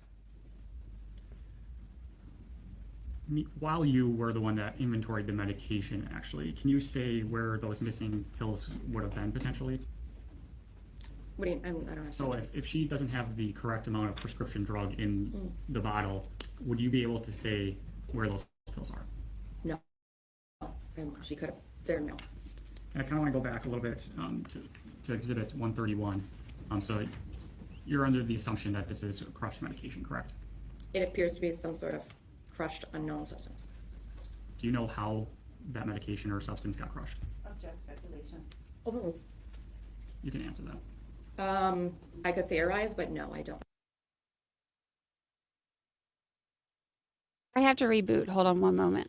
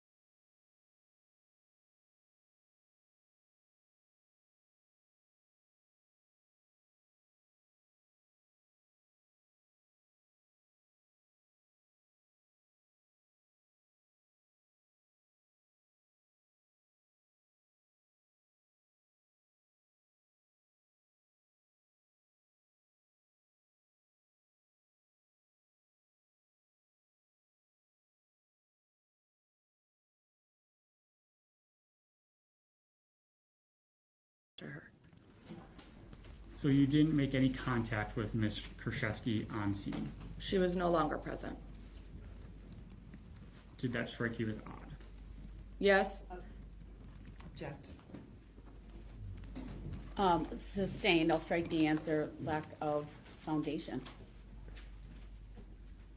So, Ms. Kraszewski didn't remain on scene, correct? Correct. And in your 6 years of being a deputy medical examiner, is it common for individuals who are related or friends or family to stay on scene of these investigations? Yes, they usually stay on scene. Okay.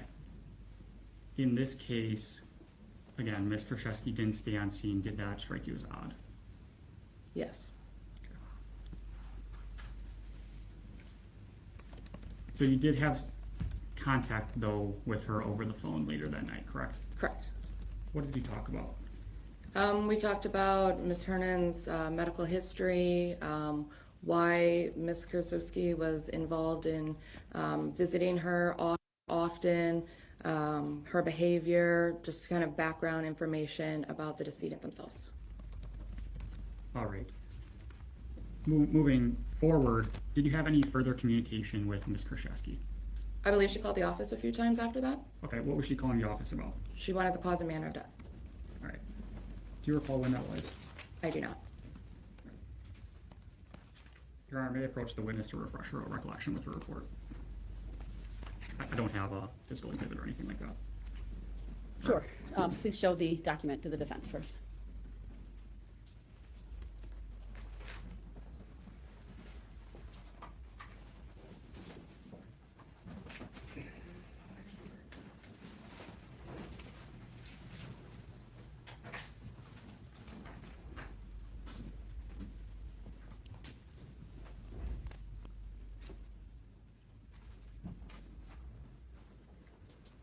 And just to clarify the record, it's actually the case call log, not her investigative report.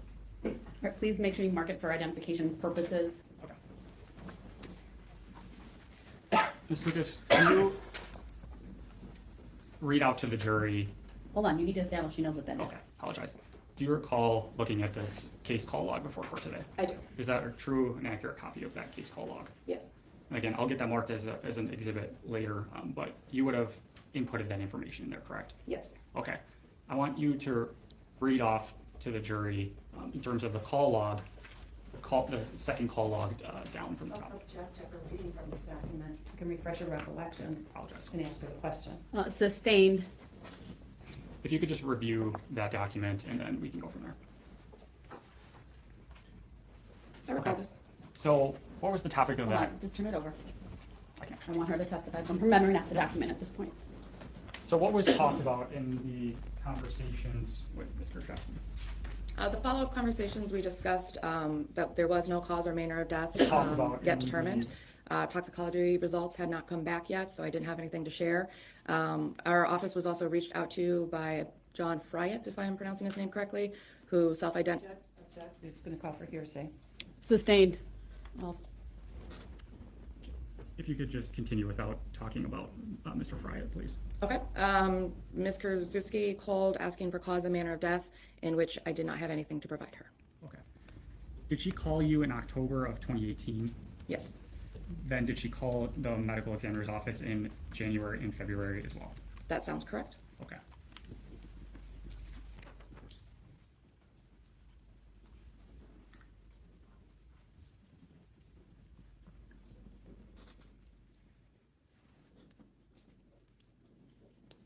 Anything else? Thank you. All right, before cross, please go ahead and mark that exhibit, just for identification purposes.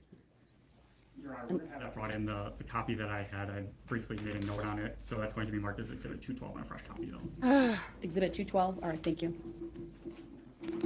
All right, Attorney Kugler, will you be in cross? I will. Go ahead. If I could get my equipment to be proper. Good afternoon, is it Kooks? Kukas. Kukas? Okay, thanks. And what do you do for work at this time? I manage a music lounge and event center.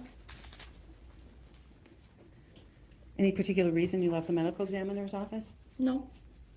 Just a change of career? Yes.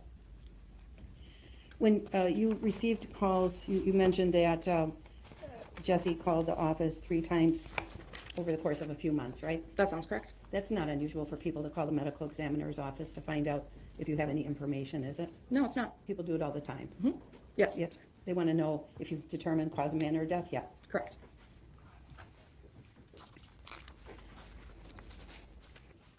you went to the scene of Lynn's death. Yes. And you made observations at the scene. Yes. And you collected evidence. Yes. And you took photographs. Yes. And then you also asked a police officer or a deputy sheriff to also take photographs? I would not request that of the police department. They would do that on their own. So you didn't do that here? You didn't ask them to take photographs? No, I don't recall asking them to perform any particular duties. And that's not, because that's not something you would do. If you wanted a photograph, you take it yourself? Correct. And that's what you did here? Yes. Okay. And anything that you thought was significant, you took a photograph of? Yes. And anything that you thought was, should be gathered for evidence for your purposes, cause of manner of death, you took those things? If it fell within our jurisdiction, yes. For example, the medications, you gathered all those up? I did. And those were medications we saw on the tables to Lynn's right and to her left, is that right? Yes. And also medications you found on the floor? Yes. And did you go gather medications from her medicine chest? I can't recall if it was medications from her chest specifically. I do believe there were some medications found in her purse in her bedroom that were also collected. So any medications that were prescription, I would have collected had I found them. And you found the ones in her purse? Yes. And so you went and you looked through her purse? Absolutely. Is that where you found her driver's license? The driver's license had already been procured by the police department upon my arrival, so they provided me with that. You're not sure where they found it? I could not testify to that. And you looked into her medical history too? Yes. A little bit. And you saw medical paperwork right there at her residence? I did. And you noted that she had proctocolitis? I don't recall making that determination. Do you want to see your report? Sure.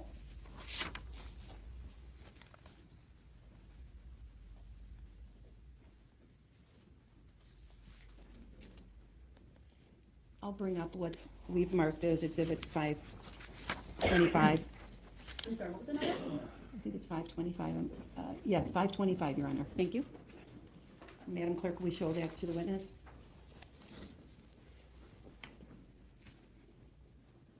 It takes a moment, so be patient. It's up now. All right. So I'm showing you, you see it's marked 525. You see the sticker on there at the bottom? Mm-hmm. Is that yes? Yes.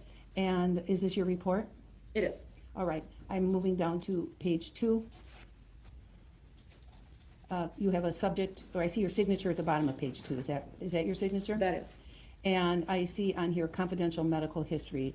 Did you input that information? I did.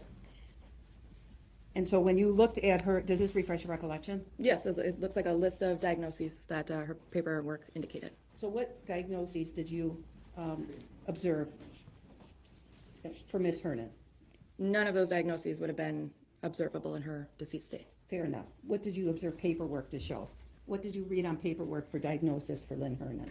The list of diagnoses that I have listed here would have been gathered from her medical paperwork. Sure. Can you tell the jury what they are?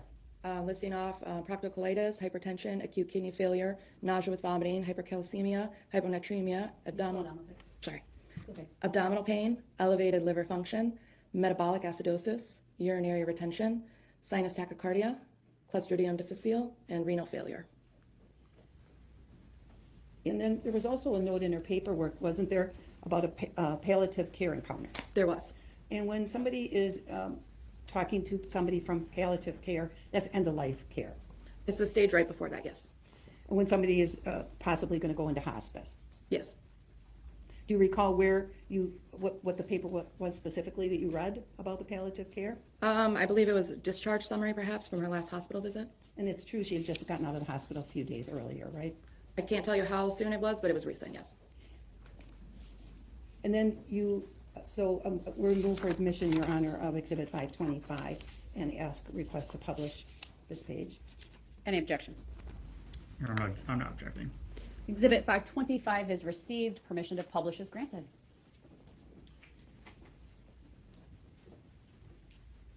It takes a minute for things to pop up on screens. There we go. Is it in the jury box yet? No. There's a little bit of a delay sometimes with that. Can be. Someone give me a thumbs up when you get it in the jury box as well.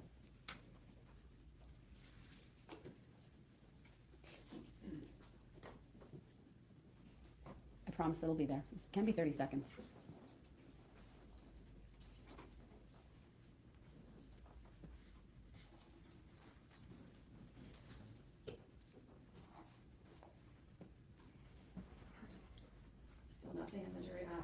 Thank you. All right.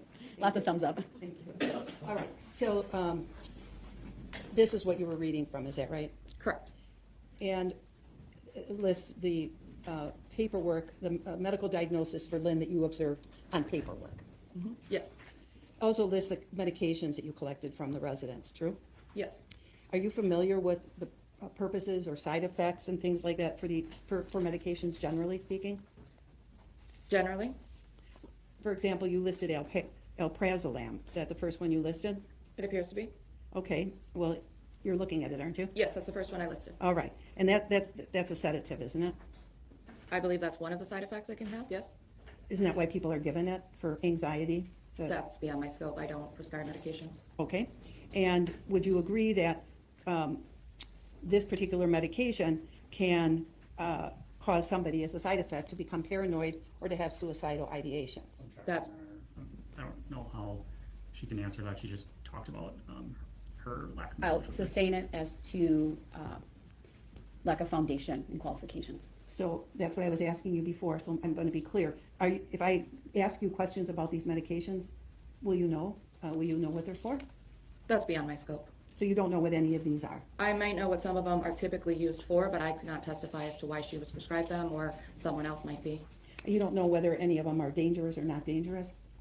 You don't have information? Define dangerous or not dangerous. Dangerous, something that somebody could, for example, take too many of and overdose, die. There's a lot of medications that can be prescribed and over the counter that can happen with.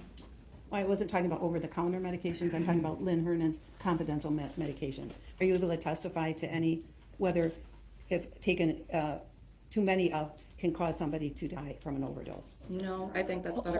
Hold on. Cause for speculation. No, the question was asked, do you know? And so she may answer. Go ahead. No, I think that's beyond my scope. It's for a doctor to determine whether or not something's an intoxication. Okay. Now, when you were at the scene, well, I'm going to continue to go through some things in your report. You arrived at the scene at 18:10 hours. Yes. That's 6:10, right? PM, correct. 6:10 p.m. Attorney Kukler, do you still need the document up, or are you done with publishing what you needed to the jury? For the moment, I'm done. Thank you. It could come down. As you've noticed, I like to bring the documents down and continue with the testimony if they're not needed, and I've done that for both sides, so go ahead.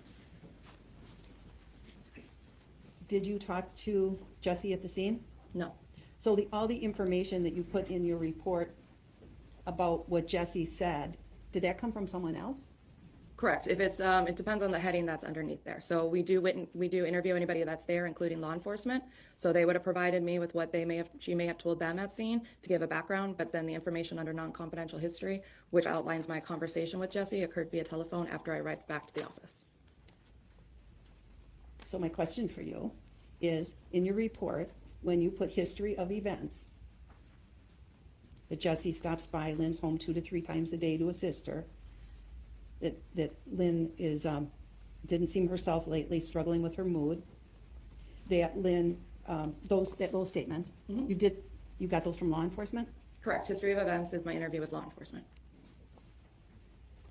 And so when the information that you put in here about Lynn ripping up medical bills or leaving her will out again, that came from law enforcement? If it's in that same section, yes.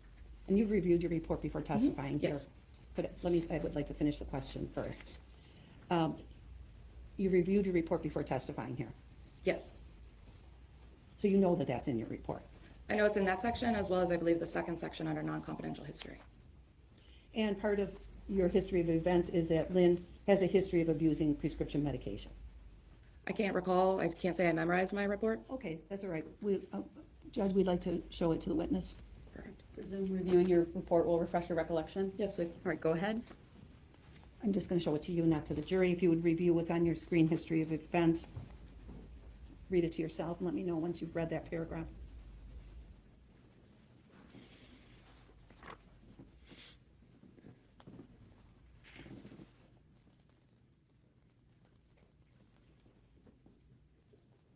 You can take that down from the witness. Did that refresh your recollection? It did. So is it accurate that you have in your report that Lynn has a history of abusing prescription medications? That was information that the police gave me. I asked you if that's in your report. It is in my report. And in your report, did you also indicate that she, meaning Lynn, crushes her pills due to issues swallowing. Yes. That Lynn has been unwell for several years. Yes. That doctors have been unable to diagnose her with a definitive illness. Correct. And that when Jessie was asked by police if she thought Lynn was suicidal, she was unsure. Correct. You indicated in your report that it was a tidy, clean condo that Lynn lived in. Yes. How many bedrooms in that condo? I believe there was one bedroom. How many bathrooms? I believe there was one bathroom. And you said, I think, that you went in the bedroom because that's where you found the prescription in Lynn's purse. Correct. Or some prescriptions. Mm-hmm. Yes. How many were in her purse? I don't recall. Do you know which ones specifically you found in her purse? I do not. Is there any way we can look at the medication log and determine which were in her purse and which were somewhere else? It may say in the log where I found them specifically, but that would be the only indication. Okay. And the observations you made at the scene were that there were 3 tables to Lynn's left cluttered with multiple prescription medications. Yes. And I'm going to bring up, I'd like to show the photographs to the witness that have already been admitted into evidence.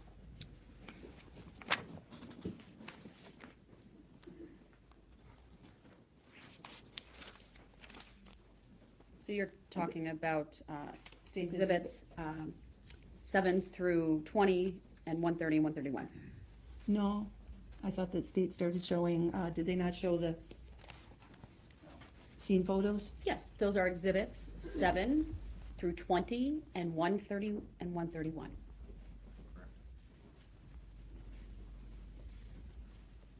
I see. Okay, well then, I will start there. Thank you, Judge. Sure. Okay. Would you like to publish while you're doing I this? as would. well? I'd like to show them to the jury and talk about each photo with the witness. Go ahead. So I am showing you what's marked and previously admitted as Exhibit 7. Do you have that in front of you? I do.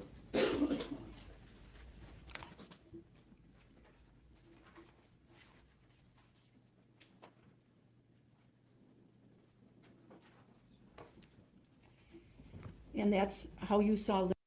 Okay, Sunny says, Court TV's Julie just entered the courtroom. It's happening. So we might finally have a jury. Lynn, when you arrived at the scene, is that right? Correct. And and you said that you take a look at things to observe the scene and make sure that there's no evidence that a person's been moved. And as you looked at Lynn, it didn't look like she had been moved.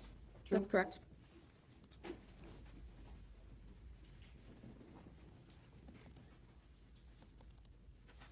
And that's the TV, and you just wanted us to see that because you wanted to see that she was facing the TV and she could also see who was coming in and out of the condominium. Is that right? That's fair to say. And I wish I could do this easier. If you want to have us stop publishing for a moment, you could open each of them up and then click from one to the next. Oh, I see. Would you like to do that? How do I do that? Open each one in, I think you're in Adobe, and then click the tabs on top. Okay. Why don't we just, we'll stop publishing for a moment. What do I do? So you know how you were going back to the, Yes, to the the main file? screen. Yes. You should be able to highlight using the control key each exhibit you want to open, and if it works, they'll all open separate tabs, but All right, that sounds. you have to simultaneously, not that way, hit control and then each one, but it can't do where it's at the moment. Yeah, there you go.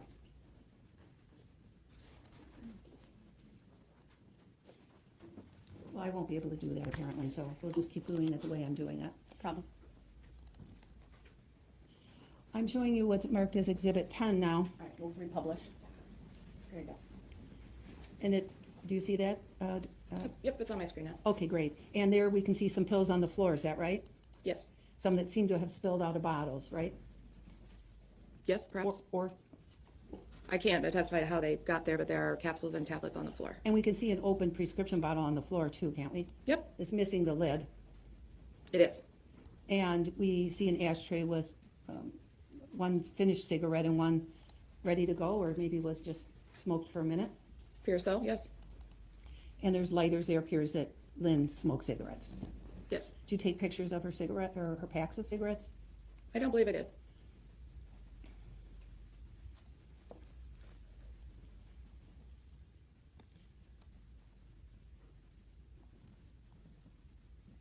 And now, the pills are in a little different position now on that same table. Did you move them to put them in like a semicircle so you could get a better picture of them? Yes, I'm trying to show the names of the medications and her name on each bottle.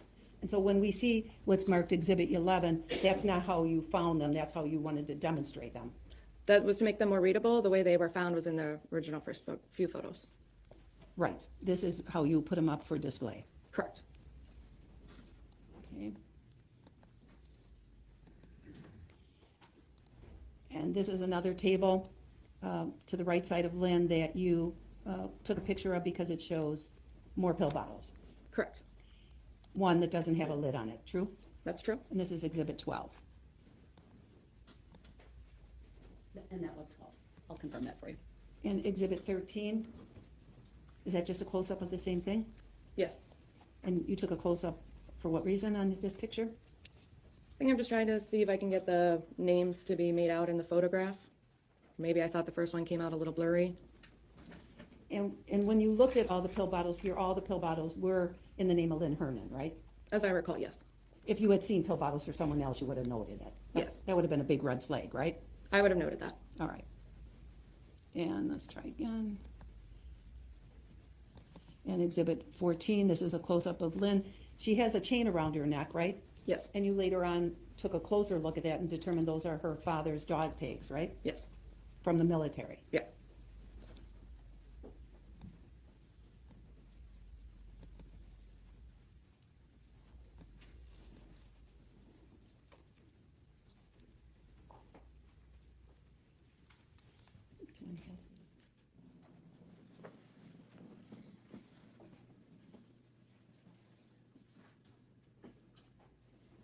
I'm going to show you Exhibit 29.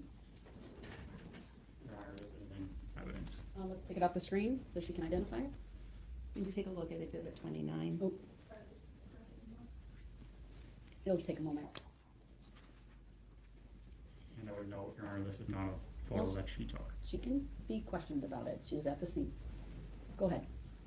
Okay. Can you see Exhibit 29 in front of you? I can. Is this, whether you took this photo or not, is this how you remember seeing Lynn in the scene on October 3rd, 2018? It is. Now, look at that table to Lynn's left. I know you testified earlier that there were no eye drops at the scene, but do you in fact, now that you take a close look at that table to her left, see a bottle of eye drops next to the toilet paper? I see what could be eye drops. I can't say for certain what those are. Okay. I move for admission of Exhibit 29 and ask to publish. Any objection? I am objecting. This is not a photo that this witness took. Overruled. Exhibit 29 is received. Permission to publish is granted.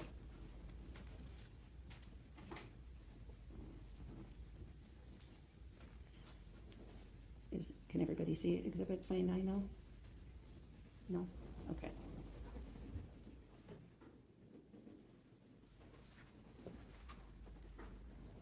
You can see it now?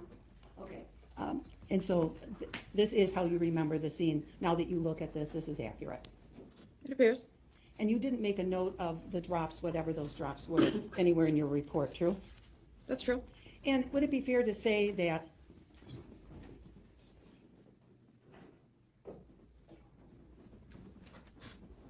okay, thank you. You're welcome. Would it be fair to say that you were not thinking about eye drops when you were at this house on October 3rd, 2018? That's fair. And so if there were eye drops around the house, they probably wouldn't have caught your attention. If there was one or two bottles like anyone else's house, no, they would not have caught my attention.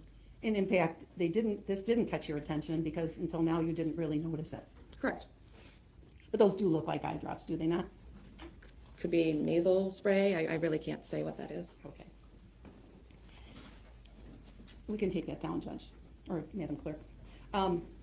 Now, I didn't see any photographs of wastebaskets. Did you take any? Not that I recall. You did make a note that you saw liquor bottles in a wastebasket. Yes. But you didn't photograph them. I did not. Do you remember if they were vodka? I do not. You couldn't tell us today what kind of liquor they were. No.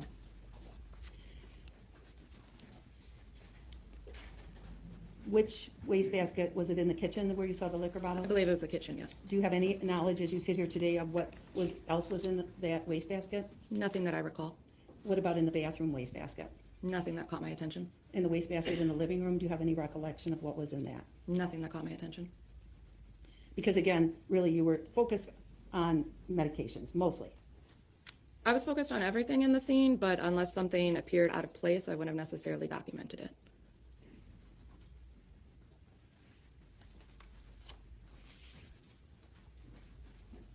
You said that you, did you bring a medical bag with you to the scene? Did you bring a medical bag with you to the scene? I brought my backpack. I don't know if I would call it a medical bag. And that's what you take to scenes, your backpack? Yes, my scene bag, yes. Okay, and what do you have in your scene bag? Various items, gloves. There's probably a pocket knife would have been in it, a tape measure, additional forms, documents in case I needed someone to fill something out, extra paper, tape in case, paper bags that we used often for gunshot wounds. Do you carry a thermometer with you? We carry an ear thermometer that we use for babies. Well, because one of the things you said to the state was that one of the things you do at the scene is you take a temperature. Of the room, yes. There would have been a room thermometer, not a body thermometer. Okay, the only body temperature item you have is an ear thermometer. Yes. And you didn't take Lynn's temperature. We typically do not take temperatures of decedents, no. And again, I'm not really asking generally, I'm just asking about this case. No, I did not take her body temperature. Okay. You did take a look at whether or not you started to see, I thought you said rigor, but isn't it rigor mortis? There's debate on the pronunciation. Okay, so rigor mortis or rigor mortis, however you want to pronounce it, you took a look at that, right? I did. And that's where the muscles on the body start to stiffen up, right? Yes. And you noted that rigor was present in her jaw and her neck. That sounds correct. And in her upper extremities. That sounds correct. And there was no rigor yet in her lower extremities or in her stomach area, true? There wouldn't have been, I don't think we would document rigor in her stomach, but and not in her lower extremities, no. I guess I should have been precise, the trunk. You look at the trunk, don't you? Yes. It wasn't yet in her trunk or her lower extremities? No, I don't recall it being in her hips or her legs. Okay. And you said you're trained in medical death scene investigation. And as part of that, have you been trained in doing that with the Spitz and Fisher? Are you familiar with their teachings in that? No, I don't recall a specific textbook used. When you've studied in your death scene investigation, in your training though, and in looking at rigor, you know, do you not, that starts to set in 1 to 2 hours after death. That's a good average. Now, you arrived at the house at 6:10. Yes.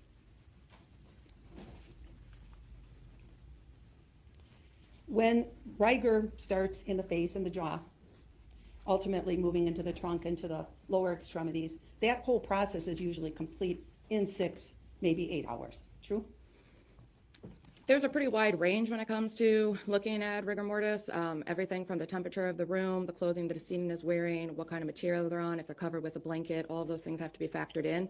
It starts with smaller muscles and then goes to the larger muscles, so I wouldn't say that it goes to the trunk prior to the legs. It could go to the legs and then the trunk. It could.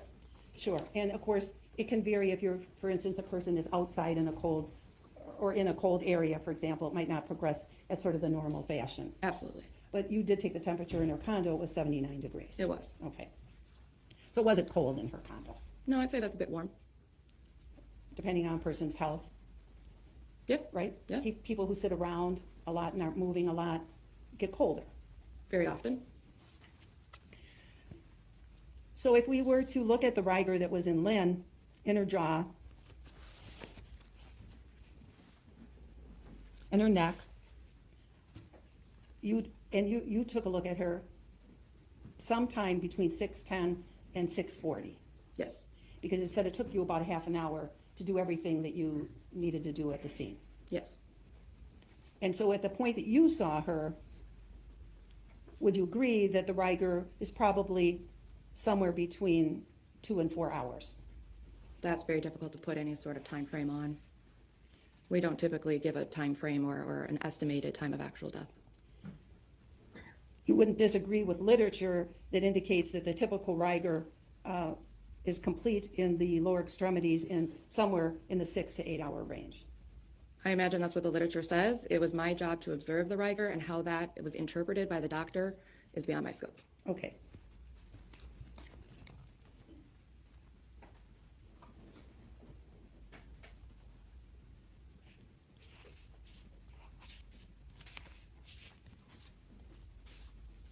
Have you done any research in that area at all, or any study in that area?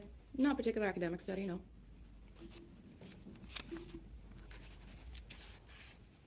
You saw water bottles at the scene, or at least a water bottle. You didn't collect that, did you? No. How many water bottles were at Lynn's home? I don't recall.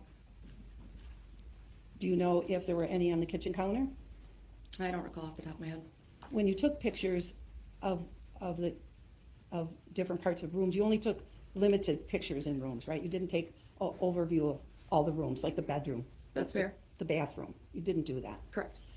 At the time, you were focused on medications, it seems like. I was focused on the decedent and what was surrounding her. And any medications that you saw elsewhere, you focused on. Yes, we do typically focus on medications. That's part of our protocol. You said that Lynn was wearing no bottoms, is that right? Correct.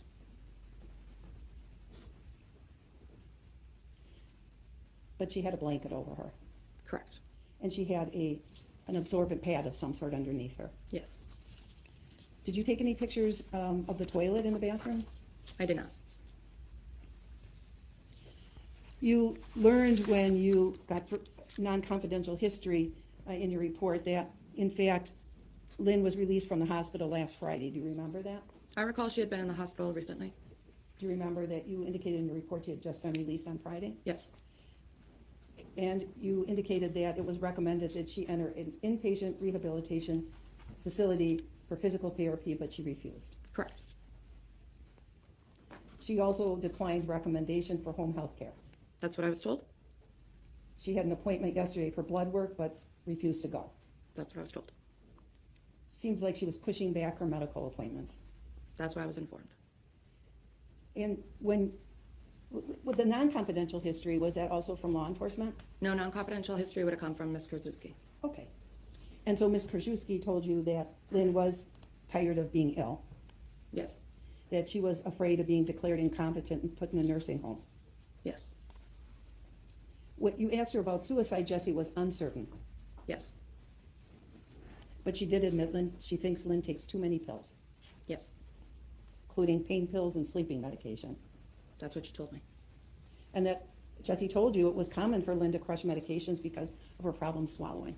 That's what she told me.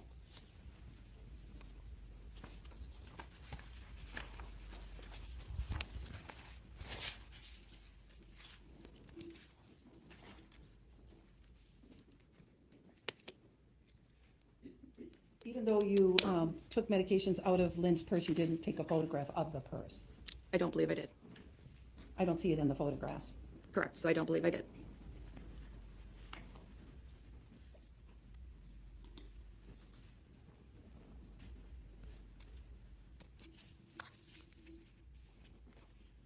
The state said that, or strike that. Did you see, you indicated in your report that you saw some crushed medications on Lynn's chest. There was something crushed on her chest, yes. Something crushed on her chest, and some kind of pill, it looked like, part of a pill in her mouth? Appeared to be some sort of tablet. You didn't say anything in here about pills in her hair. No, I don't recall anything in her hair. If you had seen anything like that in your hair, you would have made a note of it. I would have.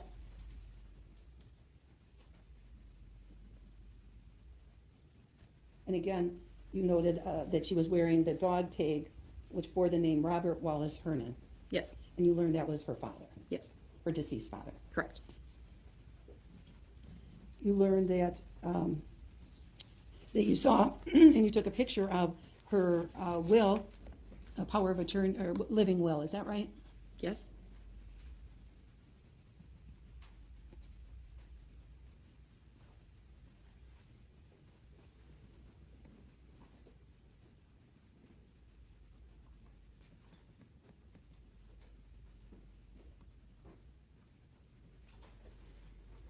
And that's already been admitted as Exhibit 19, I think.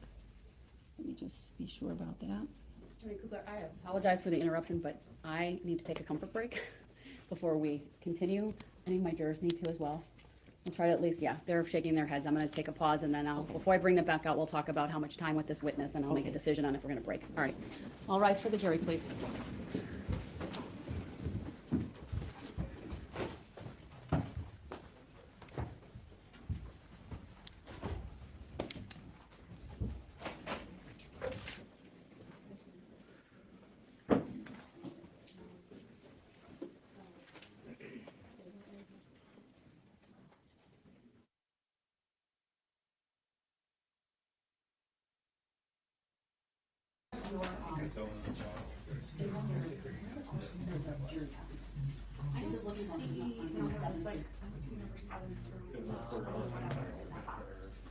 I wrote at mine. It goes up to like 6 and then it jumps up to 30. Right now, some has being used.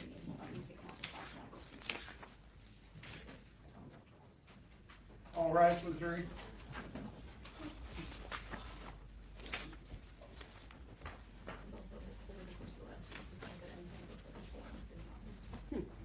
Oh, like it's a fillable? That's weird.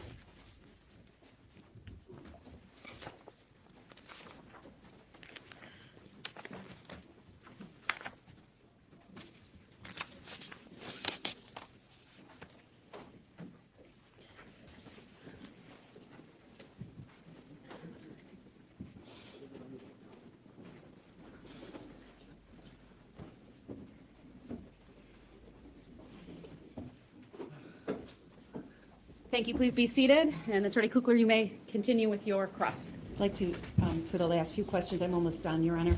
I'd just like to share my screen and show this witness some other exhibits that have already been received into evidence. Sure, go ahead.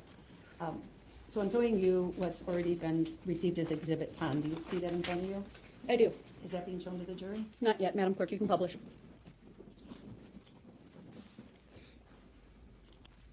I see on the floor. Oh, what do you mean? We're good now. Okay, showing you what's marked as and received as Exhibit 10. Do you see the spoon on the floor? I do. You didn't collect that spoon, true? That's true. You didn't take the pee pad that she was sitting on, did you? No.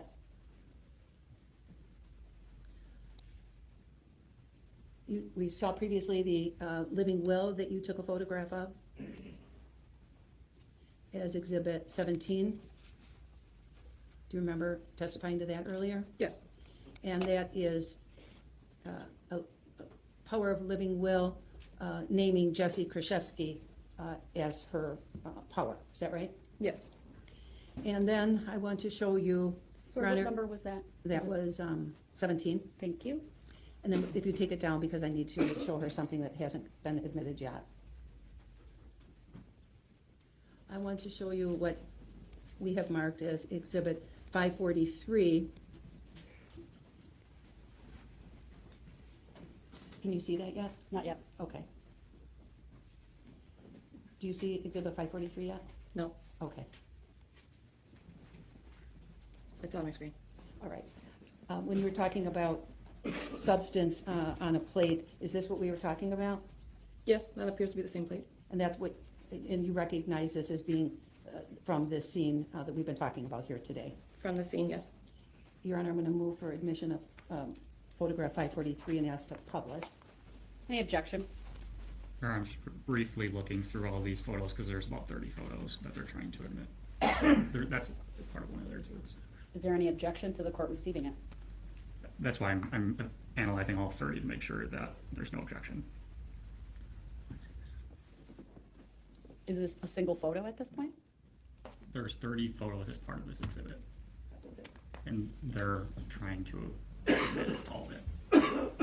They're all scene photos that were taken at the scene, received from the state. All right, I didn't know that there are 30 photos within 543. So are you going to seek all of them at this time? I was really only looking for this particular photo, but I see it as part of a larger exhibit. They're all photos from the state, so yes, I would move for admission of 543. They're all the same photos that we've been looking at. All received from the state. Can you just go page by page so I can see those? Yeah. Thank you.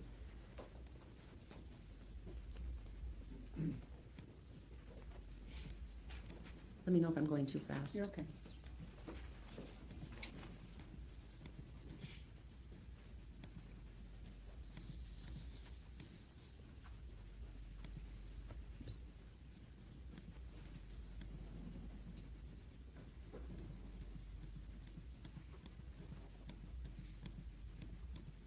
That's the end.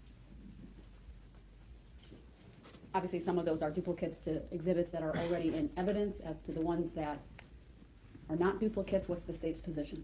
I'm not per se objecting to the admission of this exhibit. I think she's only trying to get in the one photo or publish. Well, she's now offered all of them. So Right. She's also trying to publish the one here, which I am not opposed to publishing that. I just want to make sure that she doesn't publish. Well, the is there an victim's medical records. objection to any of this exhibit? No.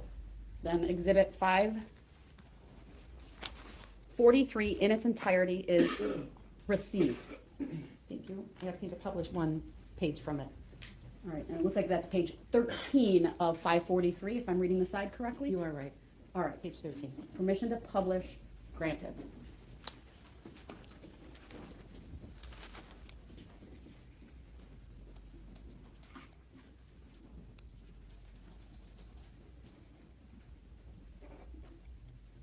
All right, we have it in the jury box We as do, well as okay. the monitors. All right, and this is also represents another part of the scene when you arrived at Lynn's home, right?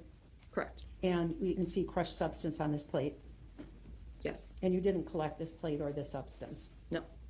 And there's crushed pills on or broken pills and maybe whole pills, look like pills on the floor, right? Yes. Did you collect all of those products from the floor? The whole pills, I don't think I collected every fragment. Not the little pieces? No, I can't say that I got every little piece. Okay. Thank you. That's all I have for this witness, Your All Honor. right, thank you. You can take down the exhibit. take down. Any redirect? I don't have any redirect, thank you. All right, thank you. You may step down.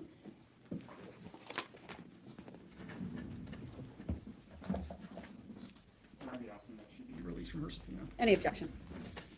No. All right, she may be released. All right, ladies and gentlemen of the jury, I will be reading what I've read to you previously, but it is important that you keep in mind the rules that govern you and not deliberating and not researching or looking through or reviewing any type of news reports, etc. So I'll just read this to you. Do not begin your deliberations and discussion of the case until all the evidence is presented and I have instructed you on the law. Do not discuss this case among yourselves or with anyone else until your final deliberations in the jury room. This order is not limited to face-to-face conversations. It also extends to all forms of electronic communications. Do not use any electronic devices such as a mobile phone or computer, text or instant messaging, or social networking sites to send or receive any information about this case or your experience as a juror. Do not research any information that you personally think might be helpful to you in understanding the issues presented. Do not investigate this case on your own or visit the scene, either in person or by any electronic means.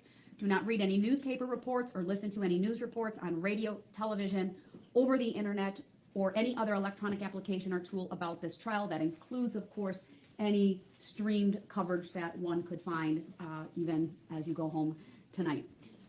Whether on Court TV, any social media app, Law and Crime, anything of that sort, you may not watch. Do not consult dictionaries, computers, electronic applications, social media, the internet, or other reference materials For additional information, do not seek information regarding the public records of any party or witness in the case. Any information you obtain outside the courtroom could be misleading, inaccurate, or incomplete. Relying on this information is unfair because the parties would not have the opportunity to refute, explain, or correct it. Do not communicate with anyone about this trial or your experience as a juror while you are serving on this jury. Do not use a computer, cell phone, or other electronic device, including personal wearable electronics, applications, or tools with communication capabilities to share any information about this case. For example, do not communicate by telephone, blog post, email, text message, instant message, social media post, or in any other way on or off the computer. Do not permit anyone to communicate with you about this matter, either in person, electronically, or by any other means. If anyone does so despite your telling them not to, you should report that to me. I appreciate that it is tempting when you go home in the evening to discuss this case with another member of your household, All right, but you may guys. not do so. This case must be decided Thank you, by the advocate. jurors based on the evidence presented in the courtroom. People not All right, we're done with this day. Thank you, the advocate. Sorry, I had to.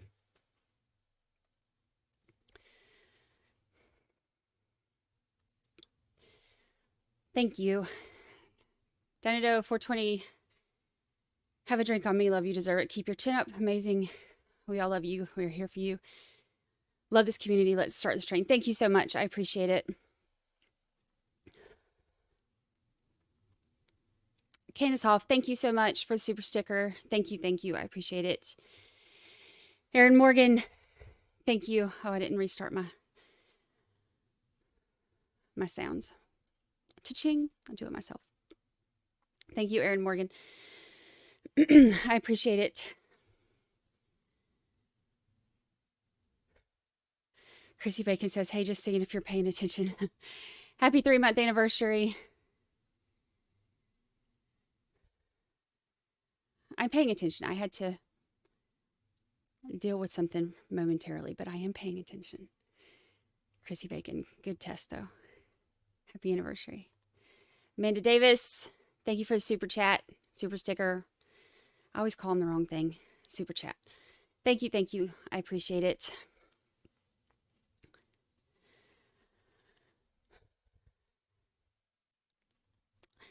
I'll find day 2 while we're...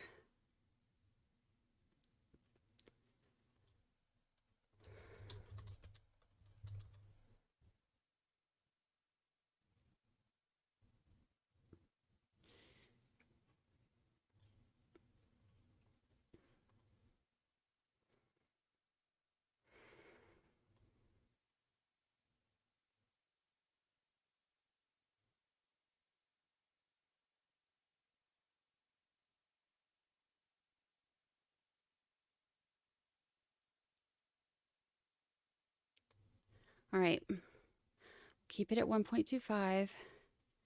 We're going to be caught up to this in just a minute.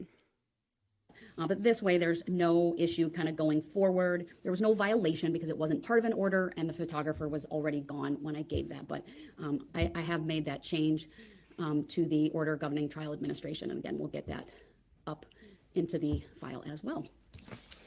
Then one other thing that I wanted to Debbie's here. Thank you for the super chat. Touch on, and I really haven't seen it yet, but just a reminder, when there are objections, objection relevance, objection calls for speculation. Thank y'all. I don't need a appreciate speaking you. objection. If I feel that I need arguments from the parties, then I'll excuse the jury or have a sidebar. So just remember that. Really haven't seen it, but I don't recall if I've advised all of you of that. It is a standard practice. You've all been in jury trials in front of me and probably know that already, but I thought it was worth putting on the record. All right, with that, anything that either party thinks I need to address before bringing the jury in for the continuation of testimony from the state? Judge, just logistically then, for when we're showing exhibits to the witness and it's not published to the jury, we can have multiple tabs open to move through efficiently. It's just when they get published, the tabs on the list should not be shown up. Correct, of exhibits that have not been received. Okay, understood. And secondly, again, just more for efficiency, and so we understand we have some rather large documents. Some of mine are 300 pages. And we've had, again, in trying to be efficient, had David's witnesses here, look through you. them in advance and initial to show that they've looked through this already so they don't have to look through Megs, hundreds thank of you for the pages super in front of the sticker. jury. Thank you, Is thank it you. acceptable to this court the way we're doing it then to sort of reference that if we were to pull that out of the box, they would see their initials when they're looking at a digital copy instead of walking that paper copy up to them? What's the defense position on that? That's fine. Yeah, I think that's fine. I think it speeds things along, and I know you've been questioning Chrissy them Bacon. about that as well, and I think defense has. I was just being silly. I love you, Brandi, and all the 13 jurors. So I passed the test. Thank you, Chrissy Bacon. I appreciate it. We're going to fast forward till we get to the people. It was under there and I meant to say something. Thank you. I appreciate it so much. Thank you. Thank you. Oh, that was left here yesterday. Gina Crawford, thank you for the super chat, super sticker, super whatever. Thank you so much.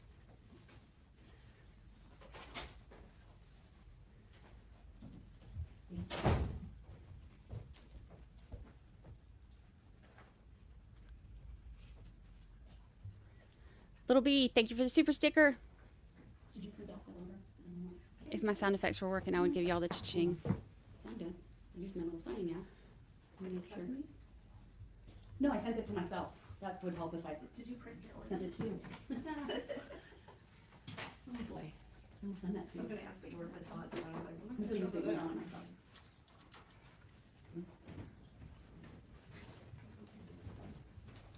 There you go. You should have it right there.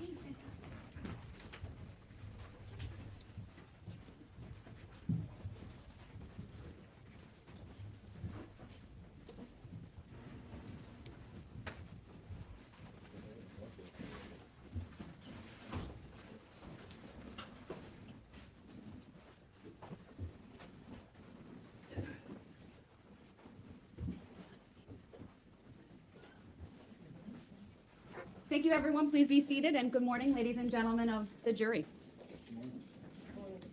State, you may call your next witness. The state would call Detective Loberg. All right, good morning, Detective Loberg. If you would please make your way to the witness stand. When you get there, please remain standing. Raise your right hand. My clerk, Teresa, will swear you in. Do you solemnly swear that the testimony you're about to give shall be the truth, the whole truth, and nothing but the truth, so help you God? I do. Thank you. Please have a seat. The first thing I will ask you to do is to state your first and last names for the record and spell each. Sure. First name is Timothy, Timothy. Last name Loberg, Loberg.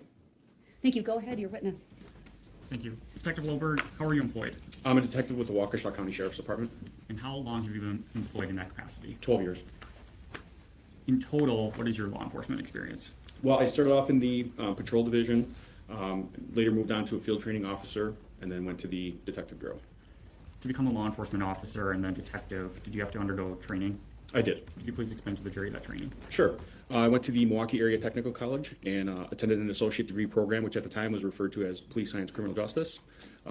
Excuse me. Subsequent to that, I then attended a State of Wisconsin Law Enforcement Standards Board Academy, which then certified me to be a police officer in Wisconsin. Did you have to undergo further training to become a detective? I did. Could you please explain that to the jury? Sure. So then, after being in the patrol division, I then attended numerous specialty trainings as well as on-the-job training in order to obtain the skill set that's necessary in the detective role.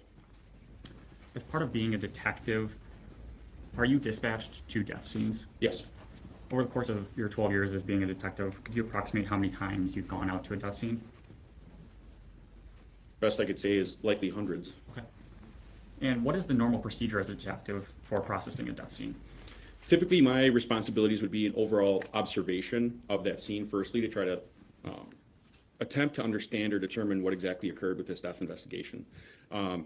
If there's anything obviously present as to what could likely be a cause of death, that would be considered evidence. And at that point, we would determine what items are of evidentiary value and typically collect those. Other responsibilities would be taking photographs of the scene and the overall area, as well as interviews and whatever is deemed necessary at that point. All right. Were you on duty on October 3rd, 2018? Yes. On that date, were you dispatched to a death scene in the city of Pewaukee? Yes. Approximately what time did you arrive on scene? I don't recall specifically. Okay. So if it would have been afternoon, evening time, would that sound correct? Yes, I worked second shift at that time. Okay. What did you do when you got dispatched to that address? The first thing I did was make contact with Deputy Rosenberger, and I gathered brief information as to what he knew at that time. Typically meeting with that patrol officer, that's going to help determine what areas might need to be focused on or what priorities there may be at that particular time. I learned at that time that there were interviews being conducted, and so I then began just an overall observation of exactly what was going on at that scene. All right. What did you do next then? So then I walked around the exterior of the residence, first attempting to locate if there was any signs of forced entry or a struggle or anything, again, anything that would be an obvious possible contributing factor or cause of death in this death investigation. I'm certainly not trained or qualified, to be clear, to determine a cause of death, but I'm just looking for something that may overall, any criminal element that may have played a part there. And so after walking around the exterior of the residence and not observing anything obvious, I then did the same walking around the interior of the residence and also photographing common areas of that residence as well as the decedent. When you made contact with the decedent, was it clear that she had been deceased at that point? In my opinion, yes. Okay. And you said you had walked around the residence. Did you take pictures of the residence? I did. Okay. Did you review those pictures before court today? I did. Okay. We're going to put on the screen for you here shortly exhibits 23 through 32. And April's going to click through them. I just want you to review those to yourself, and then when you're done, let me know. Okay.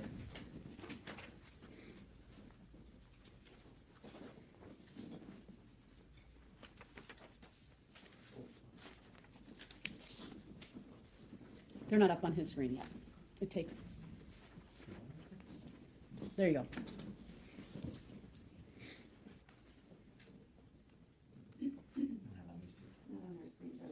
Really? Can you make sure that all cords are? Doesn't look like it's on the state screen either. Correct. Well, did it? I turned my monitor off and turned it back on, and that seemed to have helped on the right side there in the school.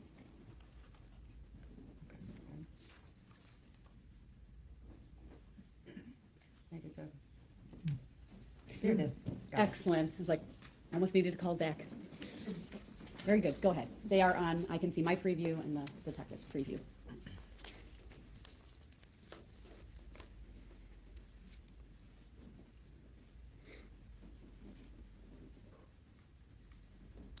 Detective, did you have a chance to review all of the exhibits 23 through 32? Yes.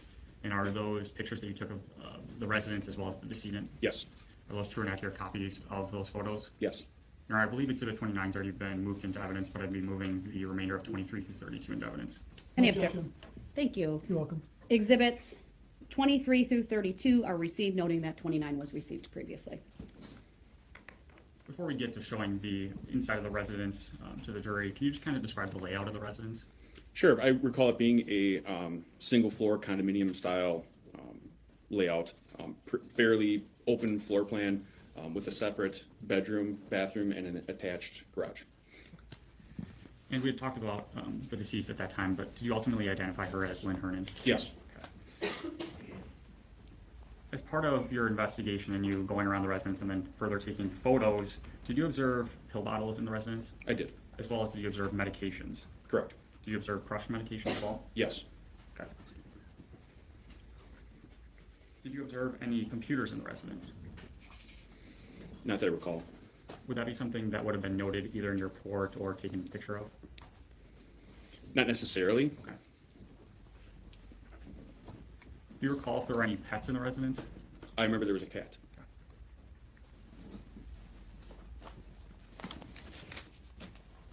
And you said, if you had to guess, you've been to hundreds of death scenes over the course of your time as a law enforcement officer, correct? Correct. And have you been to scenes where it's been a presumed suicide? Yes. Okay. Based on your training and experience as a detective at these death scenes, have you ever observed a presumed suicide to have crushed pills on their chest? No.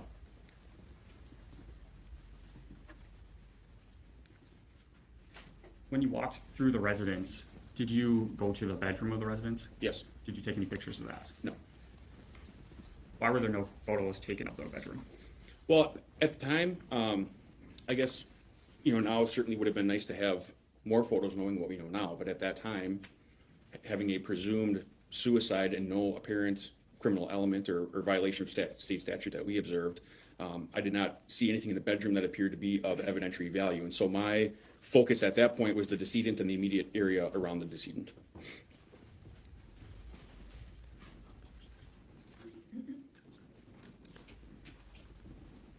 Your Honor, I'd be asking for permission to publish Exhibit 23 to the jury. No objection.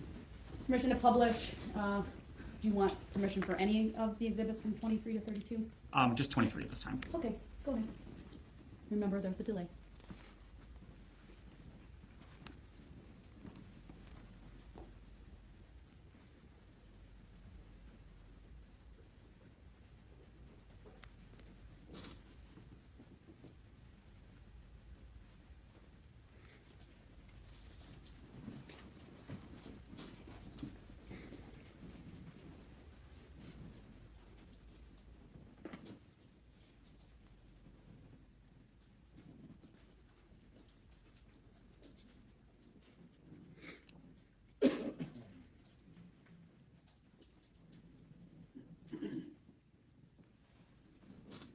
Thank you. Lots of thumbs up. All right, Detective, in Exhibit 23, what are we looking at here? That will be the main entrance, or front, I guess you could call, of the residence, and the glass doorway on the left is the entry to Ms. Hernan's residence. On the left side of Exhibit 23, we see some officers. Correct. Can you describe what's going on there? So they are conducting an interview of a party who they later identified to me as Jesse Krzyzewski. Okay. Can you just describe to the jury what it appears Ms. Krzyzewski's actually wearing in that photo? Looks like some sort of medical attire, what's commonly referred to as scrubs. After you took photos on the scene, what was your role in this investigation? Once I confirmed that Mr. Krzyzewski had already been interviewed and there was nobody else at that point that needed to be interviewed, I resumed my normal duties. Okay. At some point after this date, October 3rd, 2018, did you have further role in this investigation regarding Lynn Hernan's death? I did. Ultimately, did you send subpoenas to financial institutions and other institutions in investigation? I did.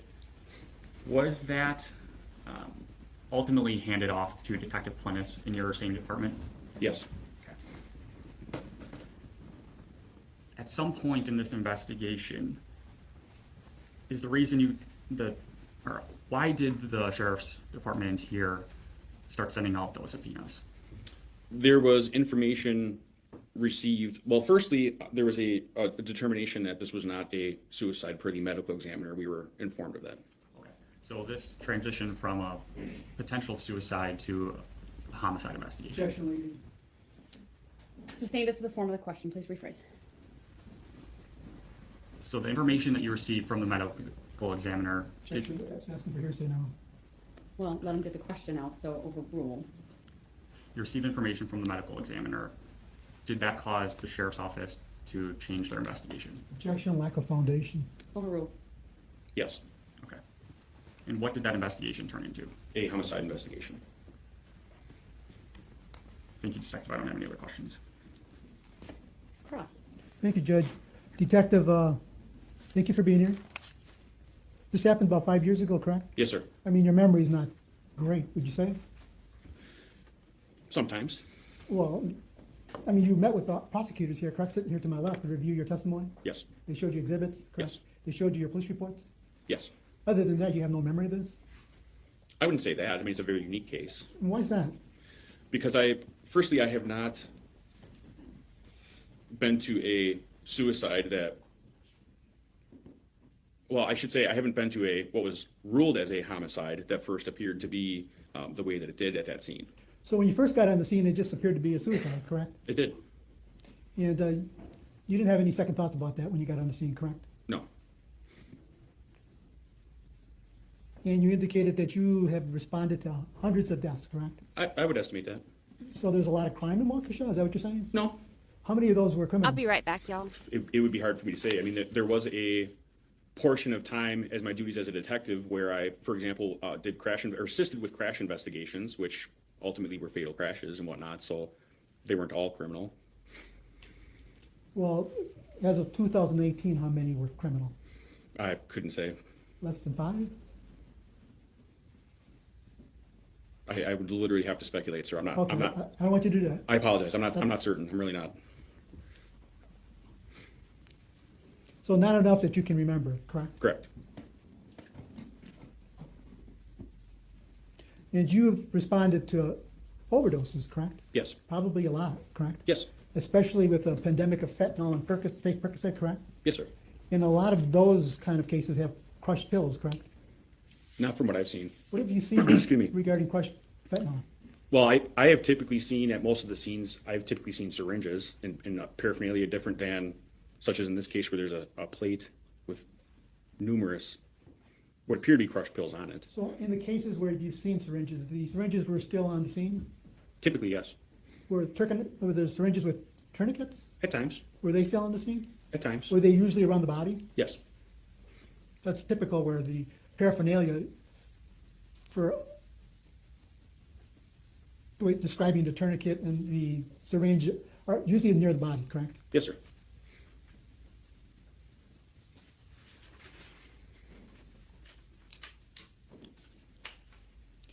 And you, according to your reports, you arrived on the scene at 5:20. You wouldn't argue with that, would you? No. And it's 5:20 p.m., correct? Yes, sir. And when you arrived on the scene, those other deputies depicted in exhibit number 23 were on the scene already? Yes, sir. And they're all were talking with Jessie, correct? Correct. Did you speak with her at all? Not that I recall. And those deputies on the scene, who were they?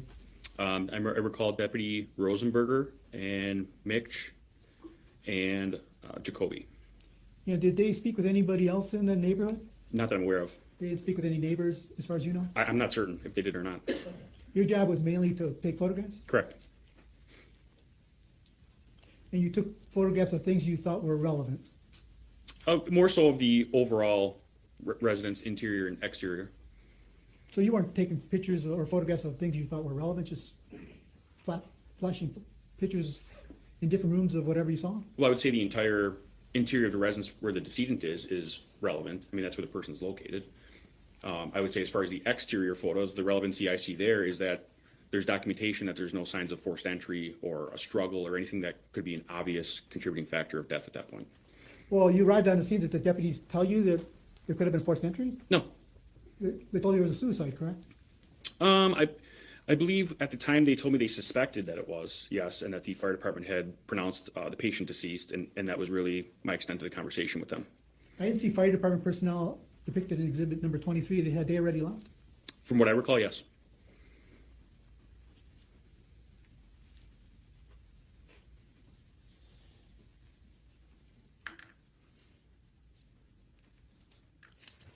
I'm going to show you some defense exhibits, and just want you to identify them first.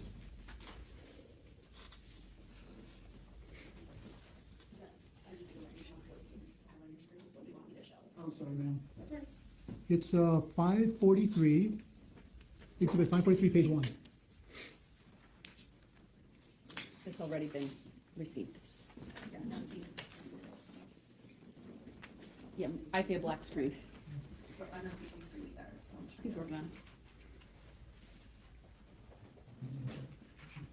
Do you have defense computer?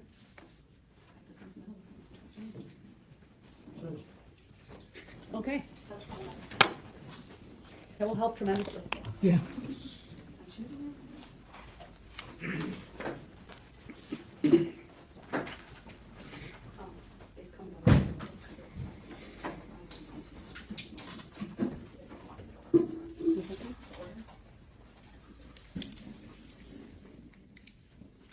We could have done that.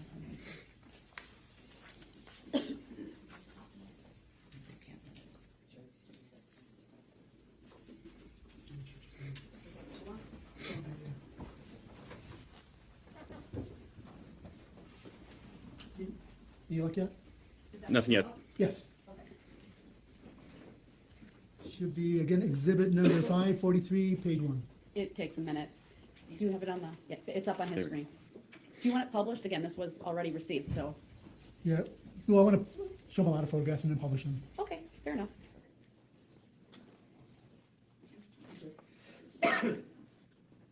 Oh, perfect. I guess all defense exhibits have been published, received. Correct. Oh, In 543, yes, I received all of 543 yesterday. well, let's start with the photographs.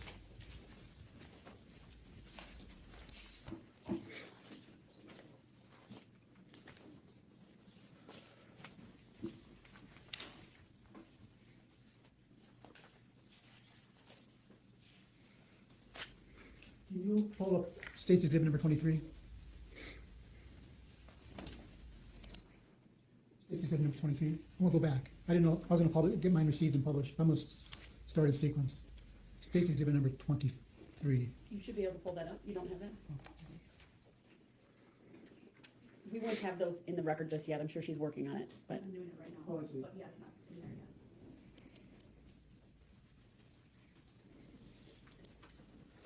in there yet. Just let me know when you want them published to the jury. No, Judge. Okay. Thank you.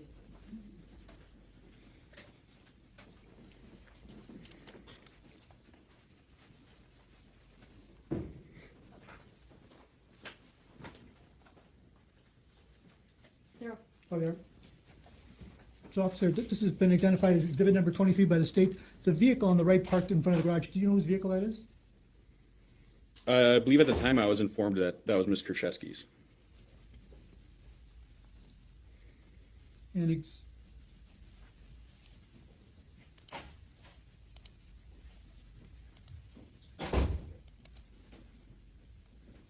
this is state exhibit number 24. Again, you took this photograph? Yes, sir. And in that photograph, you're standing where in the residence? Just inside of the main entryway. And it depicts the kitchen in the far end, correct? Yes. Did you search that area at all yourself? I'm sorry. Did you search that area at all? Search the kitchen? Correct. No. Do you know if any of the deputies on scene searched that area? No. There was no need to search it? In my opinion, at that time, there was not. I mean, I conducted a plain view search of the main area, but not further search. In that exhibit where I'm pointing to, that's a garbage can, correct? Looks like it, yes. Did you look in the garbage can at all? No, Do you know if any of the deputies on scene looked in there? I do not know. It was testified before by the deputy medical examiner that there was. Your Honor, you're saying. What's already been testified to He yesterday. can ask the question overruled. As long as he accurately states what the testimony was. The deputy medical examiner yesterday, Ms. Kukas, indicated there was alcohol in that garbage can. Did she tell you that there was alcohol in that garbage can? I don't remember meeting with the deputy medical examiner at all. I believe I was gone prior to her arrival.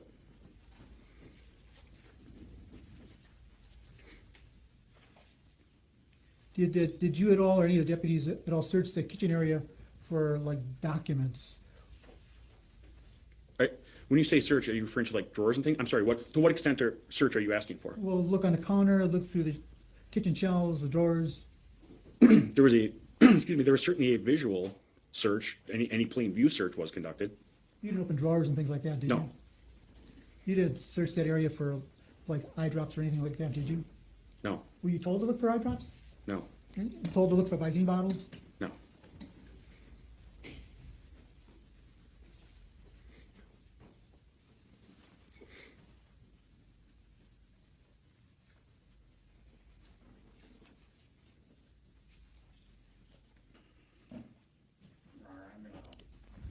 We talked about this earlier with the showing of exhibits. I just want to bring that to the defense's attention. Is there any that have not been received? Sorry, I was looking at something else. I think the last time there was, I just want to make sure that we follow the procedure that was talked about. If I need a sidebar, let me know, but I think so far we've been okay. Well, I'm showing you exhibit number 25. Do you recognize that exhibit? Yes, Is that a photograph that you took? yes. And what does exhibit number 25 depict? The decedent and the surrounding area.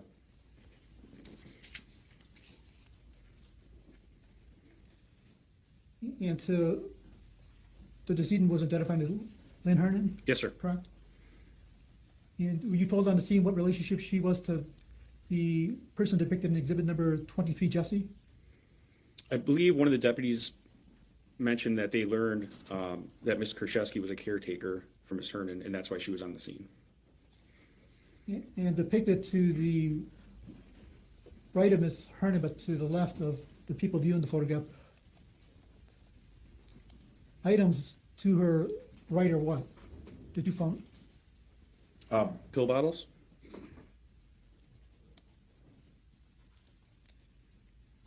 These here are the pill bottles? Yes, sir.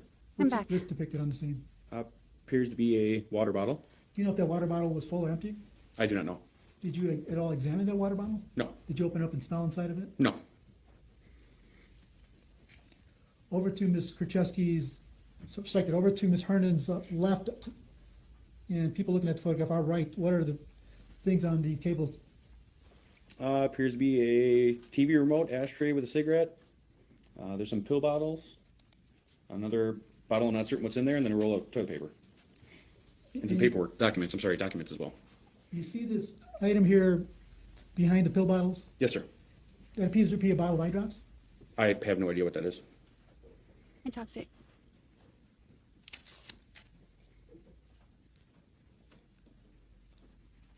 There seems to be a love seat directly in front of Ms. Hernan to her left. Would you agree? Yes, sir. And there appears to be stuff stuffed under there, correct? Yeah. Did you look under there to see what was under there? No. Did you look, so you didn't look at all under there? No. Do you know if any of the deputies did? No.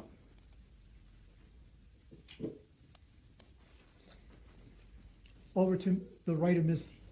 Hernan by her legs are documents, correct? Yes. Did you go through those documents? I viewed the document that was facing outermost document, I should say. Outermost document, I did, yes. You didn't go page through those, did you? No. Did any deputies page through those? Don't know. Had there been items in there, information on there on writing pad? Yes. So you did find stuff in there on writing pads? Right in the front, yes. Immediately in the front. Did you look further into those documents to see if there was more things written on writing pads? I don't remember going through the entire stack. I remember viewing a couple of things in the front and photographing a few, and that was it.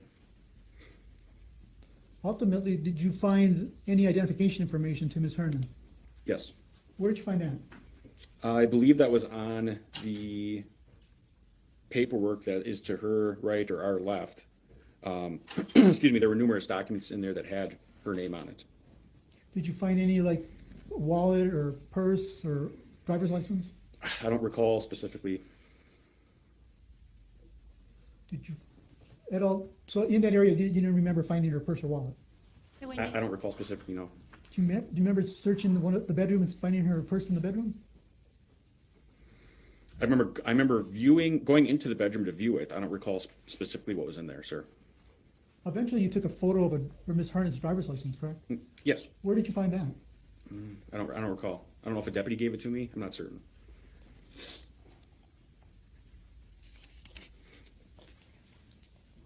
Your screen went black. Yep, I turned it off because the testimony was not about that photograph anymore. I'll keep the up for you all, so if you need to see what you're doing, but.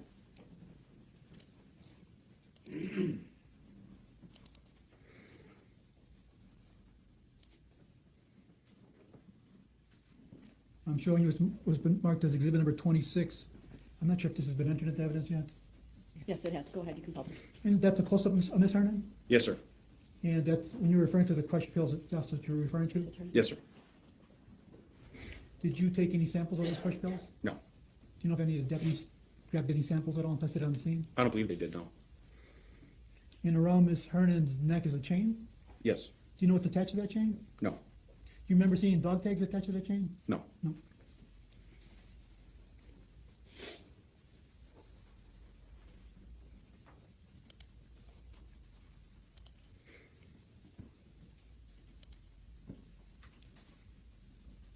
Again, this is a close-up of the other photographs I've shown you, which depict pill bottles on one of the tables next to Ms. Hernan, correct? Yes. That was the table to her right, correct? Yes, sir. And down at the bottom of her documents that you indicated previously, they had her identification information? Yes. And you said you kind of went through those partially? Partially. And you saw some notebooks in there with written items on it, correct? Correct. And you didn't look through all of them, did you? No. There could have been more notebooks in there that you just didn't look at, correct? Sure, yes.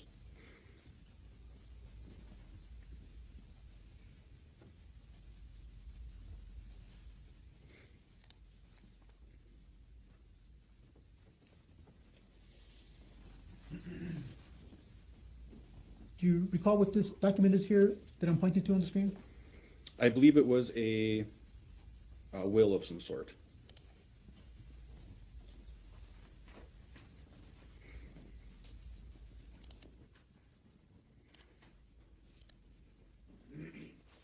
I'm showing you what's marked as exhibit number 28. Does that appear to be the well that you're referring to? Yes, sir. And according to that document, it's dated, at least there's the dates of April 20, 2018, correct? Yes, sir. And you see Ms. Hernan's name on it, correct? Correct.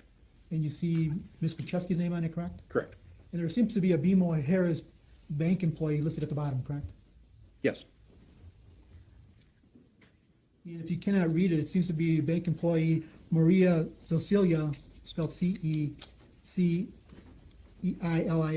Benaventes? You want me to zoom it? It's just hard to tell with the penmanship, sir. Can you see your date or stamp up here? Oh, I'm sorry. Yes. Yes, I'm sorry. And that's spelled B-E-N-A-V-E-N-T-E? Yes, sir. So it seems to be like this document was taken to the BMO Harris Bank to be notarized, correct? I assume so. It appears to be, yes. Appears to be.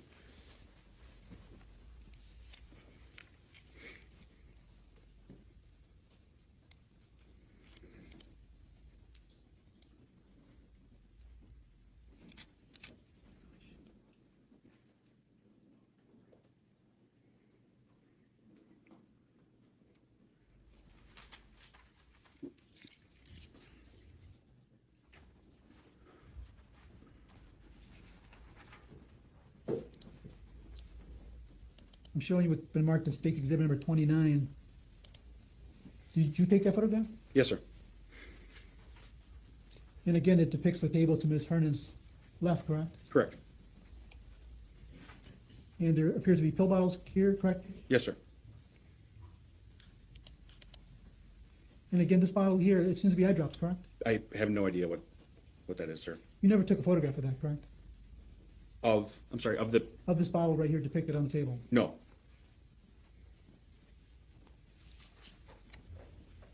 Do you know if any of the deputies on the scene or anyone ever recovered that bottle?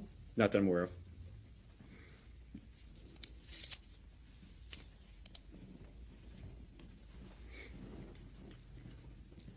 Did you find any liquor bottles around Miss Hernan? Not that I recall. Did you find any like cups or water bottles that contain any kind of alcohol in it? Not that I recall, no.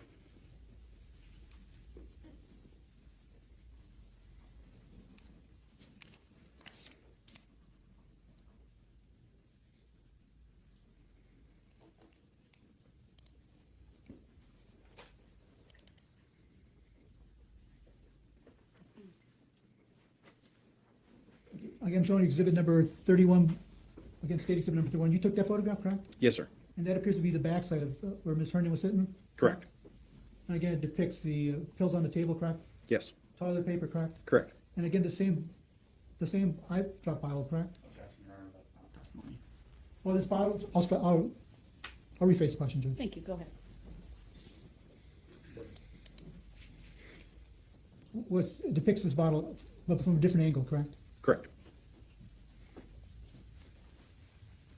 There seems to be a prescription bottle that's spilled on the ground? Correct. And again, the plate was crushed, some kind of crushed item, correct? Yes. And as on the scene, you don't know what that is, correct? No. It wasn't tested on the scene, correct? Not that I'm aware of.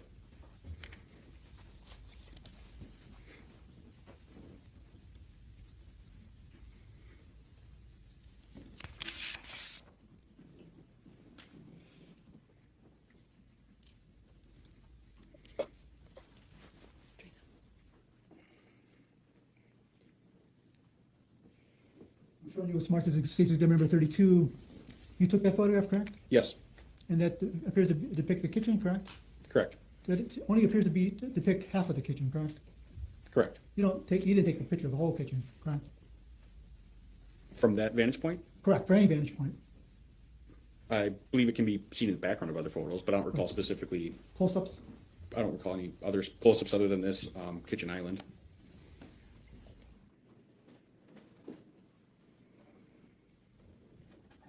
So what was the purpose of taking exhibit number 32? I would say two purposes. One, to show the items that are on the countertop, and two, again, is to get also an overall view of the residence itself and kind of assist in giving people a perception of exactly where things are and an overall view so that you can see that there's no apparent signs of struggle or forced entry or any other contributing factor that's obvious. Right, again, as you stated at the beginning and throughout your testimony, everyone on the scene assumed this was suicide, correct? Yes. A suicide by prescription pills, correct? Yes. And that was the reason why you were taking photographs of all the prescription pills located within the residence, correct? I would either way, usually. Oh, good.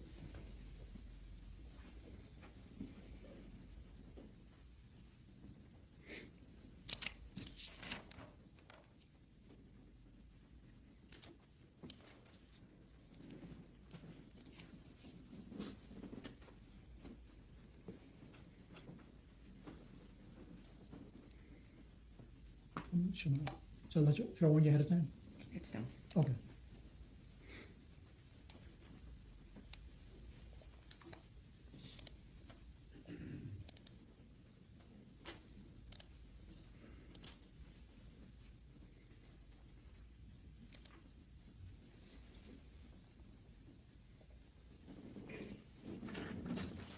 Again, as to this defense exhibit 543, page 1, you took this photograph, correct? I don't recall specifically taking it. I would presume because I don't remember anyone else taking photos there.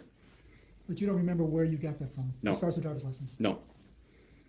Again, the driver's license seems to indicate that Ms. Hernan was issued this license on June 21st, 2018. Yes, sir.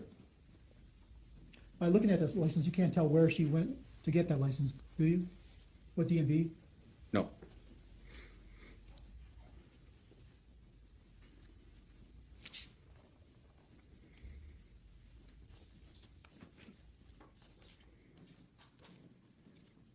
You done with 543? Yes, ma'am. Thank you. Thank you, Judge.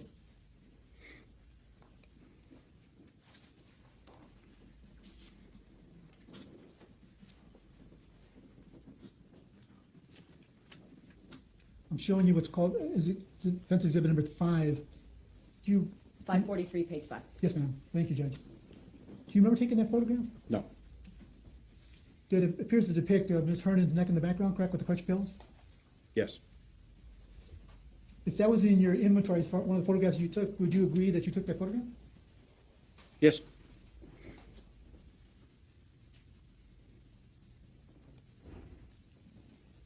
And you indicated that you've come across a lot of deaths, correct? Yes. Death scenes, correct? Yes. How many death scenes that you come across where you see dog tags around the person's neck? No idea. Hundreds? No. Specifically were they wearing dog Correct. tags? I couldn't tell you. Does this appear to be the first? I don't know. Well, do you remember seeing dog tags around other people that you've seen deceased other than this Ms. Hernan? Not specifically. I'm sorry. I don't recall specifically how many. Can you show the screen to this witness? The witness has it. Do you want it Can you- published? Yes, Judge. Go ahead. And the dog tags appear to have the chain itself appears to have a female ring attached to it, correct? I see a ring. I can't say for certain if it's a female ring.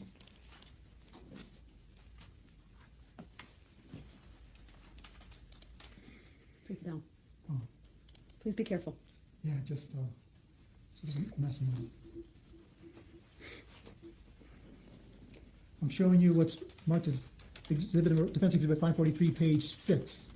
That appears to be a close-up of the dog tags, correct? Yes. And it appears to identify the owner of the dog tags, correct? Yes. And it states Robert Wallace Herning, correct? Correct.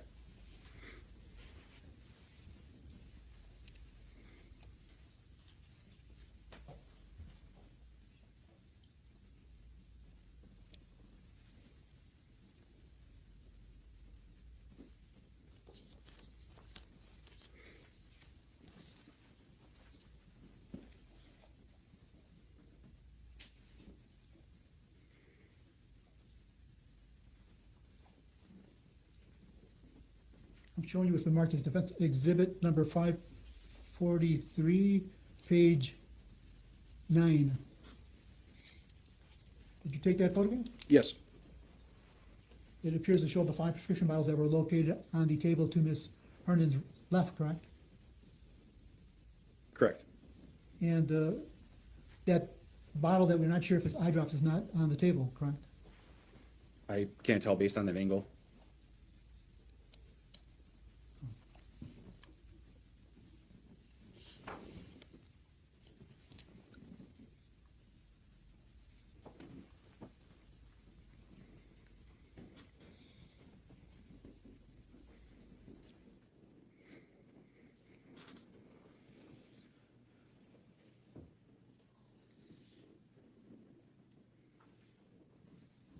To the left of that photograph or to the right of prescription bottles, there appears to be an ashtray, correct? Correct. And in the ashtray is a cigarette? I believe so. It It appears to be. There appears to be lipstick at the end of that cigarette? I guess it could be, sure. And there's some coloring, certainly.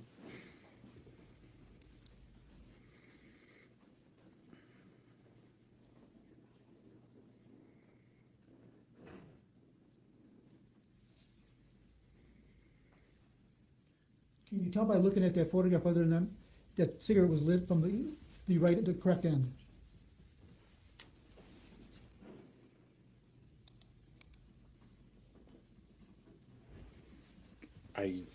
That's hard. I'm I sorry. don't want you to guess. No, I'm sorry. I can't tell if that's a filter side or if it's the tobacco side.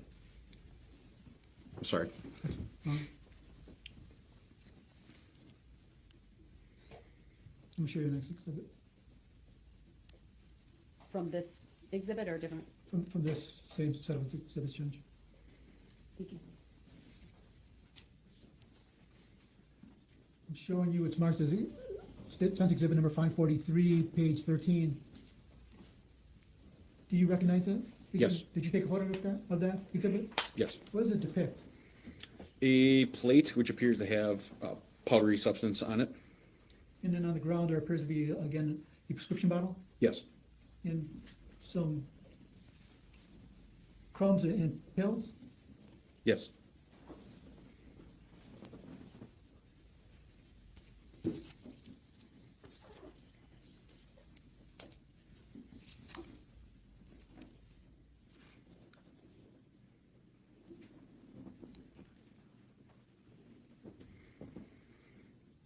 I'm going to show you, Different exhibit? yes, Judge. Okay, Madam Clerk, thank you. I'm showing you defense exhibit 543, page 15. You took that photograph? I don't recall specifically. Well, it's depicts scene photographs. It was labeled on the photographs you took. Okay. What was the significance of taking that photograph? I don't recall taking that photograph. It's hard for me to say. There appears to be some, like, stool in the bathroom, correct, toilet, correct? There's something in the toilet. I want to see that.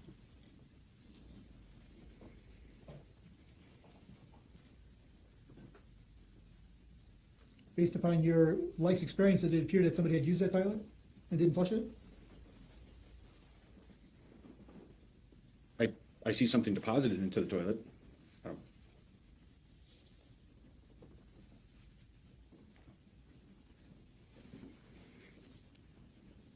I'll show you exhibit number.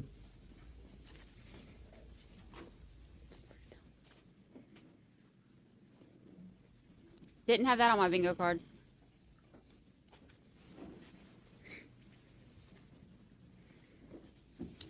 I'm showing you what's my defense exhibit number 543, page 19. You remember taking that photograph? Not specifically, no. So when you were getting prepared for this, your testimony today, the state didn't show you all the photographs that you took on the scene? I don't recall viewing this, either taking this photo or viewing it prior to my testimony. The photograph appears to depict a checkbook page, Yes, and it has a number of names on the page, correct? correct. Label number 1 is Jesse Kruczewski. Yes. And it says, right above her name daughter, always? Yes.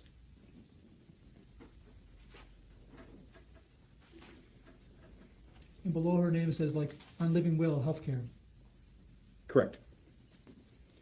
And secondly, on that exhibit to the left of Jesse is the name of Jennifer Flower?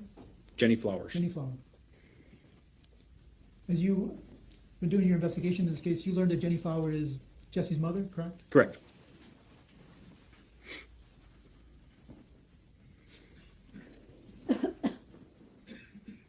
I'm showing you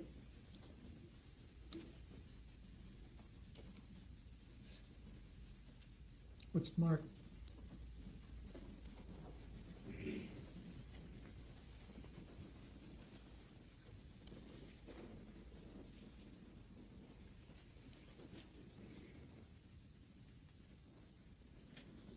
As Defense Exhibit 543, page 20. Do you remember taking that photograph? No. But if it was in your photographs listed, scene photographs, you would have taken that photograph, correct? Yes. Because you were the only one for the Sheriff's Department taking photographs? That I recall, yes. And on this exhibit at the bottom, it says physician certification, correct? Yes. And it says, I certified that Lynn Hernan, printed name. What does the rest of that say, if you can read it? Has a medical or genetic condition that requires access to medical or genetic information regarding his or her birth family.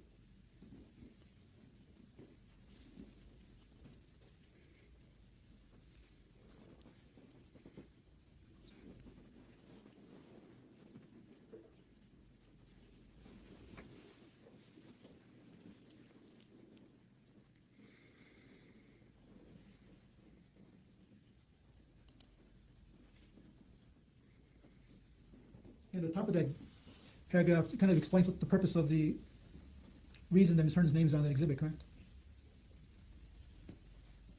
Yes. And it says State of Wisconsin Department of Health and Social Services, correct? Yes, sir. And what does it state after that? The Department of Health and Social Services. I'm not sure how any of this is relevant. I'll overrule it. The exhibit has been received. Go ahead. The Department of Health and Social Services has been authorized to conduct a search for medical and genetic information concerning birth parents and certain relatives of adoptees and other persons whose birth parents have had parental rights terminated.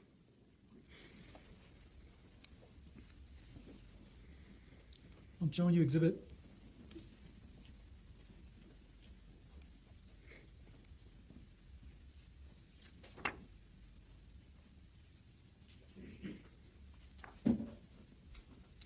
This has been previously identified as Stakes Exhibit number 1, but also Defense Exhibit number 543, number 2. 21. 21. Thank you, Judge. You don't remember taking that photograph, I take it. That I do recall. And do you remember where you recovered that? I believe that was, in the same collapsing file folder that had the living will right in front of it. So I recall this being the second or third, somewhere in the front of those documents. Yeah, that was in that area by where Ms. Hernan was located? Yes, sir. And you indicated there were other notepads full of writing on it, correct? Correct. But you didn't take those notepads, did you? No. And all this stuff you didn't recover, did you? No. You left it all on the scene? As far as being in sheriff's custody, I'm sorry. Correct.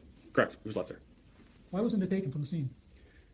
The opinion or the speculation at the time on law enforcement's behalf was that this was clearly a suicide.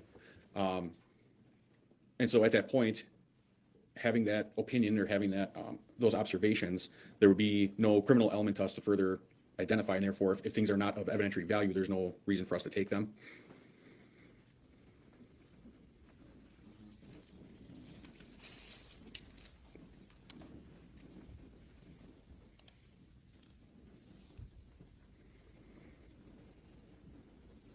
Yeah, it seems on the exhibit, it's information, if written by Ms. Hernan, telling people what to do if she's not around, correct?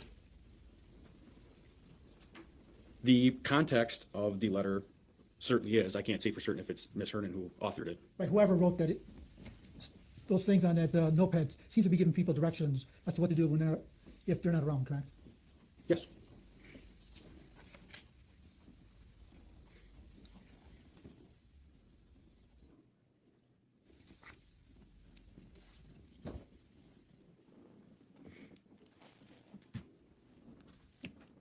Right, the top of the photograph seems to have written "being of sound mind" and body on this date, correct? Yes.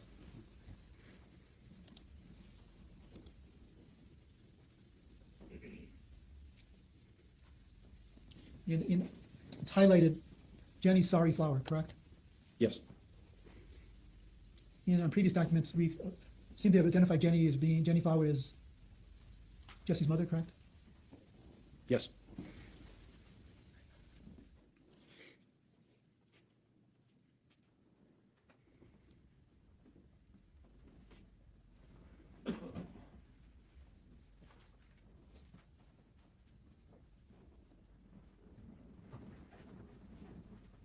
At the top of that document, it appears to be talking about something with cats.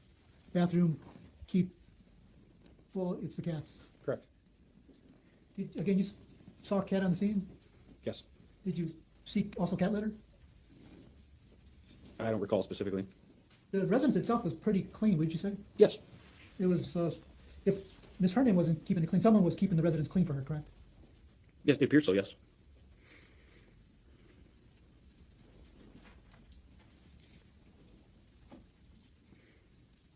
I'm showing you it's marked exhibit number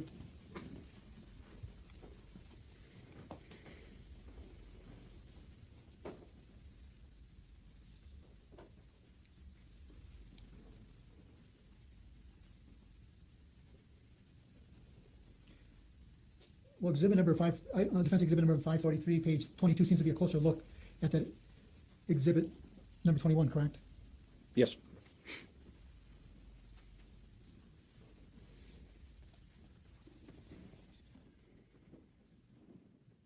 Again, it seems to be giving so many directions if Ms. Hernan's not around, correct?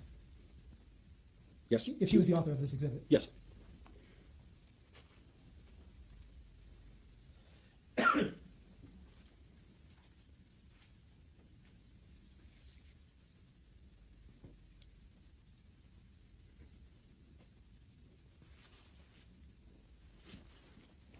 I'm showing you it's marked as defense exhibit 543, page 23.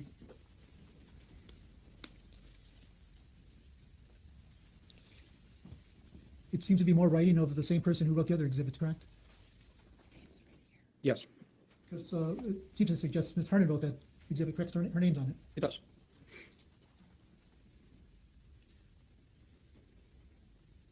Again, it appears the exhibits have, again, more direction for someone to look at in case she's not around. Correct. Seems to have individuals' names on it, correct, with telephone numbers? Yes.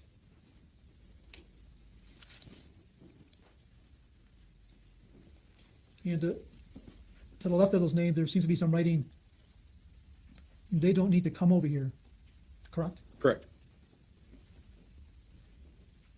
And right below that, I mean, it's something circle. It says Jennifer if I don't make it, correct? Correct.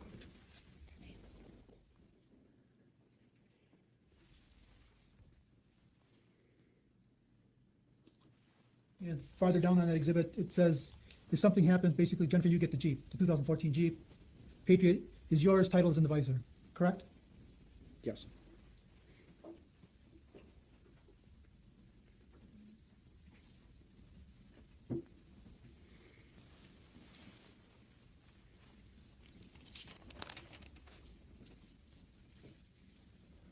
You can take it down. Would you agree there was a lot of other documents on the scene or on Ms. Hernan that you observed but didn't take photos of? Yes. And did you ever check the bedroom for similar documents? Not that I recall. Did you ever search Ms. Hernan's vehicle to see if there's any documents inside the vehicle? No.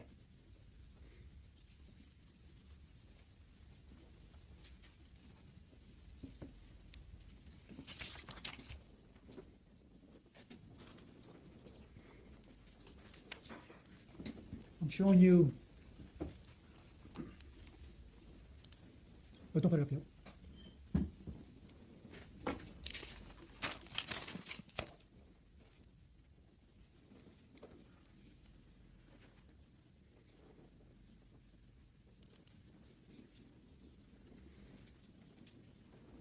was identified as defense exhibit number 503. I don't want to publish this to the jury at all. I'm going to show you a number of exhibits, 503, 504, 506, 507, 508. Can you look at exhibit number 503, please? Give me a moment. It should be up momentarily. Before we even get further into this, I'm going to object to the witness's personal knowledge of this information. Well, he has to establish the foundation, so it's a little premature, but we'll wait and see, obviously, if that needs to be established.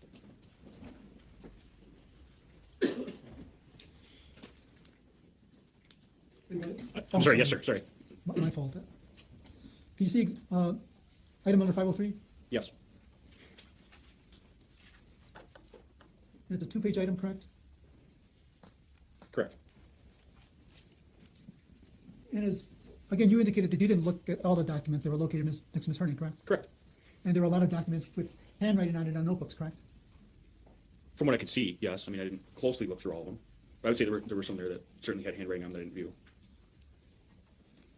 And again, you testified the sheriff's department didn't recover any of the documents on the scene, correct? No. So I'm you sorry, don't- correct. I don't recall taking any guess. So you don't know at all whether or not exhibit number 503 was located with the other items that you took photographs of, correct? I don't know if it was or not. It could have been there, but you just can't tell us whether it was or was not, correct? Correct.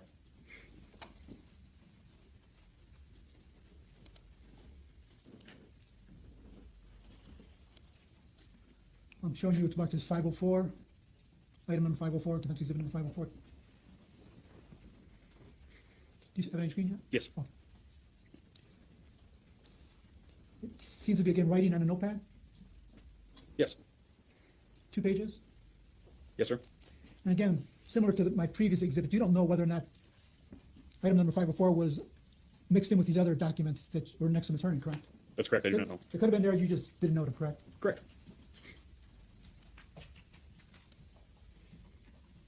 I'm showing you it's marked as defense exhibit number 505. I'll strike that. Defense exhibit number 506.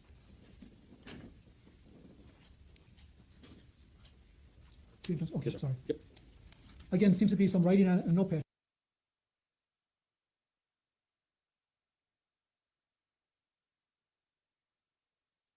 Well, it didn't do it for a long time.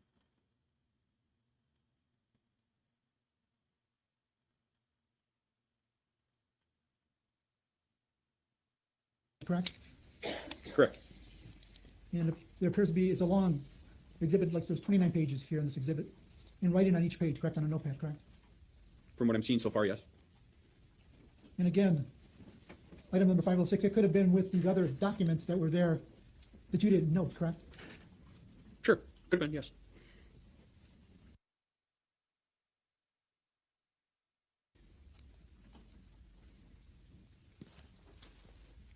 I'm showing you what's marked as defense exhibit number 507.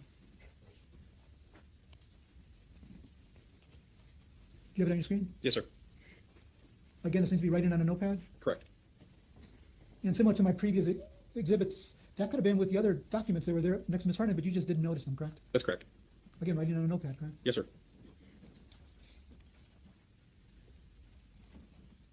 I'm showing you what's marked as exhibit number 508. Do you see it? Yes. Again, it appears to be writing on a notepad, correct? Yes, sir. And similar to my other exhibits, it could have been there with the other documents, but you just didn't notice them, correct? Correct. She had a lot of documents next to her, correct? Correct. Some were medical, correct?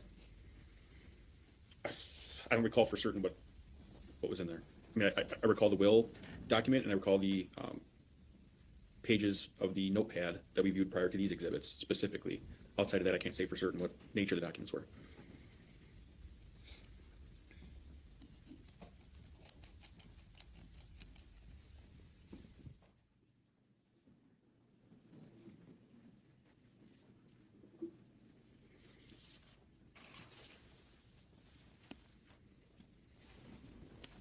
And again, as you sit there today in front of this jury, you can't say whether or not the owner of this residence, Ms. Hartnett, had documents in other parts of her house, correct? Can't say for certain. Correct. Correct. I cannot say for certain. If she had documents in her bedroom, correct? Correct. Documents in the dresser drawer in her bedroom, correct? Correct. Documents under the couch in the room that she was located in, correct? Correct. Because she did have items stuffed underneath the love seat, correct?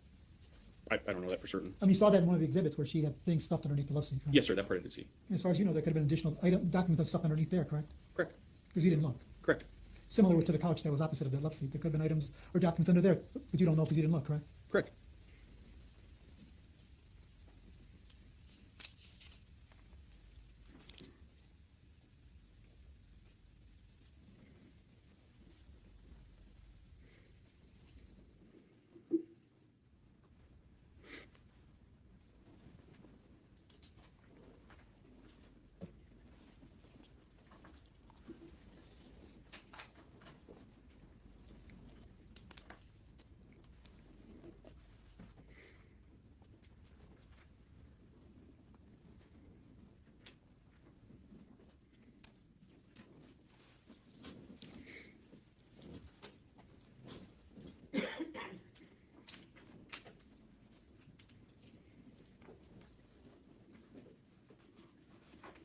Almost done.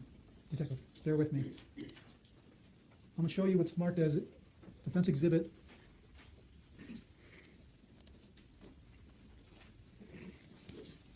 .543, page 26.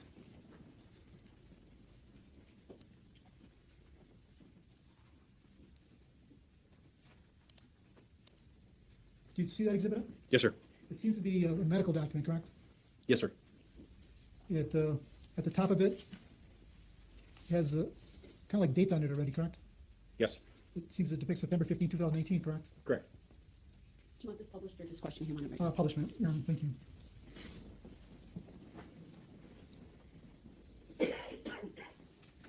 It seems to be, again, a hospital document or a medical document, correct? Correct. It's dated September 15, 2018, correct?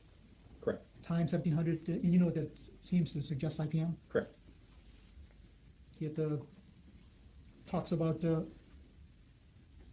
items that the patient, or items that they're referring to, jewelry, ring, necklace, bracelet, correct?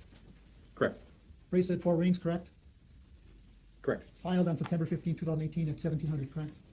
Correct. Says pants, shirts, footwear filed, again, same date, September 15, 2018, correct? Correct. Clothing, strike that other things, purse, wallet, credit cards, correct? Correct.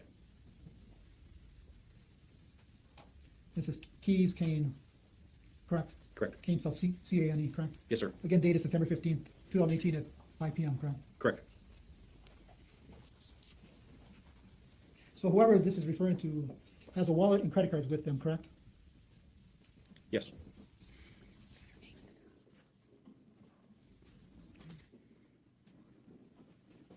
I didn't see it, but at the top of the document, apparently it refers to a Hernan Lynn A, correct? Correct. And underneath it, it says patient, correct? Correct.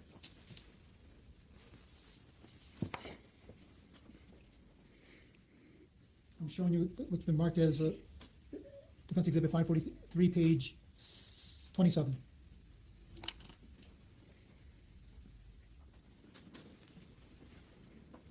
At the top of that exhibit, again, it says Pro Healthcare, correct? Correct. Again, is the name of Lynn Hernan, correct? Correct.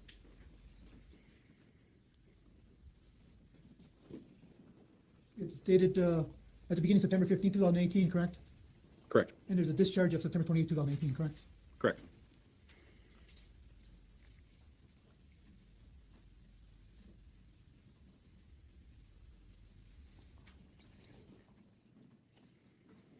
It also talks about the providers seen during the hospitalization, correct? I'm sorry? It also labels the doctors that Ms. Hernan saw while she was at the hospital, correct? Yes, sir. And one of the doctors is a psychiatrist? Yes.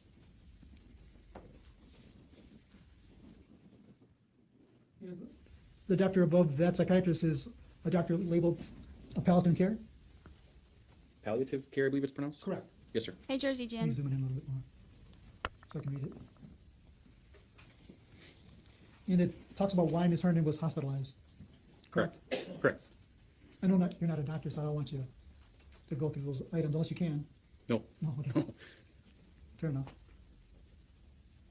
And there appears to be some writing on that document from somebody, correct? Correct. I mean, you don't know if Ms. Hernan wrote that on, put that writing on that document, do you? No. And you took a photograph of this. It's listed under the photographs that you took. Do you remember taking it? No.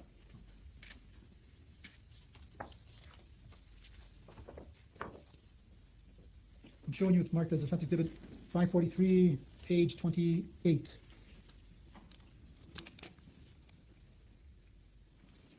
Again, it's labeled for Ms. Hernan, correct? At the Yes. top? Yes. And it talks about the number of, do you know what these words, it says nifedipine, these other words I can't even pronounce, but panoprazolam, do you know what those are? No. I mean, it appears to be medication because it says it's a medication list, but I don't know anything about those or what they are. Again, there appears to be some writing to the right of that, correct? Like somebody wrote on those documents, Correct. or that document in particular. Correct. I mean, you don't know if Ms. Hernan wrote that on there or someone else, correct? Correct.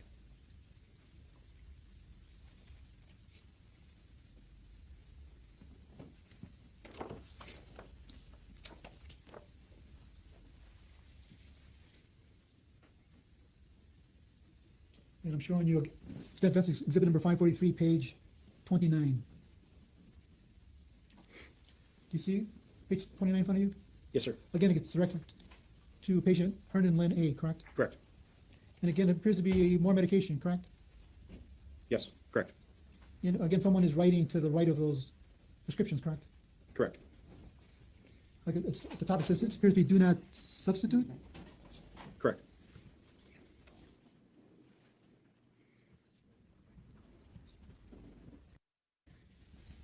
And over here, it's highlighted stop taking, correct? Correct. And then to the right of that, there's some writing, my BOP stop taking September 28th, or 9/28, correct? Correct. I mean, it seems to suggest my blood pressure stopped taking, correct? Oh, you don't know. I'm not certain what BP would stand for in this case. And then it talks about follow-up information, correct? Correct. And it seems to indicate that Ms. Hernan is supposed to have a follow-up examination with Dr. Abdullah, correct, on Thursday, October 4th. Correct. And it says contact the clinic to reschedule if you're unable to attend, correct? Correct. Again, it's more writing. If you are discharged to rehab, appointment will be canceled, correct? Correct.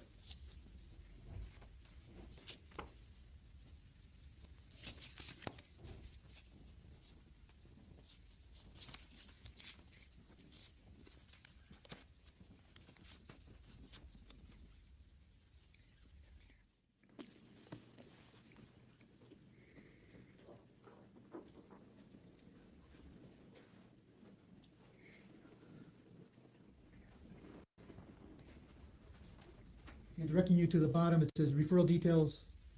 Do you see that? Yes. And directly to the right of the document at the bottom, it says type, it says home health care, correct? Correct. And one of the last documents I'm directing you to is defense item number 543. And I have it labeled as defense item number, page number 3.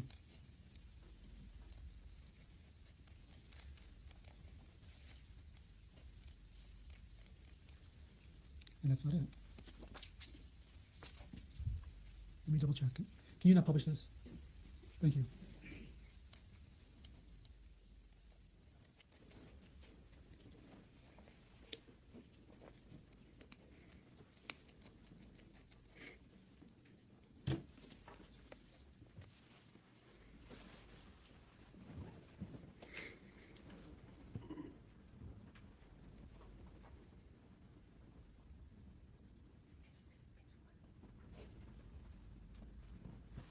Yeah, there you go. Showing you it's marked as defense exhibit number 543, page 30. Do you have it in front of you? Yes, sir. Thank you, Judge. Again, this refers to Hernan Lynn A, correct? Correct.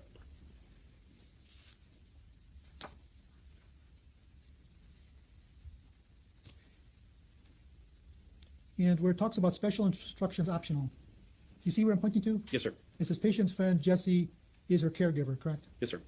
And it has her telephone number, correct? I would assume that's her telephone number. I don't know for certain.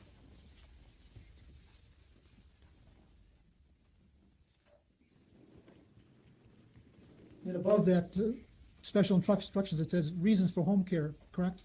Yes. And could you read that to the jury? Why? What does it state on that document?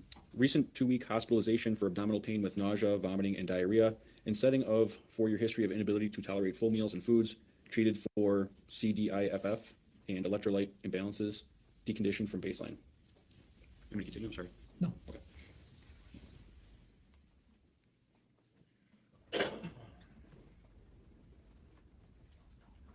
Thank you, Detective, and thank you for your service. Thank you, sir. Any redirect, sorry. Yes, Your Honor. How long do you think you have? I may take a break. I'd say probably 20, 30 minutes. Yeah, let's take a break then. We'll take about a 20-minute break. All rise for the jury, please.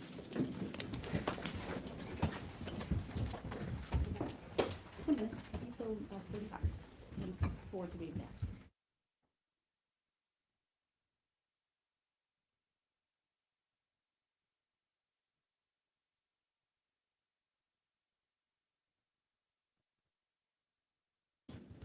I love being able to skip breaks and stuff. Detective, do you have anything up on your screen right now? No, sir. Okay. I just clicked it. Thank you.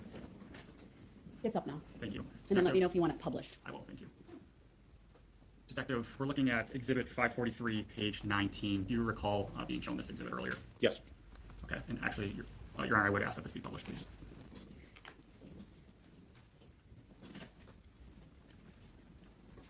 On page 19, is there an individual noted as Karine Poza?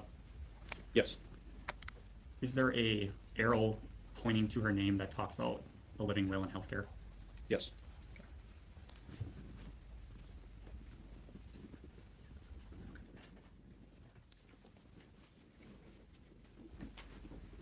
Now we're looking at page 20 of Exhibit 543 as well.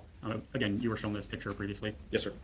This was a picture that talks about the Department of Health and Social Services, correct? Correct.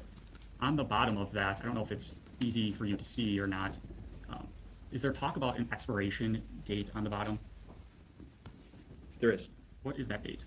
November 1st, 1997. Okay. And additionally, on the top left, can you give me the date on the top left? It's hard to see, sir. Okay. We're going to try to zoom in for you Please. to help that out. October 1985. Okay. And then as well, on that same sheet, the fourth line down, does it talk about laws of 1981? Yes. Given all of that information, would it be fair to say that that document was older? Objection, speculation. Overruled, he may answer. Yes.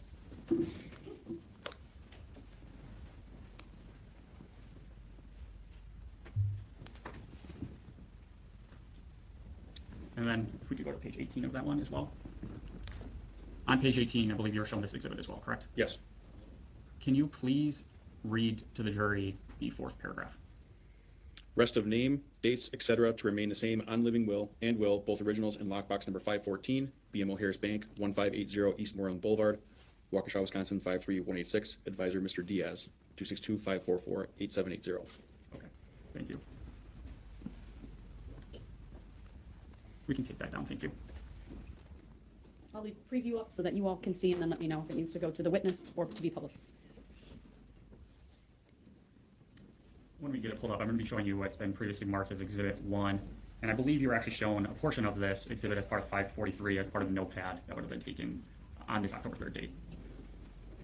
As part of Exhibit 1, towards the middle or towards the bottom, is there discussion about a hospital? Yes. Can you discuss the contents of that hospital discussion? It appears to notate a phone number, which can be utilized to reach a scheduling desk at the hospital. And then there's reference to they, which then in parentheses has hospital, which appears to designate who they is, referring to if that facility needs an original living will and where it can be located. It also lists Karine on this page as well with a phone number. On top of Exhibit 1, if we could just zoom in towards the top a little bit. Do you want this published? I don't. Okay. This doesn't need to be published. Thank you, though. On top of Exhibit 1 is the date 9/26/2015. Yes.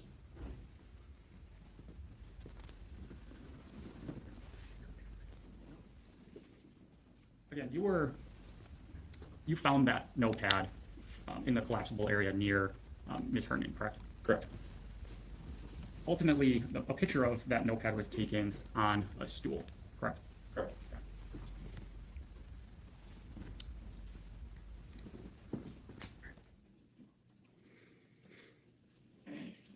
Detective Wilbert, you were shown a lot of scene photos, and there was questioning of whether or not you actually took those photos. Do you recall that? Correct. Okay.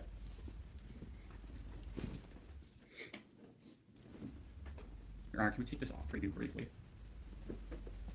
Thank you. You took several scene photos on this date that were not published or moved into the exhibits, correct? Correct. In a minute, we're going to pull out all of those photos to help refresh your recollection, okay? Okay.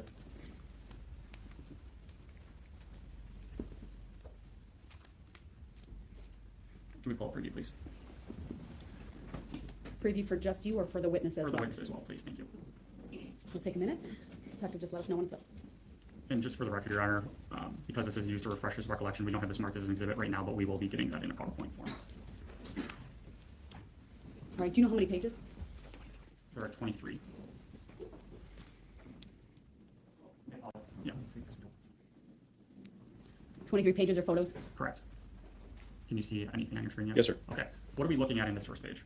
So this is a what we refer to as an evidence card, which is an in-house document utilized to notate that any picture subsequent to this is associated to this particular case number and investigation. Okay.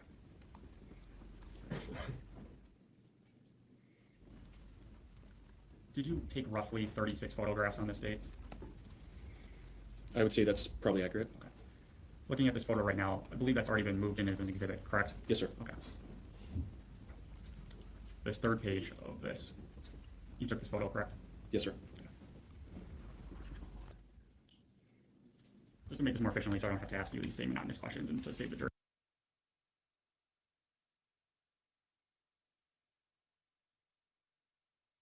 I'm just going to have this actually end up being scrolled through, and then we're just going to make sure that these are all photos that you took. Okay.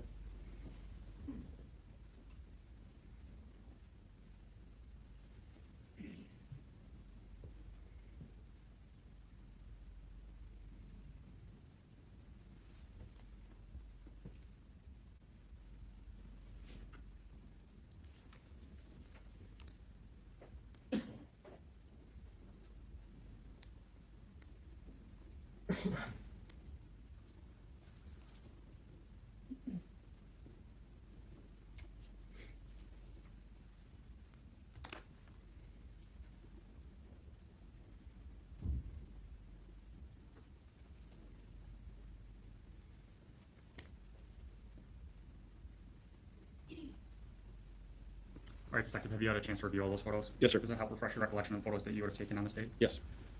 Perfect. You were questioned about some of the photos, again, by Attorney Galaviz previously about some photos that were taken that you didn't recall. Do you remember that? Yes. All right, I'm going to have...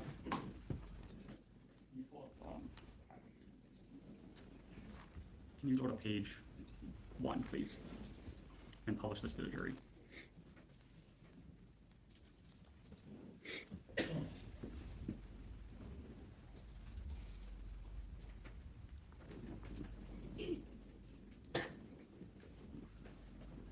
Unfortunately, that delay will always be there for the jury box. I know there's the 2 monitors you all can see, but just give me a thumbs up when, all right, lots of thumbs up, go ahead. So first page on Exhibit 543, was that a picture that you had taken in that refresh recollection?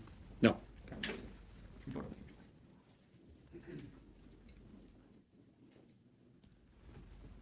I wanted to not Yep, I appreciate that. show that Thank since you. it was scrolling through. Thank you. Let me know when you're on the one you want. We're ready, thank you. Next time you're going to scroll, give me a heads up so I need to stop the publish. Okay. All right, thank you. This is Exhibit 543, page 5. Is this picture part of the photos that you had previously taken as part of that refresh memory? No. Okay, page 6. Apologize, that was not the right one. That's not the one you wanted, right? All right. Apologize.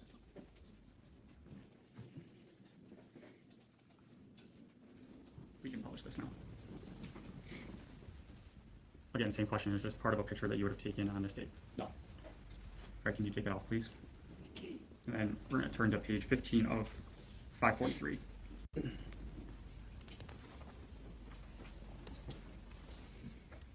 that can be published. Same questions, Detective. Is this picture one of the pictures that you had taken previously? No. All right, that can be taken off, please. And then moving to page 19 of 543.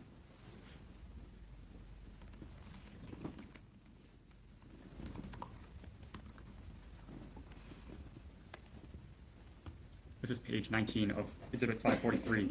Was that a picture that you had taken? No. Moving to page 20. Same questions, is that a picture that you took? No. Moving to page 21. again, you talked about this notepad, but was that notepad part of the series of photos that you reviewed earlier to refresh your recollection? No. Same thing with page 22. Did you take this photograph? No. Page 23. Did you take that photograph? No. And we can pull it down briefly. Moving on to page 26. That can be published, please. Thank you. Page 26 of 543, did you take this photograph? No. Moving to 27.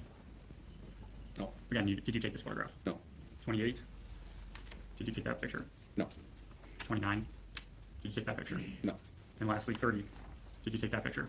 No. So when Attorney Galaviz was telling you that these photos were part of the scene photos and ones that you had taken, would that be correct? No. Okay.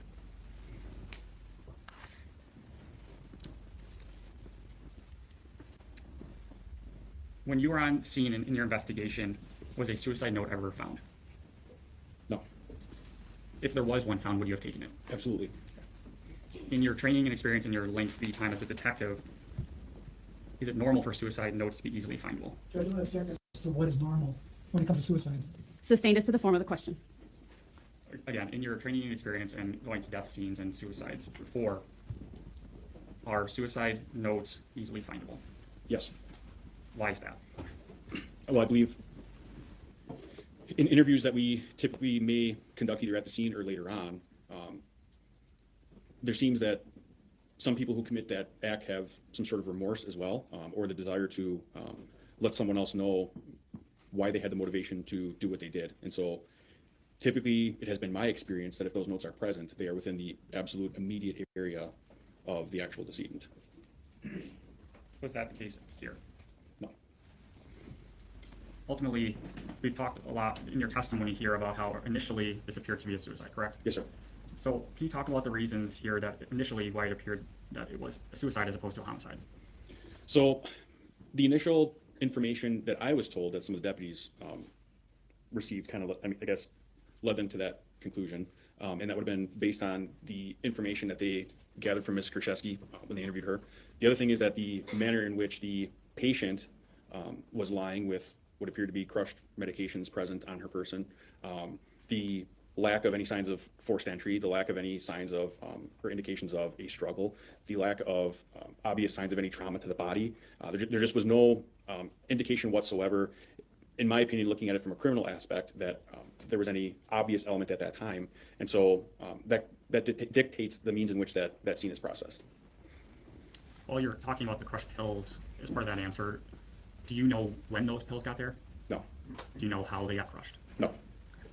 And additionally, does documenting a scene differ when you're processing it as a homicide versus a suicide? Absolutely.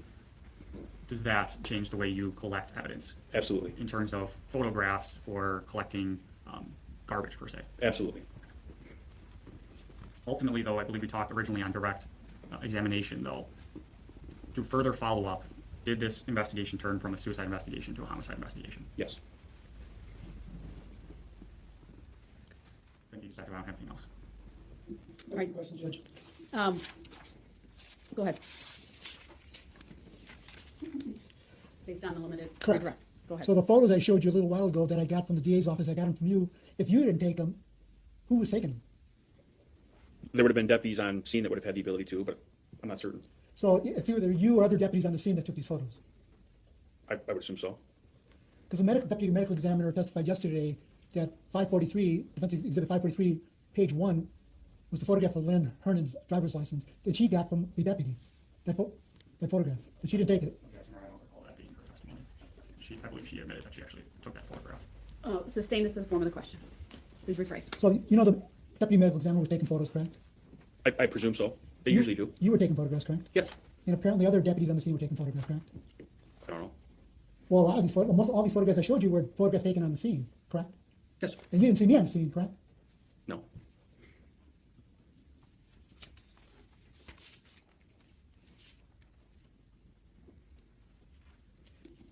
And you said you didn't see any trauma to Ms. Hernan, correct? Correct. You didn't see any trauma to her neck, correct? Correct. Any trauma to her mouth, correct?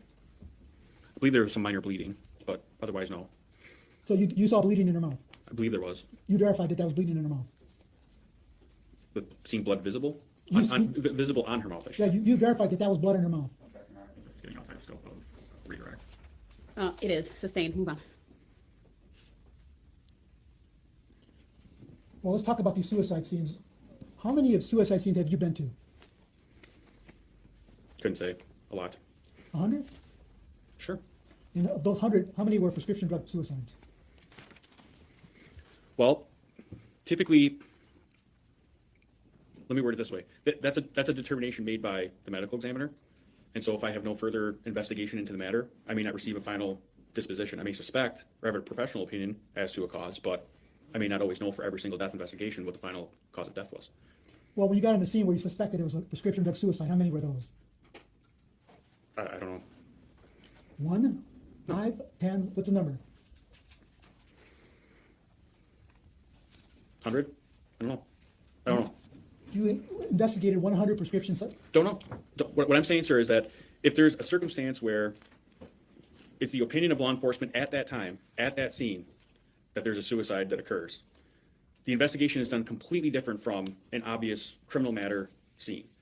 And so if there's no information gathered after the processing of that scene to indicate that there's a criminal element and it remains a suicide, for example, I may not have any further involvement in that case at that point. And therefore, I'm not ultimately looking for what the final disposition is of that investigation done by the medical examiner, for example, because at that point, I wouldn't have any further involvement anyways. So you can't tell this jury how many prescription suicides you've handled? No. So if you handled 100 suicides in total, how many left notes? Probably 90. The last one that you handled, what type was it? I don't remember. They're that frequent. I don't remember. So they went to the medical examiner as suicides. Is that what you're telling this jury? What I'm saying is that that ultimate determination is made by the medical examiner. I guess the maybe an easier way to explain it is that the medical examiner has different agenda or different objective, different investigation to conduct when they're there and subsequent to that, as opposed to what I have, for example. So I don't have any of the medical training or certifications to note or to, I guess, guess arguably what a cause of death could be. And so that's why I say an obvious causation with a criminal element. If I don't have that, I'm limited on what I can do at that point. And so although the crime scene itself and the processing and the handling of the crime scene itself is extremely important, it's also not the only investigative tool. The ideal situation, law enforcement would love for every person to leave behind all kinds of evidence for us that would be traceable back to the offender, right? But that doesn't happen.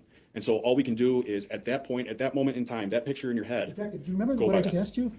So that's what I'm explaining is in the end, maybe I'm misunderstanding your question. I'm understanding it as how many of them turn out to be a drug-related overdose, correct? Oh, prescription drug-related overdose. I don't know. I don't make that determination as to what that cause of death is. So what I'm saying is if it's not a criminal investigation at that time.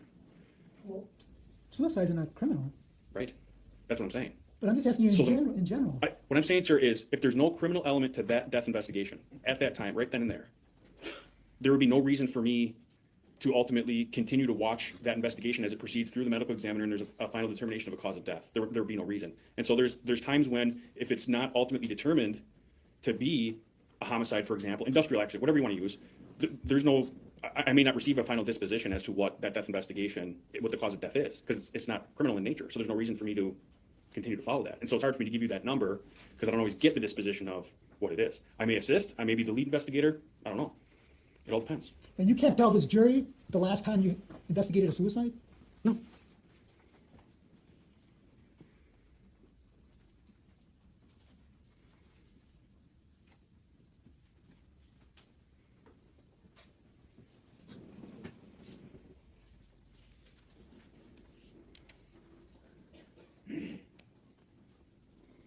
No further questions. You want to redirect? No, thank you. All right, thank you. Detective, you may step down. Thank you. Is he under a defense subpoena? No, just release, please. All right, thank you. Thank you. Thank you. Thank you.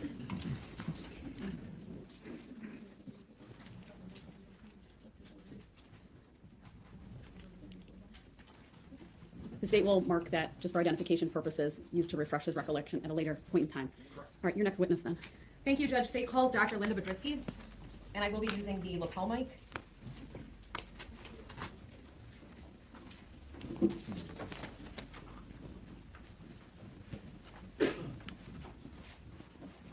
Yeah, I have it at 1.5 speed because we had it at 1.25, but we put it at 1.5 because they were talking so slow.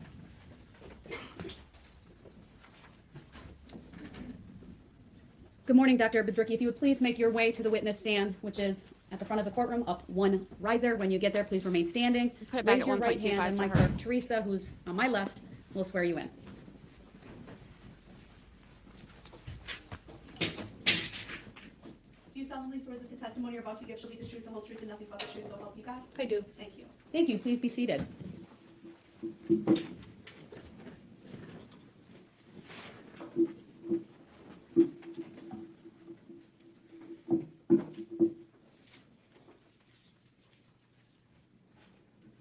Good morning, Doctor. Could you please state your name and spell it for the record? Linda Biedrzycki, Lynda Biedrzycki. Dr. Biedrzycki, where do you work? At the Waukesha County Medical Examiner's Office. In fact, are you the head of that office? Yes. I love Could you explain to the jury what it means to be the head of the Waukesha County Medical Examiner's Office, please? Okay. Medical examiners and coroners are a statutory position in the state of Wisconsin, and they're by county. And our job is to investigate deaths as defined by statute, which is basically any unnatural death or any death that's unexplained. That would include accidents, homicides, suicides, or deaths is again unexplained. We don't know which category they may fall into. And we investigate those deaths and may include performing an autopsy and laboratory studies to help with that investigation and certify those deaths. So that's our statutory responsibility. I am the head of the office, so I'm the administrator, but I'm also a forensic pathologist and I perform the autopsies. Would it be fair to say that you are an arm of law enforcement? No. Okay. Could you please clarify that for the jury? I'm a physician. I practice medicine. And the kind of medicine I practice has to do with the identification of causes of death and unnatural death. That's my training and background. I have no law enforcement training at all. And I do work with law enforcement. I also work with public health. I work with people who have an interest in understanding cause of death. But I don't work for the advocacy system, the law enforcement system. So that would include the DA's office. You're not an arm of the DA's office either? No. Would it be fair to say that you're a totally independent department in the county? Yes. Does that mean that you have to, as an administrator, handle things like the budget for the department? Yes, budget, personnel, those kind of things. Okay. Based on your role, does that mean that you're often assisting many different types of parties in understanding a cause of death determination you've made? Yes. Does that sometimes include law enforcement? Yes. Does it sometimes include attorneys from the DA's office? Yes. Does it sometimes include defense attorneys? Yes. Okay. I want to show you what's been marked as State's Exhibit 33, and it's going to appear before you on your screen. And Madam Clerk, we are all set. I have to record it And to I'm do going it. to have our paralegal, April, just scroll through that multi-page document, and I just want you to take a look at it.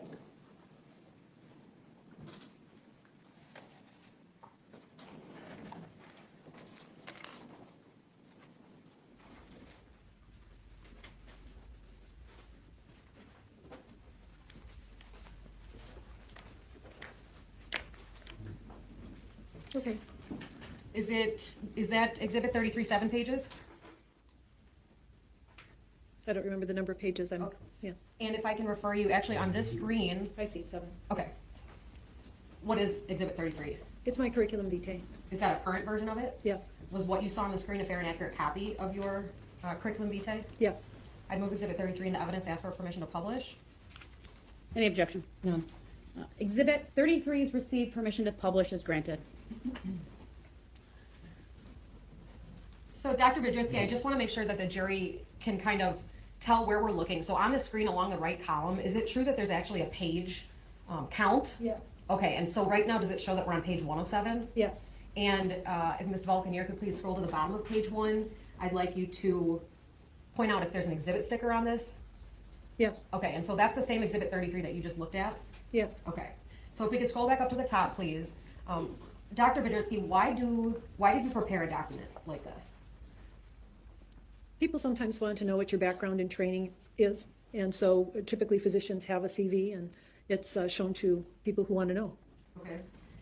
Is it fair to say that it's a compilation of a lot of different kinds of information? Basically, my professional information. It's not a personal document. It has to do with my training, my prior employment, my professional activities, any research that I did, that kind of thing. And you already indicated to the jury that you're a medical doctor, right? Correct. And a pathologist. Yes. Could you please talk to the jury about your education in order to take those positions? Okay. So I have a degree in biology from Marquette, and then I went to medical school at the Medical College of Wisconsin. After that, I did an internship in internal medicine at the University of Illinois in Chicago. And then I went and did 2 years of pathology training in both anatomic and clinical pathology at the Medical College of Wisconsin. I then went to the University of California in San Diego for more anatomic pathology training. Then I did a forensic pathology fellowship at the Wayne County Medical Examiner's Office in Detroit. And I finished my clinical pathology training at William Beaumont Hospital. So those were 5 years of pathology training to cover the necessary training to qualify to take boards in 3 areas of pathology: anatomic, clinical, and forensic. After I practiced forensic pathology for a while, I went and did a second fellowship in cardiac pathology. So that covers all my training. And maybe let's back up for a moment. Could you please tell the jury what is pathology? Pathology is the study of disease. And so that covers pretty much everything. Covers all kinds of things that happen to the human body, from infections to cancer. And in forensic, now we're adding injury. Okay. How long ago was that 5 years of pathology training that you just testified about? I finished all my training except for the cardiac part in 1986. Okay. Have you been working in the field of pathology since that time? Yes. Could you please, and Ms. DeValcanier, if we could scroll to the middle and bottom of page 1, Dr. Bedrinsky, could you please talk to the jury about your certifications after that period of training in pathology, please? So it says I'm certified by the American Board of Pathology in anatomic, clinical, and forensic pathology. So that's the national certification agency for doctors. I mean, there's an American Board of Medicine, an American Board of Surgery, and there's an American Board of Pathology. So that's the board that I'm certified by, and I'm certified by demonstrating adequate training. Like I have to, in the application says, how many autopsies did you do, and how many clinical chemistry tests did you do, and did you spend enough time doing this, that, and the other thing. You have to qualify, and then you take the exams in those 3 areas. And at the bottom of page 1, fair to say that that outlines all of the experience in pathology you've had since that time? No, I think it goes to the next page. Oh, okay. But it's the beginning, at least. Professional experience. Let's see. I don't know how to explain this. I'm not sure the CV is the easiest way to explain it. I mean, my first job was in Pontiac, Michigan at the Oakland County Medical Examiner's Office. Then I came to Waukesha in 1990, and I spent 3 years here as the medical examiner. At that time, I moved to Boston to do my cardiac pathology fellowship. Well, after my fellowship, I was on staff at the hospital at Brigham and Women's, and I also worked at the medical examiner's office in Boston. So I did both of those things. I came back to this area, so my family is here, and worked at the Milwaukee County Medical Examiner's Office. And then I came back to the position I have now in 1998. So I was continually employed, but I went to a few places. Have you been the head of the medical examiner's office here in Waukesha since 1998? Yes. Okay. Do you do any teaching, doctor? Yes. And have you throughout your history as a pathologist? Yes, a lot of teaching. Most of the places that I have been employed at, there was either teaching, almost always, of law enforcement and community training. I was a professor. I'm an adjunct professor at the medical college now, and I train residents and fellows. I was a full faculty member both at Harvard and when I was in Boston, and at the medical college when I worked in Milwaukee. Okay. The next page.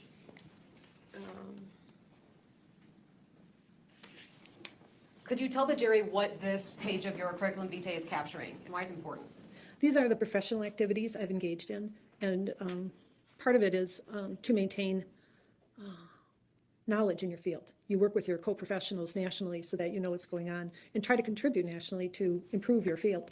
So I belong to general pathology organizations, which are the American Society of Clinical Pathologists and the College of American Pathologists. All pathologists can belong to those organizations, and the United States and Canadian Academy of Pathologists. Then I belong to forensic organizations, which include the National Association of Medical Examiners and the American Academy of Forensic Sciences.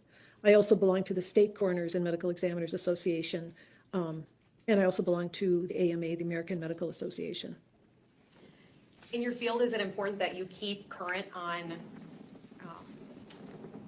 research and developments in the field? Well, continuing education is critical for all physicians because knowledge advances. And yes, so it's true in forensics as well. Is it important, and I think that you mentioned it when you were talking about these positions, that you consult with other doctors in your field or even professionals in other fields that are relevant to your work? Right, yes. I mean, there's a lot of ongoing discussion with your colleagues. You know, how did you do this? Can you help me with that? So forth and so on. Doctor, I next want to talk to you about what's actually on the next page of this exhibit, page 4, in terms of have you ever written anything that's been published? Well, this particular page is more to do with other activities, such as I did 2 presentations in the last couple of years on a national level, and it includes my other memberships and speaking award. But I have published as well. Okay, and I'm sorry, I skipped ahead a little bit. That's further down, isn't it? So, in terms of the page that we're looking at, could you tell the jury a little bit about that most recent presentation that you gave? Just in June of this year, I did a webinar, national or maybe internationally provided webinar called The Poison Patient, Poison in the Pathologist, Challenges in Delayed Death. Do you know about how many other doctors viewed that training? I was told that over 1,000 registered. Okay. And what about the one listed there in 2022? What was that? This was a talk I was asked to give on challenges in the identification and certification of novel synthetic opioids in death investigations, the Midwest experience. I did that at the toxicology workshop at the American Academy of Forensic Sciences. Okay. And Mr. Balkanier, if we could just slowly scroll down. I think, Doctor, you've already talked about your teaching, so we'll scroll through that. Sorry, scroll up a little bit to mid-page 5. Dr. Bedrzynski, is there anything on this page that jumps out you think relevant for this case that you'd like to talk to the jury about?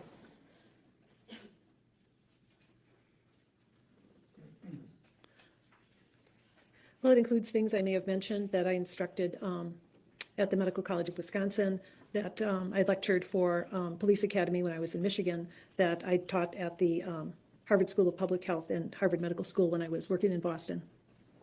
Okay, and if we could continue down, please. Now, page 6 of Exhibit 33 is actually the part that I jumped ahead to, right? This is a bibliography part. What does this capture for the jury? Well, these are articles that I published, book chapters that I wrote or assisted in writing, and abstracts, which are basically like short versions of papers that aren't a complete paper that I wrote on various topics. Okay. I want to talk to you a little bit about the process of being published as a doctor. Is that a fairly simple thing to get done? No, I mean, it takes a lot of time. You have to be peer reviewed, submit to a journal. I would say time is a constraint, at least for me. Explain that to the jury, please.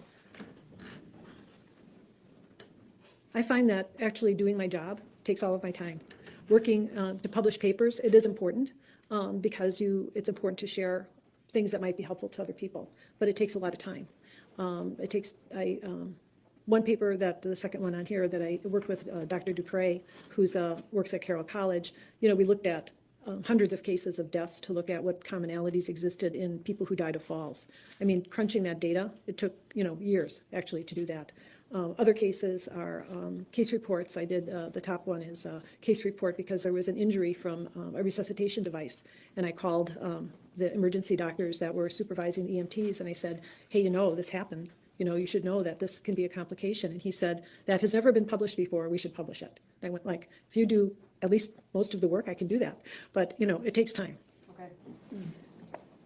As opposed to working on research and publishing articles, what does a typical day for you in your job look like? It's mainly doing autopsies and working on investigations of deaths, supervising the investigative staff, reading the reports of the cases that they investigated and doing the autopsies, and then the follow-up for those autopsies, which includes reviewing the medical records, the police reports, the laboratory data, filling out the paperwork for the death certificates.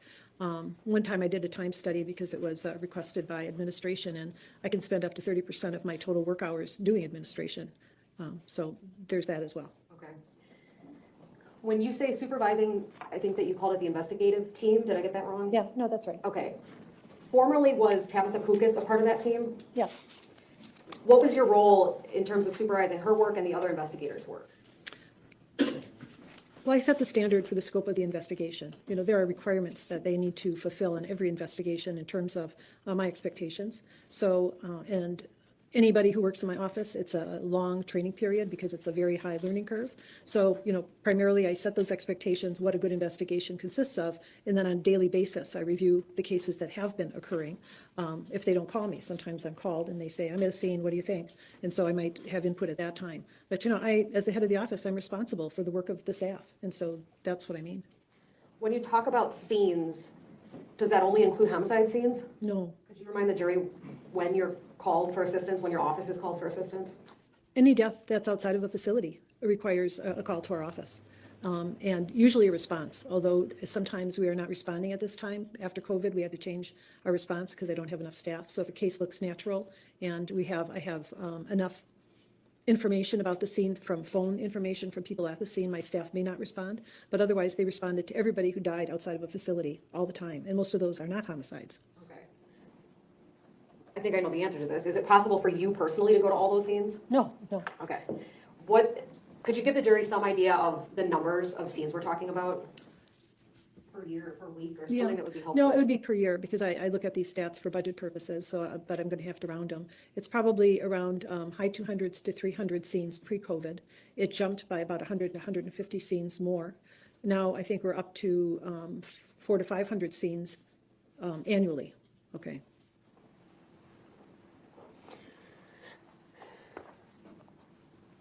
Is that investigative team important in order for you to be able to do the work you need to do? Yeah, I can't go to all the scenes. I'm the doctor, I do the autopsies. They can't do the autopsies, they go to the scenes. It's like, I often view it as a relationship of a doctor and a nurse. They're the paraprofessionals that I'm responsible for, that but work under my direction, basically. Fair to say they're kind of the eyes and ears for you in terms of the scene? Absolutely. Okay. But have you been to scenes before yourself? Oh, yeah. Okay. In your experience, even just here in Waukesha since 1998, fair to say that you've seen and analyzed many, many death scenes? Yes. Right now, our office, well, I don't know. I think of it in terms of death certificates signed because that's the ultimate responsibility. Our office signs something like 500 death certificates a year. Okay. How many doctors or pathologists are working in your office? One other full-time and one less than half-time. Okay. So all of those death certificates are signed by one of the three of you, right? Correct. Okay. Is there a difference between cause and manner of death? Yes. What is it? Cause of death is the initiating event, which could be an injury or it could be a disease, that starts the chain that results in death. Manner is how that death, it's more circumstances of the death. In other words, a gunshot wound could be an accident, a suicide, or a homicide, depending on how that gunshot wound was sustained. And then the natural deaths have no trauma at all. Okay. Which of those or both go on a death certificate? Both. Okay. Does it sometimes take a long period of time between finding a decedent and having a death certificate signed? Yes, in my area, yes. Why? Because there's a lot of laboratory studies, medical records, maybe investigation that has to go into it. Okay. You said that almost on a daily basis you were conducting autopsies, is that right? Yes. Are there different parts of an autopsy? Yes. Could you please explain those to the jury? The first is the external exam, and I do that before the patient is altered. In other words, if a person comes in with clothes and medical devices attached, or even things that may have caused injuries, like there's a knife still in the body, I examine the body and document it at that point. Then the body is undressed, the medical devices are removed, and I do another examination looking for things that I couldn't see the first time, and looking at other marks of injury or disease. Then the internal part comes where we examine and make incisions to look at the internal organs, and we take body fluids and tissues for study and laboratory testing. Do you have a lab in the Waukesha County Medical Examiner's office? No. What lab do you use? Depends on the test. We have options for toxicology labs. We have options for laboratory testing like blood cultures or chemistries. I have a lab that does the slides, that cuts the slides so I can look at them under the microscope. So there's a variety of places that I might use. Okay. When you make a cause of death determination, do you need to consider more things than just your autopsy process? Yes, the cause of death. There are some causes of death that aren't even found at autopsy. One might be diabetic ketoacidosis, which is a chemical imbalance. An autopsy, well, I should say, the gross autopsy, microscopic autopsy won't do that, but the chemical tests I run will show that. So I guess the autopsy will show that, but I was thinking in terms of what I could see with my own eyes. Okay. What other types of information do you try to analyze if you can before ultimately concluding a cause of death? I need to know the investigation, the scope, how is the body found? What do we know about the person that died? What do we know about the most recent events about that person around the time of their death? So there's the history, there's what was seen, what was found at the scene, my eyes and ears, so that helps to fill in like how the person was found, and the autopsy and the laboratory testing. What about if you're able to have access to a decedent's medical records? Do you review those? Absolutely. We look, I think I mentioned that earlier, but yes, I do look at the historical data, the medical records, and also investigative information. Okay. I'm going to jump back a second to manner of death. What are the different options for manner? In Wisconsin, and this can vary state to state, but in Wisconsin, we're given 5 choices. It's natural, accident, homicide, suicide, and undetermined. Okay. What would an example of natural death be? A heart attack. Okay. What about an example of accidental? Blunt trauma from a motor vehicle accident. Okay. And all 5 of those manner of death types have you used in your work? Yes. Okay. Multiple times? Yes. Okay. Are there occasions when you find the need to consult with other professionals before finalizing a cause of death determination? Yes. Is that actually pretty common? Yes. Okay. What about doing research on your own before determining cause of death? Yes. Okay. Dr. Petritsky, I'd like to talk to you about this case involving the decedent Lynn Hernan.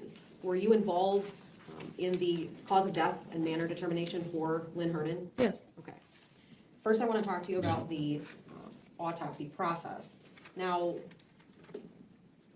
did you conduct an autopsy on Ms. Hernan in this case? Yes. And when you conduct autopsies, are you always following the same best practices and standards set for you in your field? I would say yes. Every case has its own specific things, but in general, there's a standard practice. Ultimately, do you memorialize the autopsy process and conclusions in a report? Yes. Is that often referred to as a protocol? Yes. I'd like to show just the witness, please, states Exhibit 34. And doctor, again, this is a multiple page exhibit. And I'm going to have Ms. DeValkenir please scroll slowly through all 8 pages.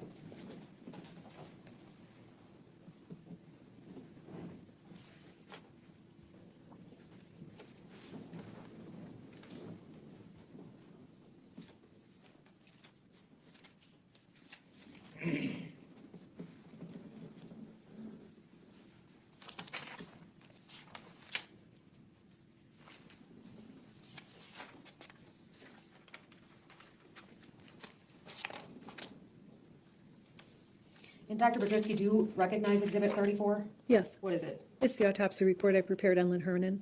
Okay. Is it a fair and accurate copy of that? Yes. Okay. I'd move Exhibit 34 into evidence. I'm not asking for permission to publish at this point. Any objection to 34? No. Exhibit 34 is received. Now, this protocol, is that something that you can complete as soon as your autopsy is done?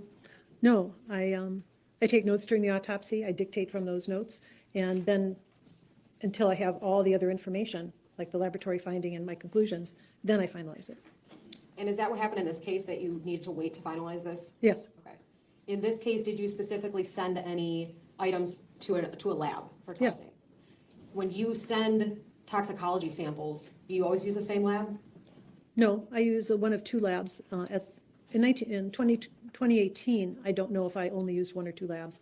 I primarily use a lab called NMS for most of my cases, but sometimes, at least now, I send some cases to the State Lab of Hygiene. Okay. If you needed a more comprehensive report, which lab would you pick? NMS. Okay. Where is that lab located? In Pennsylvania. In this case with Ms. Hernan, did you send samples to NMS labs? I did. Actually, multiple times? Yes. Okay. I'd like to show the witness, please, Exhibit 35. And again, Dr. Badurski, is there something on your screen? Yes. Okay, great. I would just have Ms. DeValkenir please slowly scroll through the 14-page exhibit.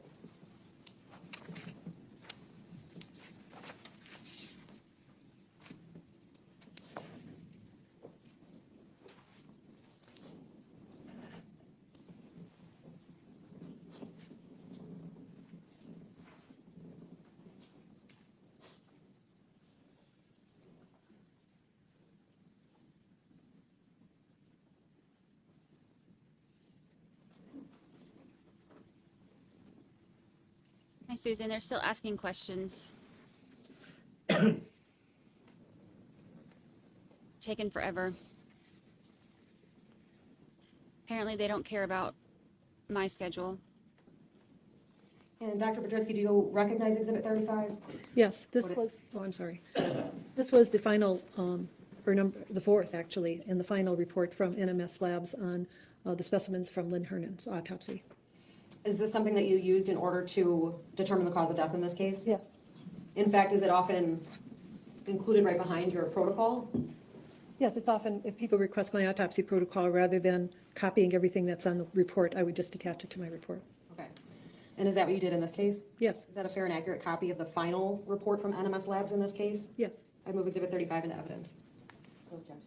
Exhibit 35 is received.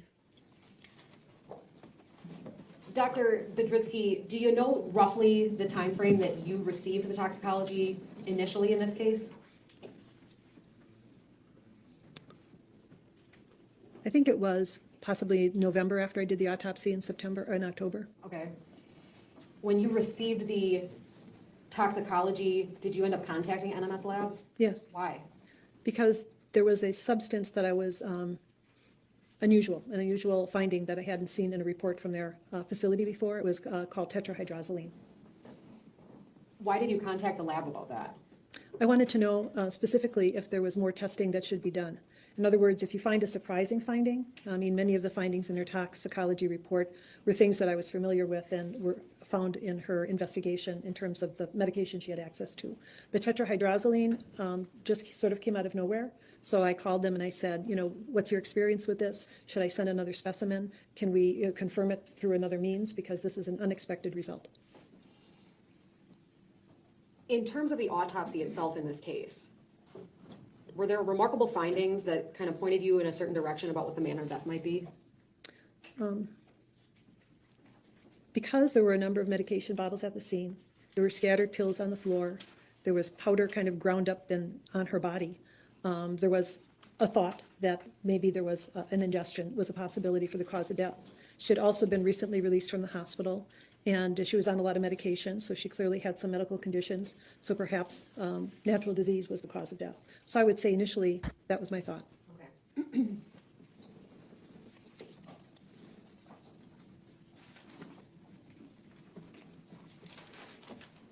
Ultimately, Dr. Budritsky, if we could, Ms. DeValken could flip back to Exhibit 34, please. When did your protocol get finished in this matter? Sometime after I determined the cause of death. So the death certificate would be signed first, then it's just the paperwork of including all your data and proofreading the report and signing it. And Ms. DeValken, if we could please show the witness Exhibit 36. Dr. Budritsky, this is a single-page exhibit. Do you see it on the screen before you? Yes. What is it? This is a cause of death letter that we send because death records are not available in general to everybody, only, you know, next of kin typically, it's a vital record. But the information that I determined regarding cause of death might be necessary to release so that people know what the determination of cause of death is. So it's basically a short form saying that. So this is a letter I constructed, or the office constructed, based on what was on the death certificate of Lynn Hernan regarding the cause and manner of death and how the injury occurred. What's the date on this exhibit? September 27th, 2019. And remind the jury when you did the autopsy? October 4th, 2018. So fair to say a lot of time passed between the autopsy and your determination in this case? Yes. Is that common? This long, not common, but there were 4 different submissions for toxicology, and I wanted to be very sure, based on what my final determination was, that I had not failed to consider any further or new information. And is Exhibit 36 a fair and accurate copy of the letter your office produced in this case? I can't see the exhibit number, but I'm sorry, yeah. just scroll down. Thank you. Yes.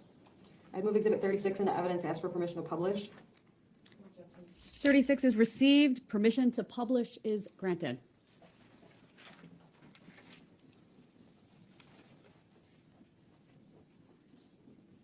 There's a little bit of a delay, so I just want to make sure that it's in the jury box before we continue.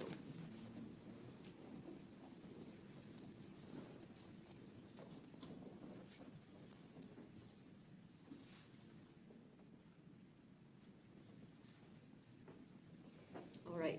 I think I even saw the light go on some of your faces, so that's a clue. Dr. Budritsky, is this Exhibit 36 that you were just shown on your screen? Yes. If we could scroll down, please. Here. Okay.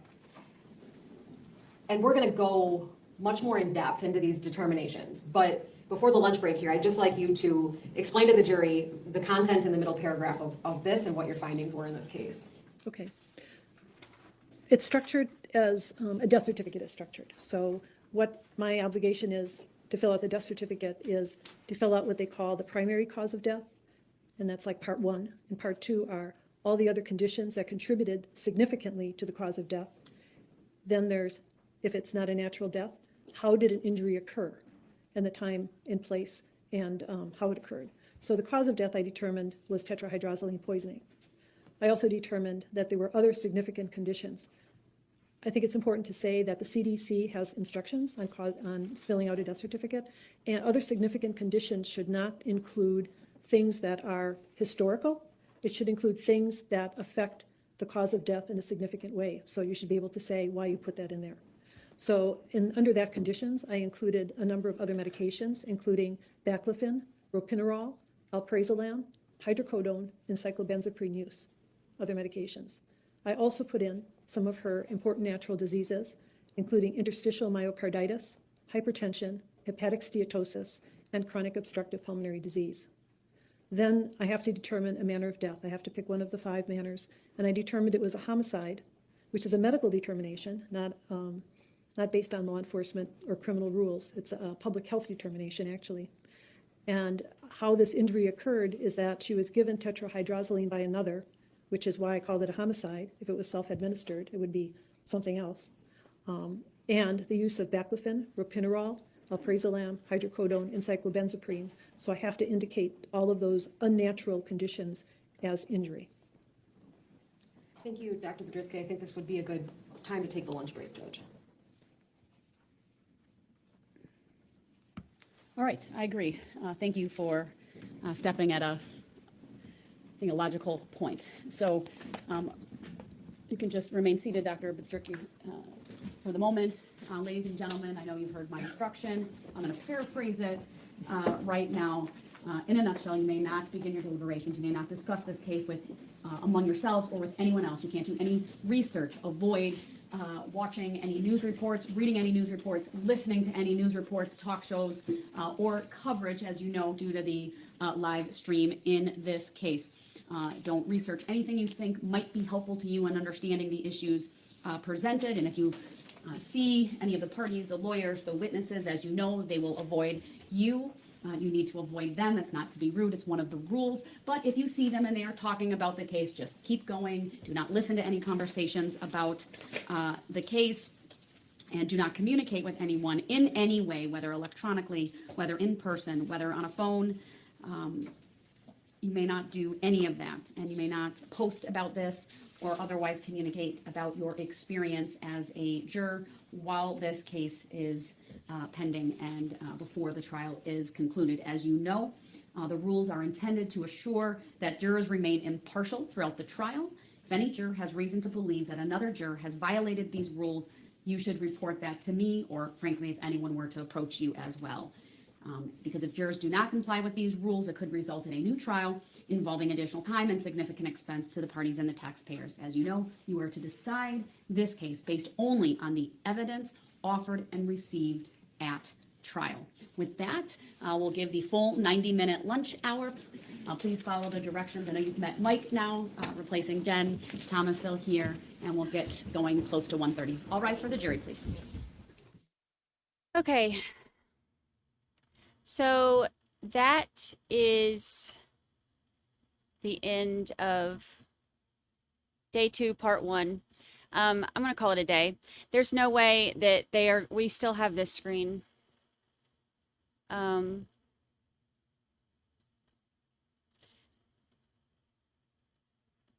obviously not going to start tonight.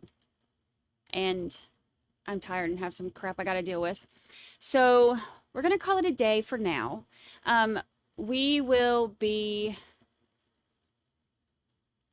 back.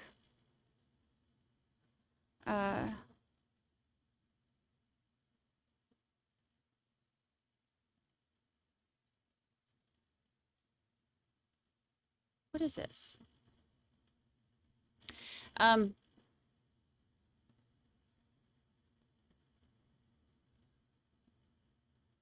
Okay. Anyway, we will be back tomorrow morning. I don't know what time. I mean, it depends on if they finish today. If they're still doing jury crap in the morning, then I'm going to start a little bit later. If they're actually starting the trial tomorrow, then we will start when they do. So we'll see how it goes. See how it goes.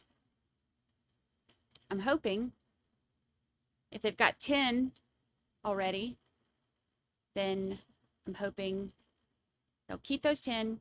They'll add a couple more, and we can get this show on the road. Get this show on the road. All right.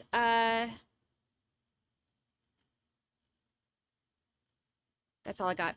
I'll when I hear more after court, I'll check on updates when they finish. Sunny says I'm still in the courthouse waiting.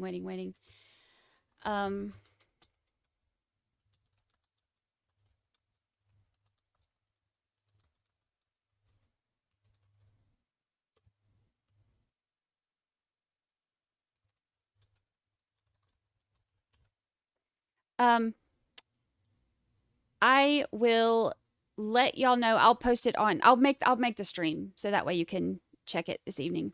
So that way you'll know what time it's going to start. And as soon as we get this, as soon as I get the information on what time they're starting tomorrow and what they're doing, then we will know what time we're starting, and I'll post it so that way you can hit your little notifications, all that good nonsense. So I appreciate y'all hanging out today. Thank you to the mods. Y'all are awesome. Thank you to the jurors. Y'all are awesome. Thank you to anybody else who came in. Y'all are awesome. I appreciate y'all. Open chat so we can set up our tents. Y'all love the tents. It's funny. I have no problem with it. And surprisingly, it's very well behaved. There's been, let me not say there's been no trolls, because Lord knows the moment I say that there's not, then they'll start coming in droves. Let's see. The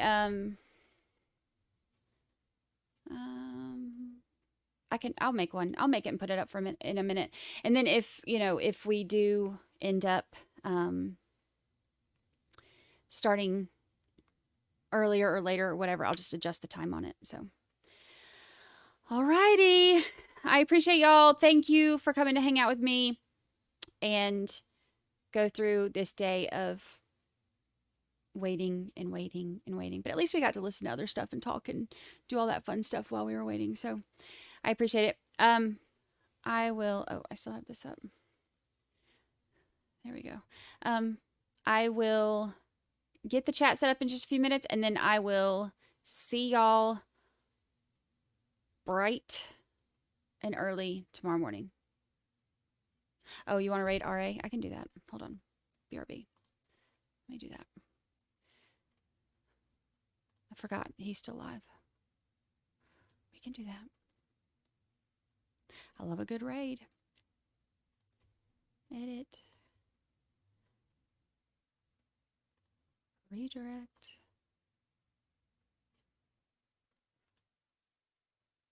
Save. All right. Got it. Got it. All right. So, all hands and feet in the portal. I will see y'all on the other side. I love you, and I'll see you tomorrow.